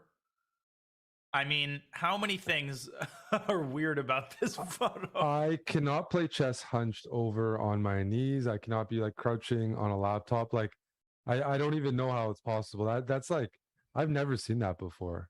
And I thought I've seen a lot of things in chess. You've seen all sorts of setups, but not this one. That setup is, it's working, right? But like, that means he's comfortable like that. I just would be so uncomfortable. I mean, he's on a carpet as well, right? Like just a carpet, not like a fluffy carpet, right? So, I mean, my knees would be hurting. I'd be like super hyper. And even the posture, I mean, chess players aren't known for having good posture. And I can't say that's helping the cause. It's all the gaming chair companies maybe around the world are like, hey, why aren't they using the gaming chairs? Why are they on the floor? I know, it's nuts. But in addition to all the gaming chairs, I hope the software engineers in the chat are paying attention, because if you're tired of getting random calls and texts with bad job matches, Hired connects you to over 10,000 employers worldwide through one easy dashboard. No cover letters or applications, just upfront salary data and dedicated candidate experience managers to support your incoming offers. Take control of your career with Hired. And we have a interesting question, the answer to which will be revealed tomorrow. Once again, software engineers in the chat, what do software engineers on Hired say is their least favorite programming language? Is it Objective-C? Is it Kotlin? Is it Java? Or is it C++? Objective-C, Kotlin, Java, or C++? The answer will be revealed tomorrow, but feel free to discuss in the chat. We thank Hired for sponsoring the RCC, and we hope the software engineers in the chat have something to think about. But we are about to think about the two other quarterfinal games that are going to begin. And once again, the X is on Hikaru's back, Eric. He is the one that everybody's trying to defeat, crushing Parham in the first round. Well, everyone wants to defeat, or even better yet, everyone wants someone else to defeat him. Someone take Hikaru out of the field, then everyone... You take Hikaru out of the field, and I think a lot of the players think they have a good chance of winning the event. Right. But as long as he's in it, he is the big favorite. He's the big dog. So you are looking at the bracket. You're hoping someone... You got people, yeah. Everyone's rooting for Sarana right now. That's for sure. And I think Alexei, he's got a good skill set in terms of playing Hikaru. He's pretty calm, and he also plays fast, which is critically important, because the last thing you want against Hikaru is, time pressure right out of the opening. And he plays a very interesting opening, f6. You've never seen this in this specific position. Oh, d4, queen a5 wins the bishop. How do you like that? Can you continue in that line? Queen c3, bishop d2, queen b2, a3. There's no. I was trying to figure out if there's like a trap there or something. Imagine if there's like an opening trap where you this was a lot. I would not put it past, or watch Hikaru blunder this, but then it turns out that that this somehow is winning for white. In any case, slightly different move by Nakamura, and they've transitioned almost into a Benoni structure with c4. I'm excited for this matchup. Like? Yeah. What does it look like? This looks like a reverse Nimzo Indian f3 variation. Yes. But go on. No, I was gonna say we want to see Hikaru against somebody new.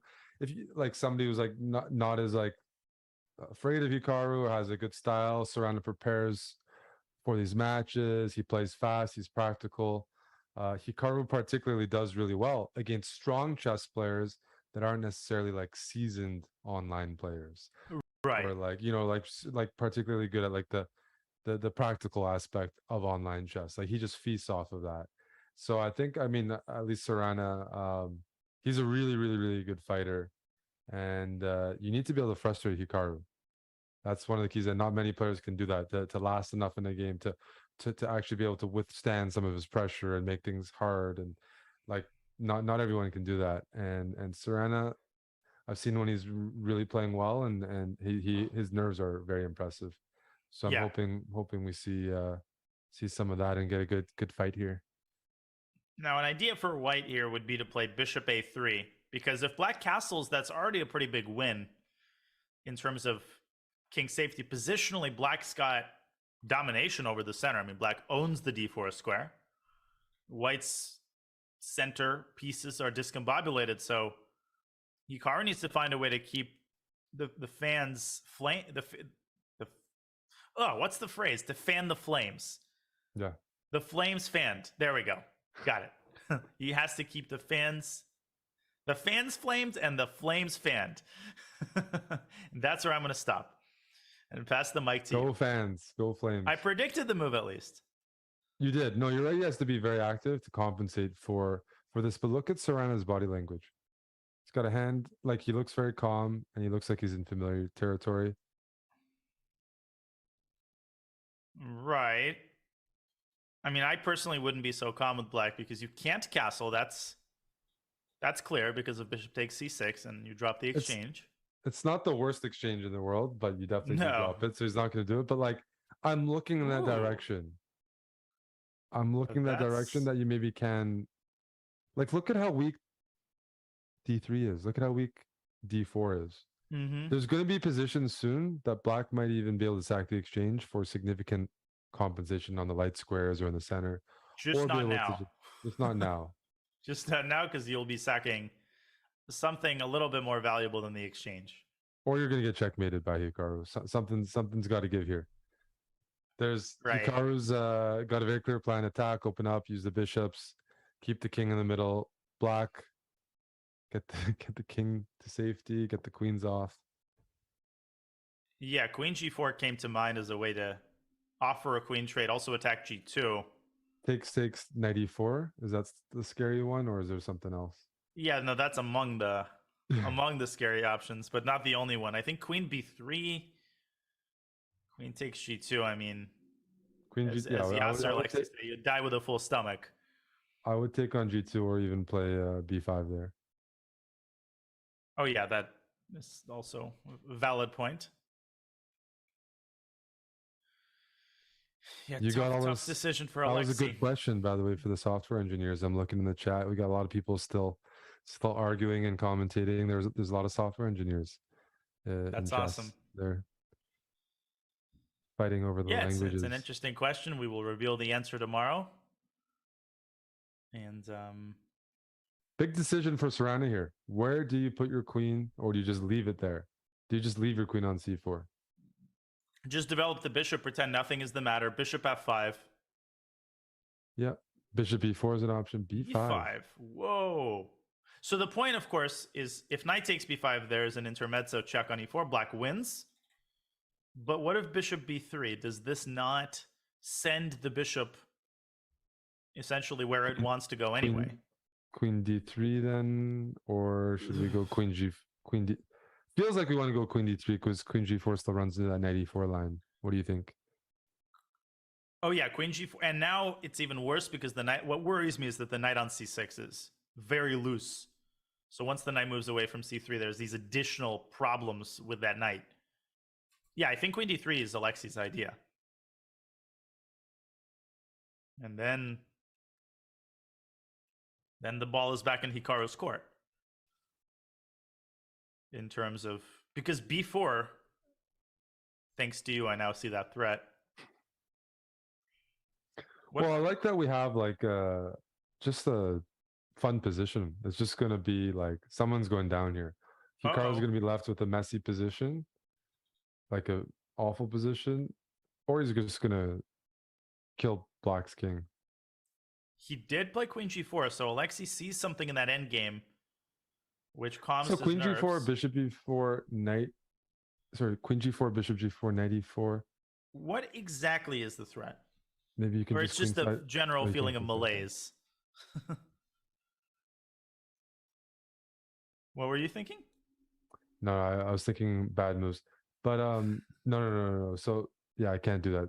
Do you have to go like b4 here or something? I believe you Sarana's do. like, he calculates well. He can handle these positions. Yes. Like what I mean is, a position looks like, oh, I shouldn't play that. It looks bad. He'll actually calculate it. Hikaru blundered a piece or no? Queen takes g2? The eval bar says -7. Is queen takes g2 not just winning for black? Yeah, Queen takes g2. Oh my god. just queen g2. Rook Knight c7, f1. king d7. Okay, but rook f1. No, but then you It's knight d5. knight d5, rook c6. Bishop h3 and- resigns. Yeah. Oh my god. If Alexei finds queen takes g2, he wins the game. And he seems... Hikaru wouldn't resign there. He'd play queen e2. So No, he'd win. He'd find a way to mate him in 3 moves. He's gonna This play is- queen g2, Danya. Oh my god. my The goodness. Hikaru effect strikes This is- again. This is unbelievable. And now, But now he's Hikaru losing. got everything. He got exactly what he wanted. He But how cleared do you miss open the it? c file, and he has his knight on e3, which is an excellent square, covering g2, covering g4, f5. I've never d5. seen anything like this in my life. I mean, queen g2, The 0-1. people believe Hikaru. Yeah, no, it's losing. I mean, but how do you play queen e4 check with the same idea when you could take the pawn and thread and checkmate at the same time? How does that make any logical sense? He didn't have the idea to take on g2, did he? He had the idea of just forcing the knight to go back to e3. He didn't even see the g2 pawn. He's just, that is It's black magic. It's crazy. that Before, but- was just losing. That was just dead loss. And it's not hard to calculate. Like, No, it's no. actually not hard to calculate. Plenty of time. And Alexei is going to be furious at himself after the game. He's going to realize that this was a chance to I don't think send this is a move Hikaru order to the thing. losers bracket. He somehow like didn't see it or didn't look for it or believe what Hikaru was doing. I don't think it was a move order thing. I think it's very clear Hikaru was putting his net on e3. I mean, the Game is not over, but this is like, when you get a chance against Hikaru, I mean, you don't take it. Oh man. That's when Hikaru you get generally tilted. gives you 0 chances. When he gives you 1 chance and you don't use it, you forfeit the chance like this. You've got no chance. You know, how do you expect to beat him? It's nuts. Rook c4. I mean, this just looks awful for black now. It looks like white's got everything he could possibly ask for. Yep.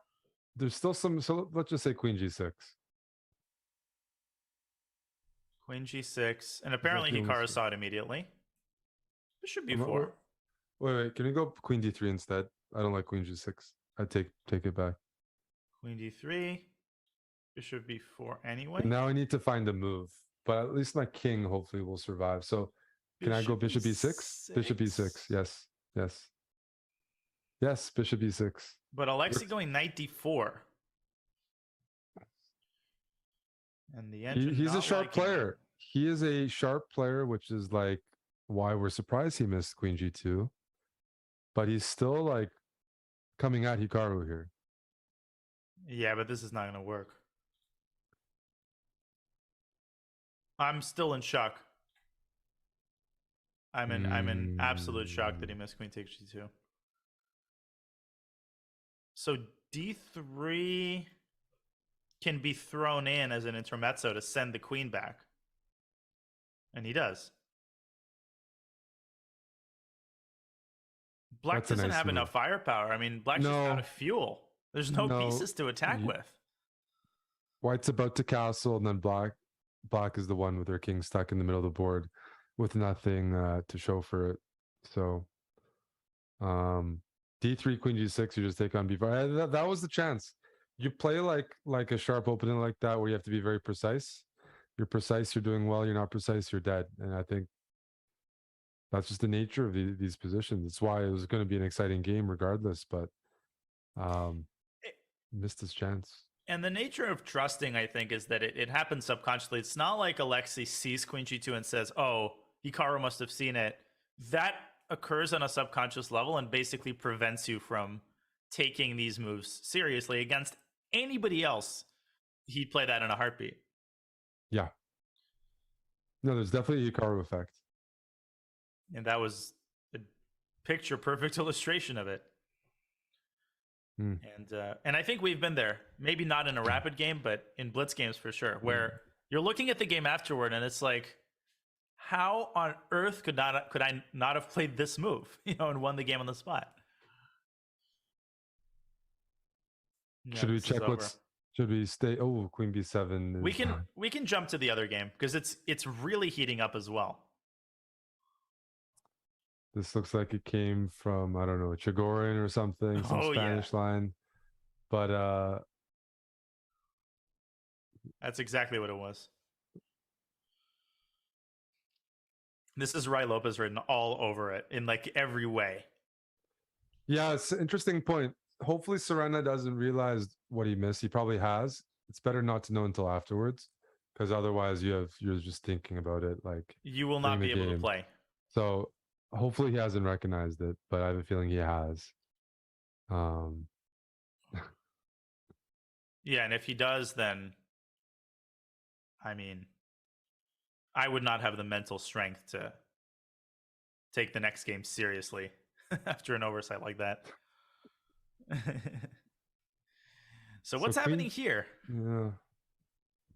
Well, intuitively, it looks like Abdusadarov is doing well. Just the bishop pair and the control. Like, you got this knight on c4, you got h3 loose, you got g4 coming as a tactic, opening up the bishop on h6. It feels like the bishop pair should be worth something. Maybe not like a crazy amount, but how do you stop the tactics? And he's very sharp, very good at these. And look at the time, 3.5 minutes and counting. Okay, bishop takes c4. First of all, g4 has to be reckoned with right here. Yes. As an intermezzo. Absolutely. And Noterbeck might just say, I'm not even going to calculate this. I'm just going to make the move. Let my opponent calculate it. But g3, there is the move knight d2. BC. All right, I'm done calculating this. So rook c4, bishop e5. Exactly. G4 is on the board. 95. Whoa! I saw this. I briefly noticed. Whoa! I thought DE is winning. DE, D6, rook c4, rook c4, rook c4, and then your queen comes in or something. Aren't you down a piece? His idea might be to drop the bishop back. Well, that's the concept. And now d6 is a threat. And if you play bishop takes c1... Why is it a threat? Don't you have rook c4? But rook takes c1 first. Ah, rook takes c1 first. What a genius concept by the ever-creative Vladimir Fedoseev. Okay, so trade off the rooks on c2 after bishop b3. Trade off the rooks on c2 and then? It's on the board? I think he might have missed it. DC and queen d1? Queen d1? Or no, what's the win? Why not queen d1? Why not queen d1 and queen d6? Oh, my lands. Why that is it, right? Queen d1, queen d6. That's it. Bishop g5, queen d6, bishop d8. But there's got to be some move there. Knight e3. Or you take on e5. Oh, yeah. And then but yeah, knight e3 rushed it. Oh my god, what a move. This is some serious calculation. This is some that's beautiful. Like, you have to work very hard just to even be looking there and see some of the waiting moves like d6 and then rook takes c1. That's some very deep calculation. Fedoseev making an investment, risking, because if this wouldn't have worked, he would have lost instantly. He's got 2 minutes left. And I'm just so after bishop d8, we don't need to take on e5. Do we go knight e3 or knight g3? It feels like we need to bring knight e3 makes the most sense to prepare knight d5, right? But bishop isn't D8, there the move e3. Rook b7 then? Okay, so then we should take on. We should take on e5. E5, king h7. So let's investigate here, here, here, and then we bring the knight in, maybe, and then if rook b7, queen d5. Maybe. Yeah. Goodbye. No. There's just way too many threats and avenues. And white's also up potentially 2 pawns. Incredible. I mean, after what Noterbeck pulled off against Gukesh, you can never relax against him. And rook b7 here, there's queen takes b8 and rook c7. So bishop d8 is on the board. King h7. I'm looking for something cleaner. For some reason. Rook d2 exists. Yeah, it looks like there must be something a little bit more. I feel like we're getting warmer. Rook d2. I'm looking at that. I want to buy what you're selling. Seriously, rook d2. It's a hard move again to find. Otherwise, you go rook knight d2, e2. queen c8.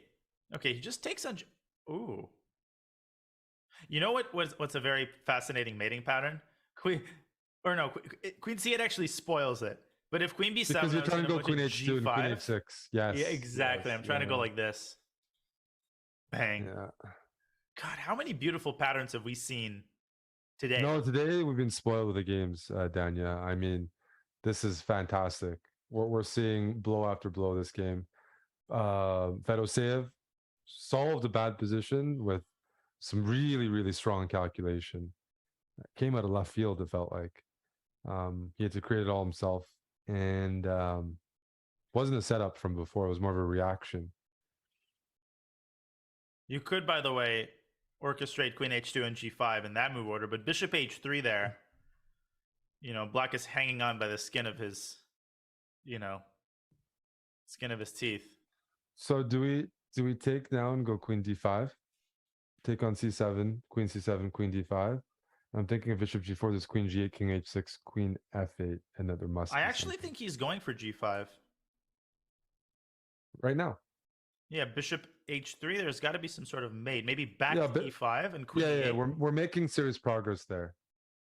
Like even if we don't find a win, we're up 2 pawns, and our pawns are actually good now. They're mobile. So bishop h3, queen e5 check, king h7, then queen d5.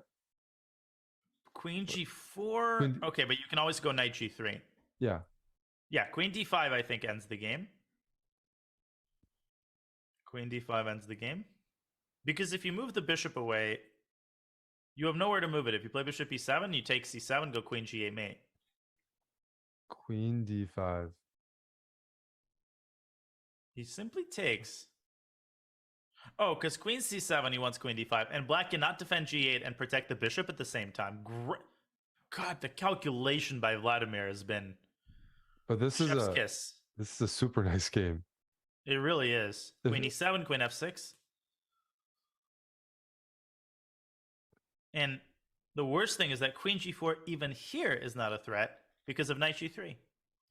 And white buys himself the tempo he needs to deliver mate. So do you just play queen f7 and then knight e3 just to take away? Or even bishop f7, but I would play queen f7, queen g6. 30 seconds though. He's got to be careful. You never know. I think we're about. No, I didn't. Stalemate. There's stalemate. Oh, the king is stalemated. Black just gives away all of his pieces. Black plays queen g4, queen d1, queen d1. Bishop takes g3. Yes.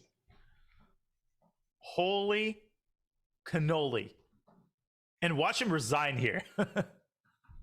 Will he see the fact that the king is stalemated? It is stalemate. He's going to find it. He's 100% going to find it. It's a renegade he's got queen. 2 minutes. That is beautiful. Because you have to take all the pieces. Otherwise, you get mated yourself. Otherwise, you get mated. You have to take one of the bishops. Oh my Then black goodness. gives you a check on e2. You have to take the other one, and the queen easily gives itself away. Oh, queen e2. This is incredible.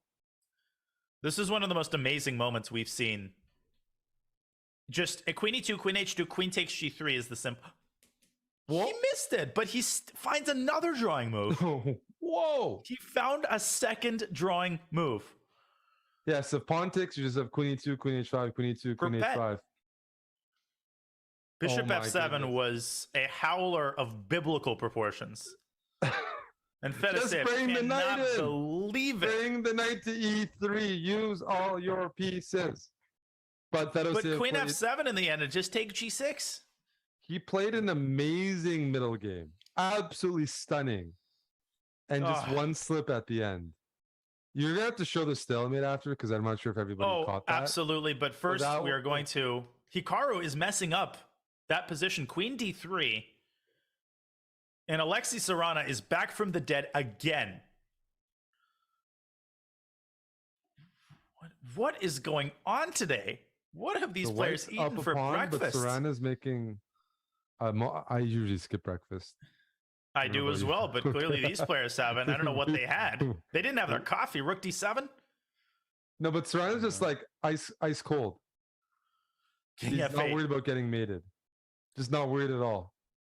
Queen g4. And there's queen no f3. way Queen g4, Queen f3. But then White's up a pawn. But he's gonna. That's forced, right? Or Hikaru has to be very careful not to lose this if he goes for it.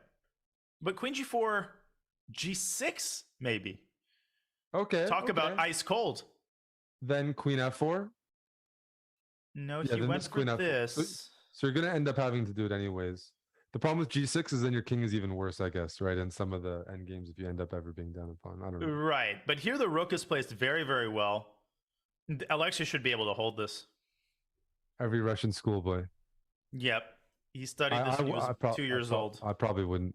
But I would lose this, honestly, probably 9 times out of 10. This is going to bring the king to b3, and he's hoping to get rook d4 check in. So what is he going to play g5 now, or you want to keep the integrity of your pawns? You want to make a move in 1 second? That's. It looks dodgy, but I actually think it's fine because it's all about the pawn structure. He's got to buy himself a little bit more time. He's losing now. No, the rook just goes behind the pawn and Hikaru pushes. Because he defends f2. But Alexei's trying to give away his rook for the... I mean, this is... But this is going to be hard to win because king h3 is coming. Oh, and king e4, and he makes it in time. But how do you win this? You're going to eventually be able to rook a3 or something. You're going to be able to cut the king off, right? And the issue is that king g2 walks into like f3 or f4 check. Oh, and Hikaru makes it in time. The black king does not make it to g2 in time to give the rook away for the a7 pawn. Hikaru wins again. Yeah, not an easy rook endgame to hold still. I don't, Yeah, I think that practically it was never... Let's see. All right, time to resign. And now when he discovers that he missed queen takes g2, that will be some epic pain. Oh my god, we have a second game. We have a second game. So Sarana needs to win on demand with white. We're in for some exciting chess there. And Fedoseev and Abdusadarov, that was like a 12-round boxing draw. And there's going to be a part 2. Eric, look at Alexei's camera. He literally just discovered it. Oh, I was about to tell you. Yes. We could see the moment when he ran it through the engine. Oh. And you can just... Oh, and now he's thinking about it. Yeah. No. Now he's going through like the 5 stages of grief or whatever. Just like, it's done. But he's got a new game. One of which is denial. Like, no, it didn't actually... The position did not occur. It's a different position. Rook b1. Wow. What a strange looking move. But it's a good opening for a must-win game. Yeah. And I like it. No, I like it too. What Alexei has to try to do is channel his anger into giving himself another chance. But will he be able not only to put aside all of the pain and negative emotions, but he also has to beat Hikaru. Like, it's not enough to do that. He also has to actually win the game. Yeah. Even in the best frame of mind. He's going to have to get impossible task. Going to have to get into like some sharp, complicated middle game that he can get Hikaru uncomfortable. I mean, Nimzos is bread and butter. Hikaru plays it a lot. But sometimes white can get a really strong attack here, really fast. And I'm not sure if that's going to be one of those instances, but the imbalance is there. By the way, we will show the stalemate, but what I would propose, and I almost never do this, but for our Coinbase critical recap, I'm pretty sure choosing the Fedoseev game would just encapsulate the amazingness that we've seen today. So worry not, you will get to see the stalemate again. But oh my lands, breathe. And Fedoseev's game, I think, is heading toward a quick draw. Or is it? Okay, let's flip to it for a second. Enlighten me. Is Noterbeck playing for a win here? I'm gonna actually say not really. So I'm gonna say no. I don't think he's playing for a win based on this. So I think there's a very likely draw in that game. He might have an idea to do something. Like, I can't give a full answer yet. He might have like something around here that he wants to try, but I think the decision was a very calm, calculated one that he's okay. He's gonna try out a couple moves. If he gets nothing, he'll know very early on. If he gets nothing, he'll go to Armageddon. He's not pushing hard, that's for sure. But he's playing without risk because basically he wants to. Yeah. He's slightly better. I mean, there's no question that if I had to choose a side, I would choose White has slightly better placed pieces, as is usually the case in this line of the Berlin. Yeah, it's just so explored, and generally the one where, yeah, there's a lot of quick draws in this line. I don't necessarily think he's going for that, but we're waiting for what White's idea is going to be in a couple of moves where, okay, it's a symmetrical position. You're a little bit head in development, but if you're head in development, you need to manifest. You need to convert that into something. It needs to be tangible. Can you put pressure on a square, on a pawn? What is that going to look like for Abdusadarov here? Because yeah, the pieces look good, but you're done. You've developed. What now? One sign that it's been a long day. I was about to propose Bishop C7, Queen C7, and Queen E8 checkmate. Yes, but there's the rather subtle idea that the knight moving away from G7 has opened that square up. So let's strike that from the record. No, I think this is just going to caught yourself. Caught myself just in time. He's thinking now if he has an idea or not.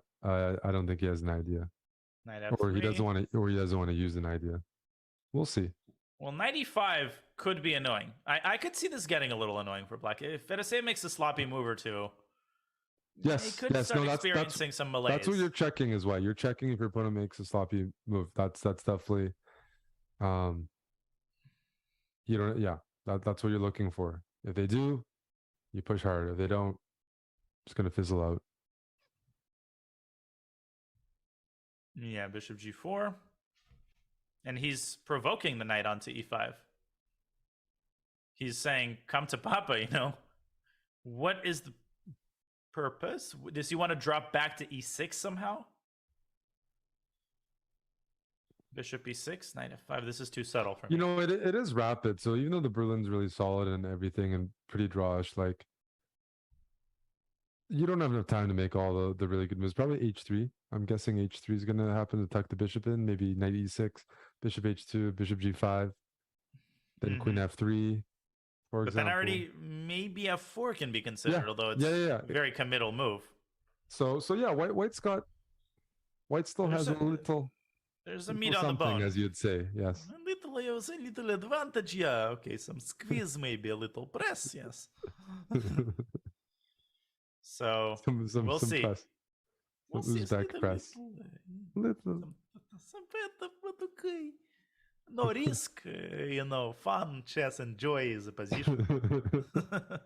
Oh, I love it. I need more of that. So in the Hikaru game, the structure has solidified, literally.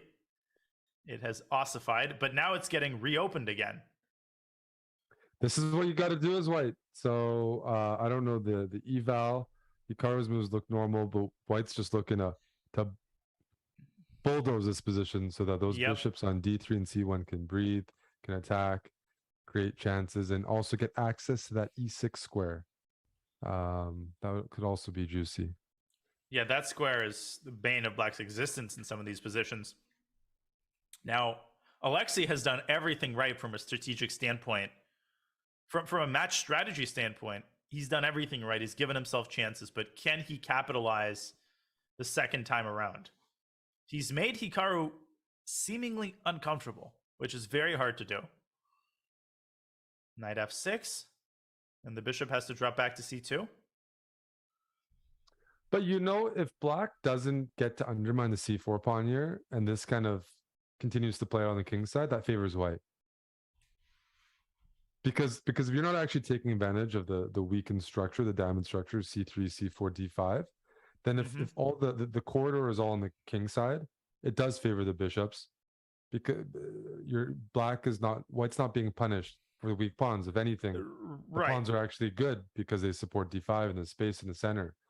So I give a slight edge for white if that maintains. I was about to say e4 is an interesting choice, just sacking the e4 pawn and then playing bishop f5 to get a good knight versus bad bishop scenario. That's a Hikaru-esque decision. So it is a move like queen e8, for example, or maybe even g6. Well, yeah, because you have to consider in that line, if white wants to play active, they should meet the eventual line with g4 f4. G4 f5. So that's what they're fighting over. Knight e4, bishop e4, bishop f5. Like, yes, black's going to sack a pawn. Can white continue to push those pawns through? Right. But I would also be concerned about f5, the immediate f5. Definitely. f5. No, f5 is an automatic move. Right. Automatically f5, and this looks awful. So that's what led me to think of g6. But as you're saying, then g4, f5. There's a hook on g6 that can be torn down. No, it's uncomfortable for black. There's some questions being asked right now. Hikaru might be able to answer them, but there's definitely some questions being posed where white could get a very strong initiative with the bishops and the pawn. Bishop g4, queen e1. Queen e1. Because, queen e1, then you got h3 coming. Queen e1, bishop f5, I think, is Hikaru's idea. I like it. And I think that's then amazingly the only way to preserve a tenable position. Hikaru finds it. Or do you just take the pawn? Do you just take on e4 anyways? Because again, in that whole line, I like the pawn sacrifice, practically speaking. But at the same time, white probably has to entertain it anyways, because that's the situation. If you don't take the pawn ever. If you think about the long run, planning into your 60s, taking money out of your IRA kind of thing, the d6 pawn could be a problem in some endgame with a rook appearing on e6 or a bishop on f4. So this isn't a panacea, bishop f5. It just gives black something decently playable. But chess players don't have savings accounts. Didn't calculate the variations, so to speak. Yeah. Maybe 80s. Can't believe I used the word IRA in a chess commentary. All the bankers would be proud of me. Charlotte is rubbing off on me. That's the Roth? I think there is a type of IRA called a Roth IRA. Yeah. Which I will unashamedly admit I have no idea. That's like a very adult thing to talk about IRAs. We're still hopefully kind of young. So let's table that conversation. I identify as 40th edition of RCC. Yes, we'll save it for the 40th edition. Agreed. Is there knight h1 here? And I'm only half joking. So, do you play h3 or knight h1? Because I would play h3 because then you can play f5. Yeah. So h3. What do? They take on g3. And there's bishop e2. Oh, I didn't see that, because if bishop f5, queen g5, and g4 was my idea. Queen g5. This is why this is danger zone. Alexei could blunder this. Yes, he could. Alexei could conceivably blunder. I mean, h3 is forcing, and it's consistent with white's plan. So what does white do? Alexa, not now. Alexa, not now. Hello, Alexa. Did you ask something that Alexa might have been able to answer? Hi, Alexa. No, but I'm wearing headphones, so she's not hearing me. Alexa, Eric says hi. Sorry, I'm not sure. That's not a very nice underwhelming response. Jeez. She talks up a storm and he missed it. No, I missed it too. God. I dropped the same soap. That's it. Knight g3. So how do we salvage it? He's a shark. He's gonna see it right away. Obviously. He's checking to see what it is. He has to play missing. bishop e2 or he's gonna get run over. That's the problem. Know what's so terrible about these types of blunders is that the opponent can't miss it. There are certain blunders where you have to find a difficult initial move, but then there's others where the move stares you right in the face. And Alexei, I mean, this is just such a tragedy for him because 2 games out of 2, he put himself in a position for success. And stood in his own way. And now, now it's just like, no, Goodbye. It's true. He had the chances. It's over. It's an understandable blunder. I mean, I might have blundered it, but to beat Hikaru again, you got to kind of play like flawlessly or close to flawlessly and take all the chances, and it's just not good enough. That's why I'm not playing. You can't afford any blunders. And now, even if you win back material, Hikaru's going to make it in a way that you can probably win back the pawn, but you'll have 0 winning chances. Like he'll just find a way to liquidate that just draws, that takes away all the winning chances, deprives all enjoyment you have in the game.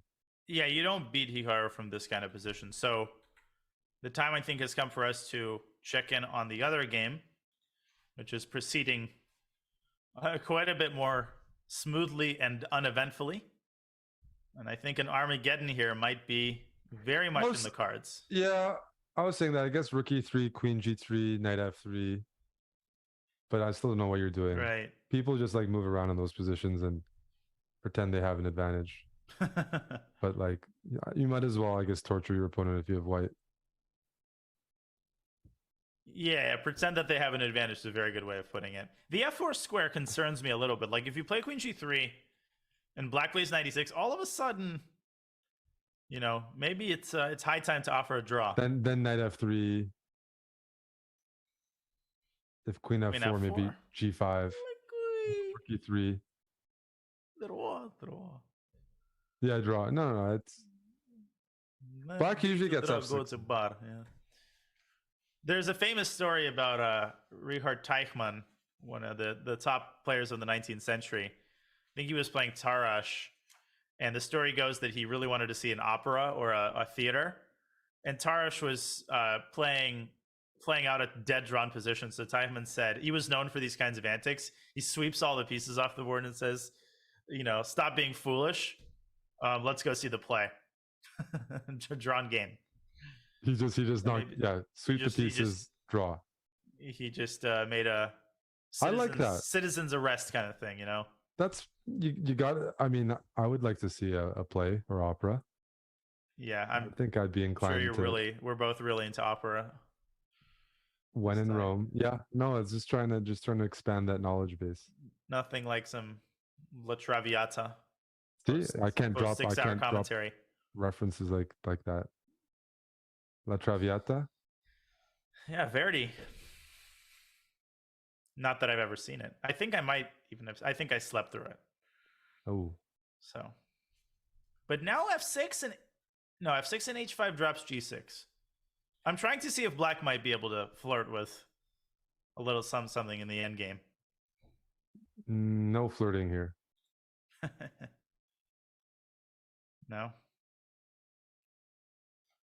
But now it's definitely it's well, if you wanna flirt with black, I guess you want to play g5 and h5? Bumble first? Around with the pawns on the king side. Did you say bumble or fumble? I said bumble around with the there you go. Yeah, but you don't want to get too unhinged. Okay. All right. Points for me for that. Full points. That was smooth. At least that was smooth. See, I like someone who can appreciate a good pun. I don't catch all of them, but I caught those. No, those were all stars. A4 again, pretending that white is pressing. Yeah, I think. But A4, A5, bring the knight to C3. No, but it's I'm not going to predict who wins, but I'm going to predict that we're going to have some adventures in this endgame. There's different types of endgames. This is obviously equal, but it's not a dead draw. It's unbalanced enough to where you can see one side deciding to get ambitious and, you know, throw some tinder into the fire. That is what happens. We are going to, yep. Bishop b3. Yeah, I mean, you connected those all like immediately. I thought it would take more time, but that's you just ran through It's the almost list. like I've done it before, Ah, but not quite as smoothly. Still, I appreciate it. I'm gonna favor white here, and I've like just always a smidgen, but like, I mean, Abdusattorov, like, I don't know which rating they're using. I think he's over 2,700 FIDE live now, and the guy's just got a world of confidence in him. So like, there's got to be some sort of feeling that he's like, I can just like kind of like outplay some of these some of my contemporaries in equal or slightly equal positions. Okay, Hikaru is about to checkmate his opponent, so let's switch briefly to the Hikaru game just to see the finale, if that's okay. I know the chat is itching to catch Sarana's last breaths here. Not much to say. Check, check, mate. Queen g1, rook e3, queen takes g2. Then queen h5. Oh, it's not made yet. It's not made. It's not made. Got okay, a couple more I moves. take the rook on d5. King, yeah, rook e3, queen g2, queen takes d5, and queen f3. Is Hikaru going to make a draw here? No. There's no way. It's literally mate. Oh, but by the way, we didn't finish all the, yeah. We're going to have to see someone grind the end game down. Yeah, no, let's, but we got to see the conclusion of this game.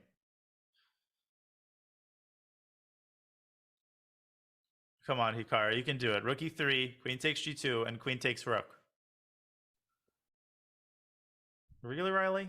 He's going for the draw. He doesn't. He wants to qualify. I guess that is the only important thing. Professional, 1.5. Very professional. Okay, back we go. Back we go. Our last remaining game. We just have to find out who's the better grinder, Fedoseev or Abdusattorov. See, I caught some of yours too.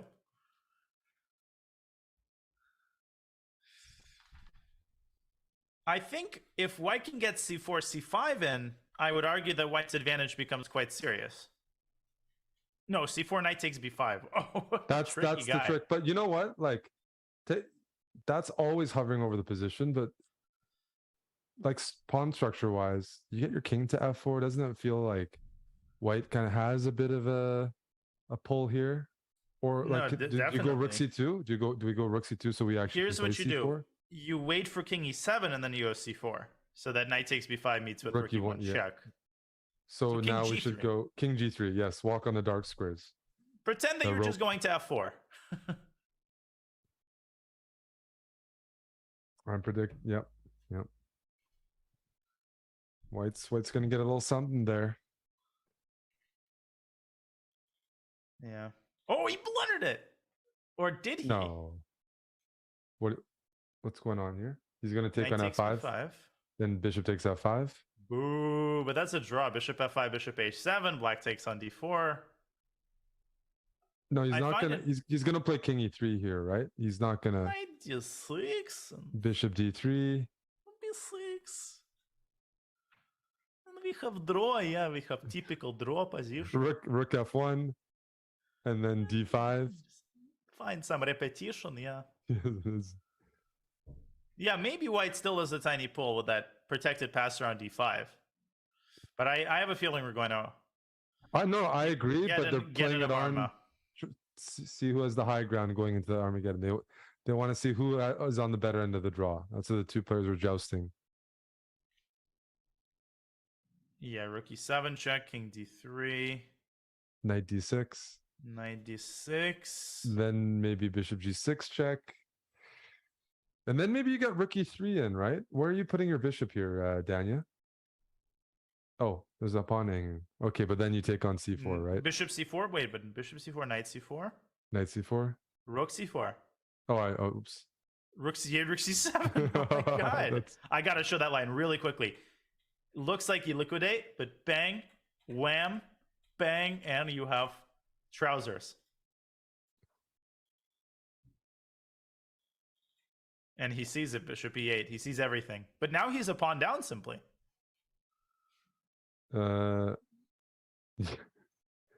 Still might not be losing. It's not the worst pawn, but it's definitely not a positive development. So Does the White question is, what does White play? no, then you lose your structure. Then there's like bishop e5 Yeah, or rook takes.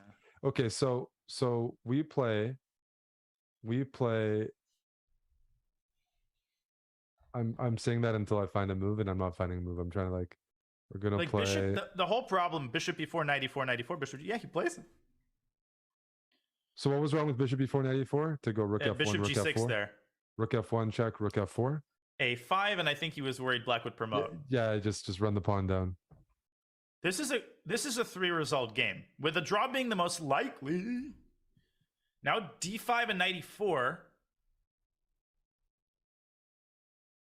is possible. He brings the rook into the game. So if I'm white and I had a minute and black at 6 seconds, the knight's gonna do damage. Here, white has no time, so he's got to catch up on time or let black, get down on the clock, because that knight and that pass pawn will be tricky. Objectively, sure. this is a draw, but I think it's very easy to blunder. But you do need to hold on, keep the pawns, keep the tension somehow. Fedo has to avoid getting down. Yeah, like you're absolutely right. After a5, the king is almost out of squares, but there's no mating net. I think I established that. After a5, I can go king c5, right? And black has only created a hole through which the king can squeeze in to black's side of the moon. d5 and rook takes d6 is a draw. But yeah, but that would last. Rook d6. That would last I'm trying a while? to figure out if you can take a knight there. I think you can. Rook d6 dc. Rook takes d2, and I think black actually stops the pawn. It's Armageddon time, ladies and gentlemen. Yes. Rook d6. Rook d6. That is a very good find by Fedoseev, because otherwise he would have had to suffer rook and knight versus rook. And he was able, yeah, exactly. He was able and to that's avoid just the worst of it. unnecessary. Even though it's a clear draw, it's just unnecessary. Here he was on even the good side of it. So that's this is a good match. These guys have been really back and forth here. They are pretty evenly matched, and it's been a wild ride with Vladimir Fedoseev. Let's not forget squandering that opportunity in the first game. I think now, Eric, if you don't mind, is a great chance to show that stalemate. And I would like to thank everybody for patiently waiting. We wanted to catch all the action live, but now let me pull that up real fast here. No, as we the have players settle in for the people bid. joining us, and a check stalemate idea to start the day, I think, is pretty sweet. So this is where the trouble started. I think, and you might disagree with this, but the simplest win was to play queen f7, queen takes g6. Resigns. Queen g4, knight g3. You want the queen h6 mate or queen g8. Now, the hilarious thing here, Eric, is that the king is still stalemated, but the difference is that the bishop covers d1, so you can't give everything away at the same time. But he played bishop f7. This gives the queen the d1 square. And after queen d1, bishop takes g3, f takes g3, there happened to be 2 draws. The first is what he did, but the stalemate was prettier. Queen e2, queen g2, and you back the king into a corner and force it to take the queen. Stalemate. Ain't that a beaut? The position speaks for itself, doesn't it? It does. No, that would have been really nice. Bishop f7 is one of those moves you play and you immediately play it. You realize it's like, I did something wrong. It's just like, why did I do that? It's like, I gave my opponent a move that didn't need to be. Give them a shot on goal. Because there was 2 draws. There's 2 draws, which is a lot more than I'm sure Fedoseev expected. Yeah, he expected aggressively 0 draws, and he got 2.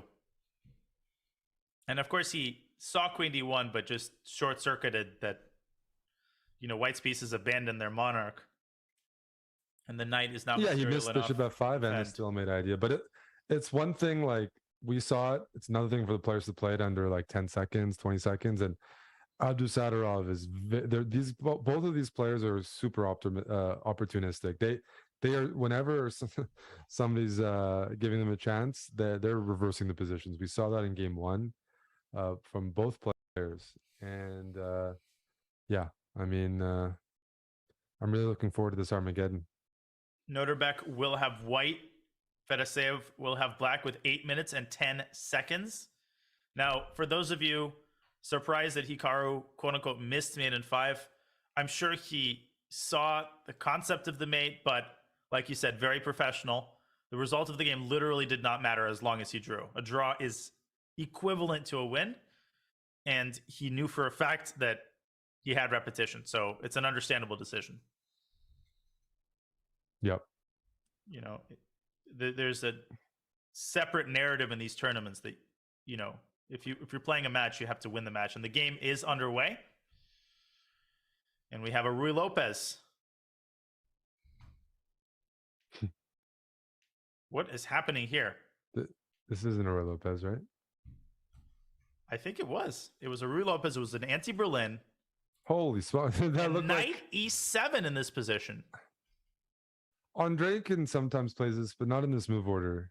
D4. E takes D4. A trade on F6. What the heck is Castle. this? C6, bishop C4, D5. Grabbing the center. Takes, bishop B5, king F8, knight BD2, queen B6, A4. This is currently on the board. This resembles like a French Tarrasch. Right?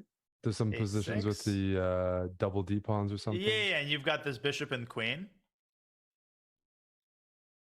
Huh, bishop B2. Is Fedoseev better here? Like knight B3 is coming to a theater near you. And if white can reclaim T4, I think white is definitely better. So Noterbeck has to be pretty happy here with the outcome of the opening. I think one thing to note is like, yeah, the structure for black is pretty weak. And also white hasn't touched H2, G2, F2. So the G file, while black could use it to attack, white hasn't really weakened their king. So it's going to be a little harder to even come up with some dynamic compensation. So I do like, feels cozy for white, but Fedoseev just taking the pawns and asking white to prove it. And what was the bid again, Danya? Well, Noterbeck bid 9 minutes, Fedoseev 8-10. So Vladimir has spent 2 minutes. So they're both talk about opportunistic taking yes. B2. Yeah, they are both cheapskates. But that means Fedoseev out of the entire day got the best deal. He got black with 8+ on the clock, and everyone else who had black had less than 8. Yeah, he just found a way, you know. He weaseled his way to 10 minutes. Okay, knight B takes D4. So pawn count is currently 5-6. Fedoseev evacuating the queen back to his side of the board. But black's position still bothers me. It looks ugly. It's hard to appreciate it. But the one thing is at least the pawns, they're taking away a lot of squares. It's not like it's that clear where the knights are going to go. I like white's position, but there's some sturdiness here where it's like, you know what, your knights look nice, your pieces look nice, but where are they going to go? How are you going to get to E5 or F5 or G5? If I can get my queen to H5 as white, I'll be happy. But how am I going to get there? How am I going to get my pieces further? And I'll one-up you. Even if you get the queen to H5, what do you do after that? I think the underlying problem is the lack of targets in black's position. Now you might say, what do you mean? But F6 is hard to get to. D5 is nicely protected by the knight. So Fedoseev can kind of just go queen C7 and chill and work on his position bit by bit. White's not worse, obviously, but it's hard to make progress. Black initiated this opening in this position, which shows that there's a level of comfort or understanding that Fedoseev has with this pawn structure. Like he willingly went for it. So that's different than someone, oh, my pawns got messed up, I've never been here, this looks ugly. Right. Those feelings, not the same here. He seems fairly comfortable playing this with the bishop pair and the dynamic compensation that comes with it. But both these players, they don't shy away from critical lines and fights. So we are going to see Noterbeck try to get to that F6 pawn, try to get to the H6 pawn. It's going to take some work. I think you want to get a knight to F5, knight F5, and you're going to have to look at exchange sacks somewhere to get rid of black's knight on E7 or something. He's going to look for something positional like a long-term structural sack. That's my prediction. But he's got to be very careful about a potential bishop takes g3. The only reason that doesn't work, well, there was knight h2 at the end of the line, but once again, a draw is a win for black. Great move by Fedoseev. Entrenching his bishop on a nice square. Queen c1, king g7. What about bishop d3 here? Whoa, he took it. Why did he take? That looks very off. Took the pawns to the orthodontist and paid their bill. He's going to play f6 here. You have to play f6, right? Queen c1, king g7 once again. No, f6 is going to happen. That's a strange decision. Why didn't he? He could have always grabbed on e5. I felt like I thought you could. That seemed like a last ditch kind of thing. Like, oh, I need to change the pawn structure. I'm making zero progress, but he was getting some stuff done. Knight g6, also good. Yeah, but you don't like it. Well, I'm just trying to figure out why f6 wasn't played, because I liked the knight on e7 and how it defends d5 and covers f5 and provides shelter. You can still play f6 and king g7, so I'm okay with it. But I'm wondering why he chose this move, or there's a reason. I'm just trying to figure out what it Maybe he's attracted to the potential idea of sticking a knight on f4. Well, maybe white can go bishop f1 here and then f6. The onus is on white multiple ways. Yes, you have to win with Armageddon, but you're also down a pawn, and you have a poor pawn structure on the queen side. So I think things are looking good for Fedoseev right now. I think this was a very panicky decision by Noterbeck to take on e5. He saw ghosts here, and now he's got to manufacture more counterplay out of nowhere. Rook db1, threatening bishop takes a6, but that's a prosaic threat. King g7 defends against that. I don't see what his follow-up is going to be. It might be like rook b6 or something here. Probably. Just bishop c6 would lock the rook in. And then a5, and just at least say, hey, freezing that. Yeah, this is one reason why I wanted f6, but you can still do it. Even now. Yeah. Bishop g6, king g6 looks a little scary, but the king perfectly safe with minor pieces running out. Rook b6. And that threatens bishop takes g6. Yes, and then knight e5. So I think rook b6 and a5 has to be played. You need to improve one of your rooks, anchor it in, fix b7.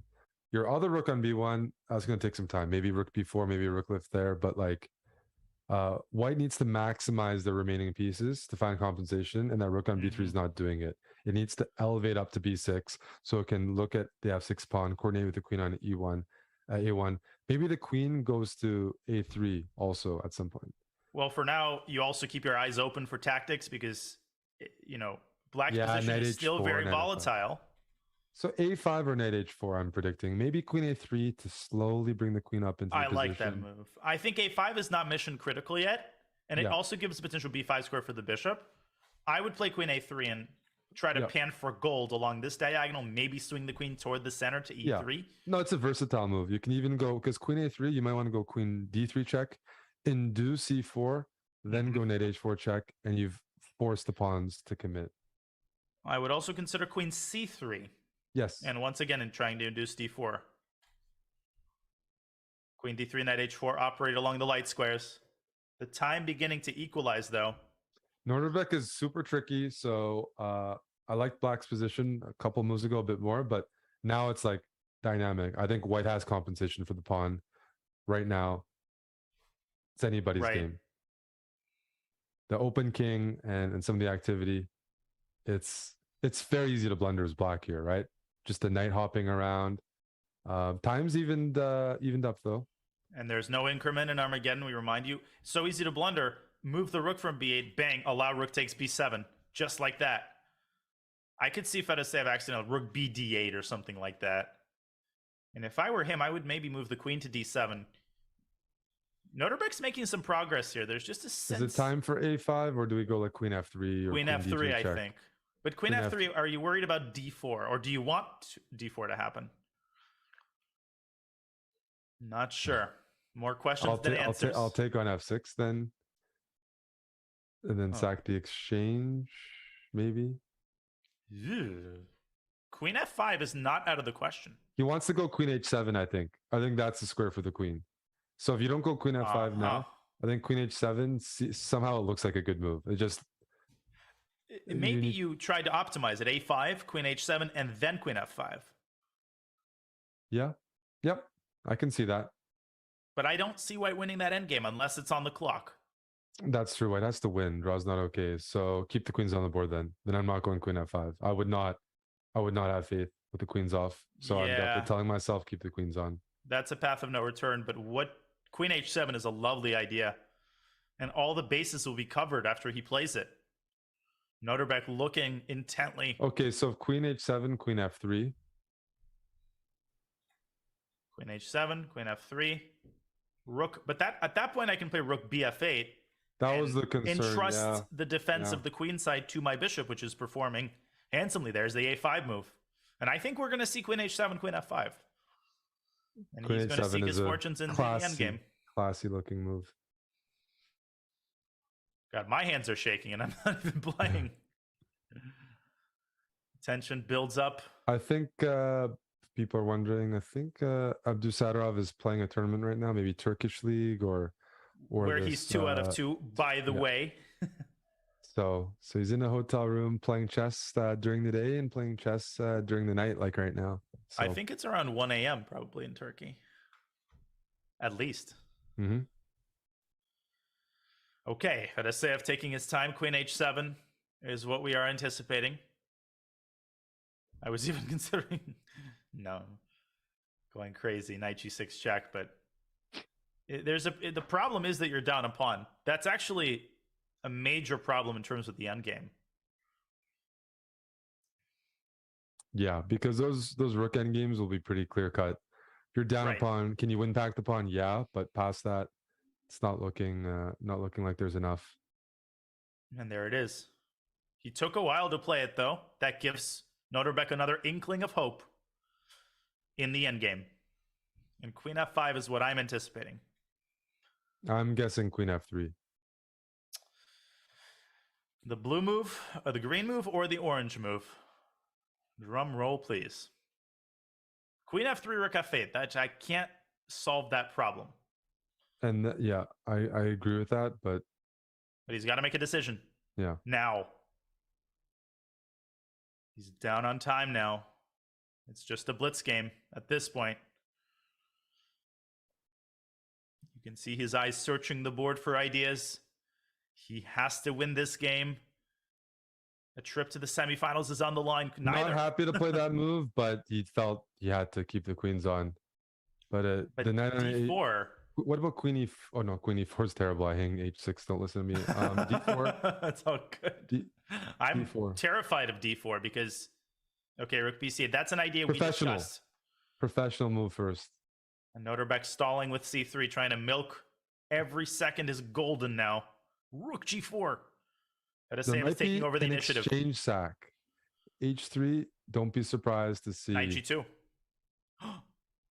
Rook takes h4 even now. Rook h4. Rook h4. Sack you cannot Noterbeck. Oh my god! And g takes h4. Is there a win there? I think there's at least a draw, which is what's necessary.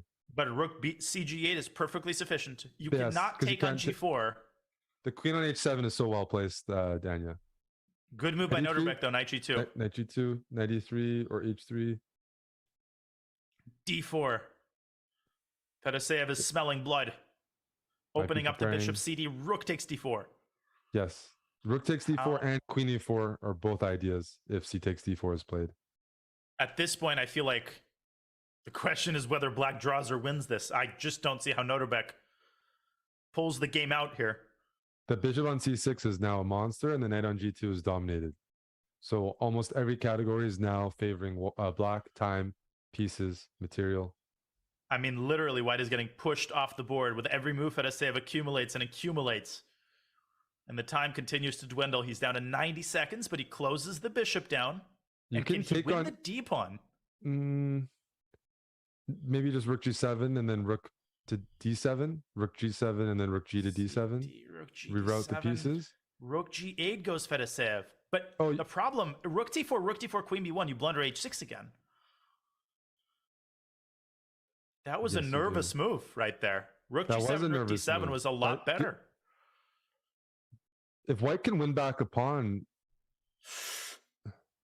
Noterbeck is starting to emerge from the grave. He's walking out of that cemetery again. Look at those pawns. D4, F6, H6, all looking loose. F3 closing down the bishop. A bit of progress here. Maybe Rook H4, maybe Rook F4, and now the knight has a path to E3 or F4 as well. All Noterbeck really wants is the time scramble. Fedoseev leaves F6 hanging, but he plans Queen G7 in response. Maybe Rook F4 here. You don't want to trade queen, so I'm not taking F6 yet. Maybe Rook F4, then Knight G2, then Knight H4, something like that. What do you think? You have to be careful about D2, but you can meet D2 with Knight G2. That pawn is under control. I'm thinking now Rook it's a bullet F4 game. here. Slowly unravel. He's 20 seconds down all of a sudden, and he takes D3 fearless from Noterbeck. I would not do that. I would be afraid. Well, I'm already afraid. Rook E1. Then Rook takes D3. Holy Tactics. smokes. I'm more worried about Noterbeck's clock than anything. To navigate this position with 40 seconds is impossible. You need to move for White right now. Queen C1. Can't get down to like 10 seconds. Queen C1. Got to attack H6. That's the only target remaining. So if Rook takes D3, Queen takes H6 check. then move the king. Rook G4. Oh, Rook G4 is mate. Oof. He's got to move. He doesn't see what to do. Queen C1. Noterbeck's going to flag. Rook F4. Finally, he Queen finds a move. E3. King G2. Then King G2. Then. Oh, Fedoseev this is smells a blood. different one. 17 seconds. He's got to move something. Noterbeck's going to lose. Rook D2. Rook D2. Does and he then realize King there's G2? no increment? Eric, he's down to 8 seconds. It's over. Fedoseev can literally go Queen G7. I don't think he It's over. realizes no increment. I don't. Or his internet is down, but he's literally just flagging. Oh my god. Fedoseev seems confused too. And way too time late just to gonna start disappear. pre-moving. It's over. A pretty anticlimactic finish, but very well deserved from Fedoseev. No, I mean, played a risky opening. Not everyone's style with Black and Armageddon, and handled the complications extremely well. So I definitely think, like, even in the final position, even if White doesn't lose on time, look at it, right? Like, Black it's is in over. control, trading off pieces. Think he was on his way to advancing anyways, and yeah, well deserved. Without question. Without question. An incredible Armageddon. No better way to cap off a 5-hour first RCC Finals day of action. But do not leave yet, because we need to draw some conclusions. We need to update you on the new bracket, on the winner's bracket, on the loser's bracket, because tomorrow will be day 2 of the finals. So go absolutely nowhere. We'll have the Coinbase recap and some concluding thoughts on the other side of the break here at the Rapid Chess Championship Finals, brought to you by Coinbase.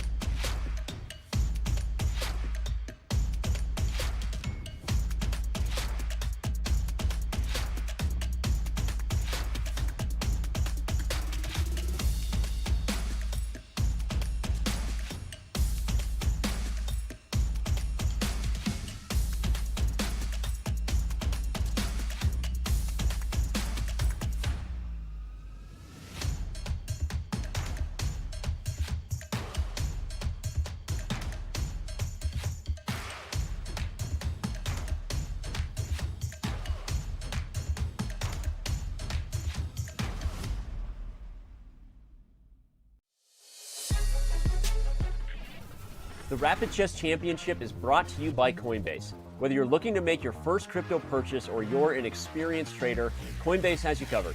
You can earn crypto by learning about crypto at Coinbase.com. Explore DeFi and Web3 with your Coinbase wallet. Get exclusive rewards when you spend with your Coinbase card and much, much more. Learn more at Coinbase.com/chess and get $10 in Bitcoin when you sign up and verify your account. Check them out. Use the command sponsor or command Coinbase today and go to Coinbase.com to get that Bitcoin, baby. Day one of the Rapid Chess Championship Finals, day one of 4, brought to you by Coinbase, has concluded. It was an epic day of fireworks, incredible battles, time scrambles, swindles, defensive resilience, attacking skill, positional acumen. We had every skill and every player putting everything out on the line, and we will have 3 more days of that. But now it is time for our Coinbase Rapid recap. We had a hard time choosing a game given how many of them there were today and how many good ones there were today. Ultimately, Eric, we decided to go for Hikaru Nakamura's first game against Alexei Sarana from their quarterfinal matchup. It was, to say that this game was topsy-turvy is to say nothing. Eric, perhaps you could walk us through the opening where the fireworks really began. Yeah, no, the players went for a pretty sharp opening right from the start. Sarana playing black, Hikaru going for net f3, e3, one of his systems. And if we just fast forward a couple moves, it's all fairly normal. Bishop e2, bishop e5, f6. Right. f6 right here already is an ambitious move, indicating black wants to play pawn to e5 next move, take the center, and immediately start pushing white's pieces back. So that already indicated we were in for a fight. And Hikaru's not one to necessarily, give up space for free. So, and d4 wasn't an option. No, d4 was not an option. So that was the start of when things started getting spicy. c4 trying to undermine the center. Then we had d4, b4, both sides undermining the pawn chains respectively. And when the dust settled here, after this position. Yeah, Alexei was pretty happy here. Now, he's given up the bishop pair, but this is reminiscent of a reverse Nimzo Indian Samish variation. That's a mouthful just to say. But black has complete control of the d4 square. The queen is largely unassailable, and Hikaru has a hard time coordinating his pieces. He plays bishop a3 to prevent black from castling. Alexei, with a very well-timed a7, a6, snags the pawn on c4 fearlessly, and we could sense Hikaru getting uncomfortable here. Another excellent move, b5. This is tactical wisdom by Alexei here. Knight takes b5, runs into a check on e4, punishing white for not castling. Bishop e3, queen g4 offering a queen trade, and at this point, Hikaru has an incredibly uncharacteristic meltdown. Rather than trading queens and getting into a complicated endgame, he puts the knight on d5. And Eric, we cannot overstate the craziness, the insanity of this moment, because the queen takes g2, a move that most players would play in their sleep, ends the game on the spot. Hikaru just had a brief mental lapse. Rook f1, knight takes d5, rook takes c6, and among other things, bishop h3 wins a ton of material. White can resign in this position. We were sure that he would play it, but after a couple of seconds, queen e4 check. I still can't believe it. Can you? I can't believe it. We call it the Hikaru effect, where players can get psyched out, or they don't expect, when you're playing Hikaru, that he can make a blunder, because queen g2, as you demonstrated, wins. Queen e4 check, which was played instead, that allows the knight to retreat to e3, not only sheltering the king, but defending the pawn on g2. So once that opportunity was missed, there was no further opportunity to take away any of Hikaru's king side. And now you look at the position that we have right here. Black's king in the center, white's bishops bearing down. Hikaru was in the driver's seat, and don't really think he let go for a while there, Daniel. No, for a while, he played quite decently. We could spend an hour just analyzing the intricacies of this middle game, but let's fast forward a little bit as Hikaru nurses his initiative, makes a couple of inaccuracies, and starts letting Alexei back into the game with the move bishop b3 to apologize for that, to d5. and there were better moves. This gives Alexei a chance to liquidate. Bishop c6, takes d5, and Hikaru was banking on the threat of a discover check against Black's queen. Might have forgotten that Alexei has the simple king f7. Hikaru was left to liquidate further. Takes b5, knight c7, wins the rook back after a preliminary check. But Alexei dodging all the bullets, walking his king to d6, getting his rook into the game. White is still winning, but at this point, the process has gotten a lot more complicated. And Eric, for a while, Alexei keeps chipping away at Hikaru's advantage. Yeah, I mean, you look at this position, Black's king is starting to run back and find a bit of shelter, and White has two isolated pawns, the pawn on d3, the pawn on a2. So despite being up a pawn, the quality of the pawns favors Black a little bit with that continuous pawn chain, and means that Hikaru had to spend time and energy defending these pawn weaknesses, which allowed Black to get back in the game and pose some problems.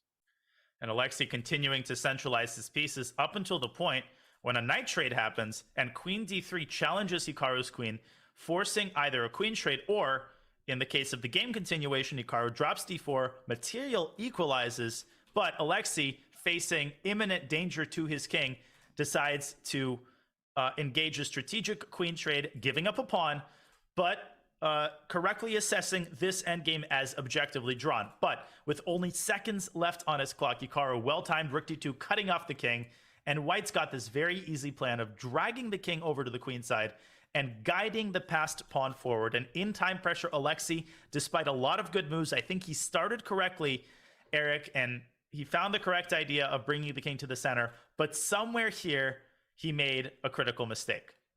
Yeah, we were trying to assess this. I mean, with perfect play, can Black hold? Probably, but in practice, in a game, you see that a pawn running down at you. Your rook has to back up and defend passively, and then you just have your lone king against White's rook. Who's going to win there? Well, in the end, Hikaru's rook stood firm on d2, and Black wasn't able to collect enough pawns to compensate for this running a pawn that turned into a queen shortly after. Just a couple moves behind, but that's all it takes.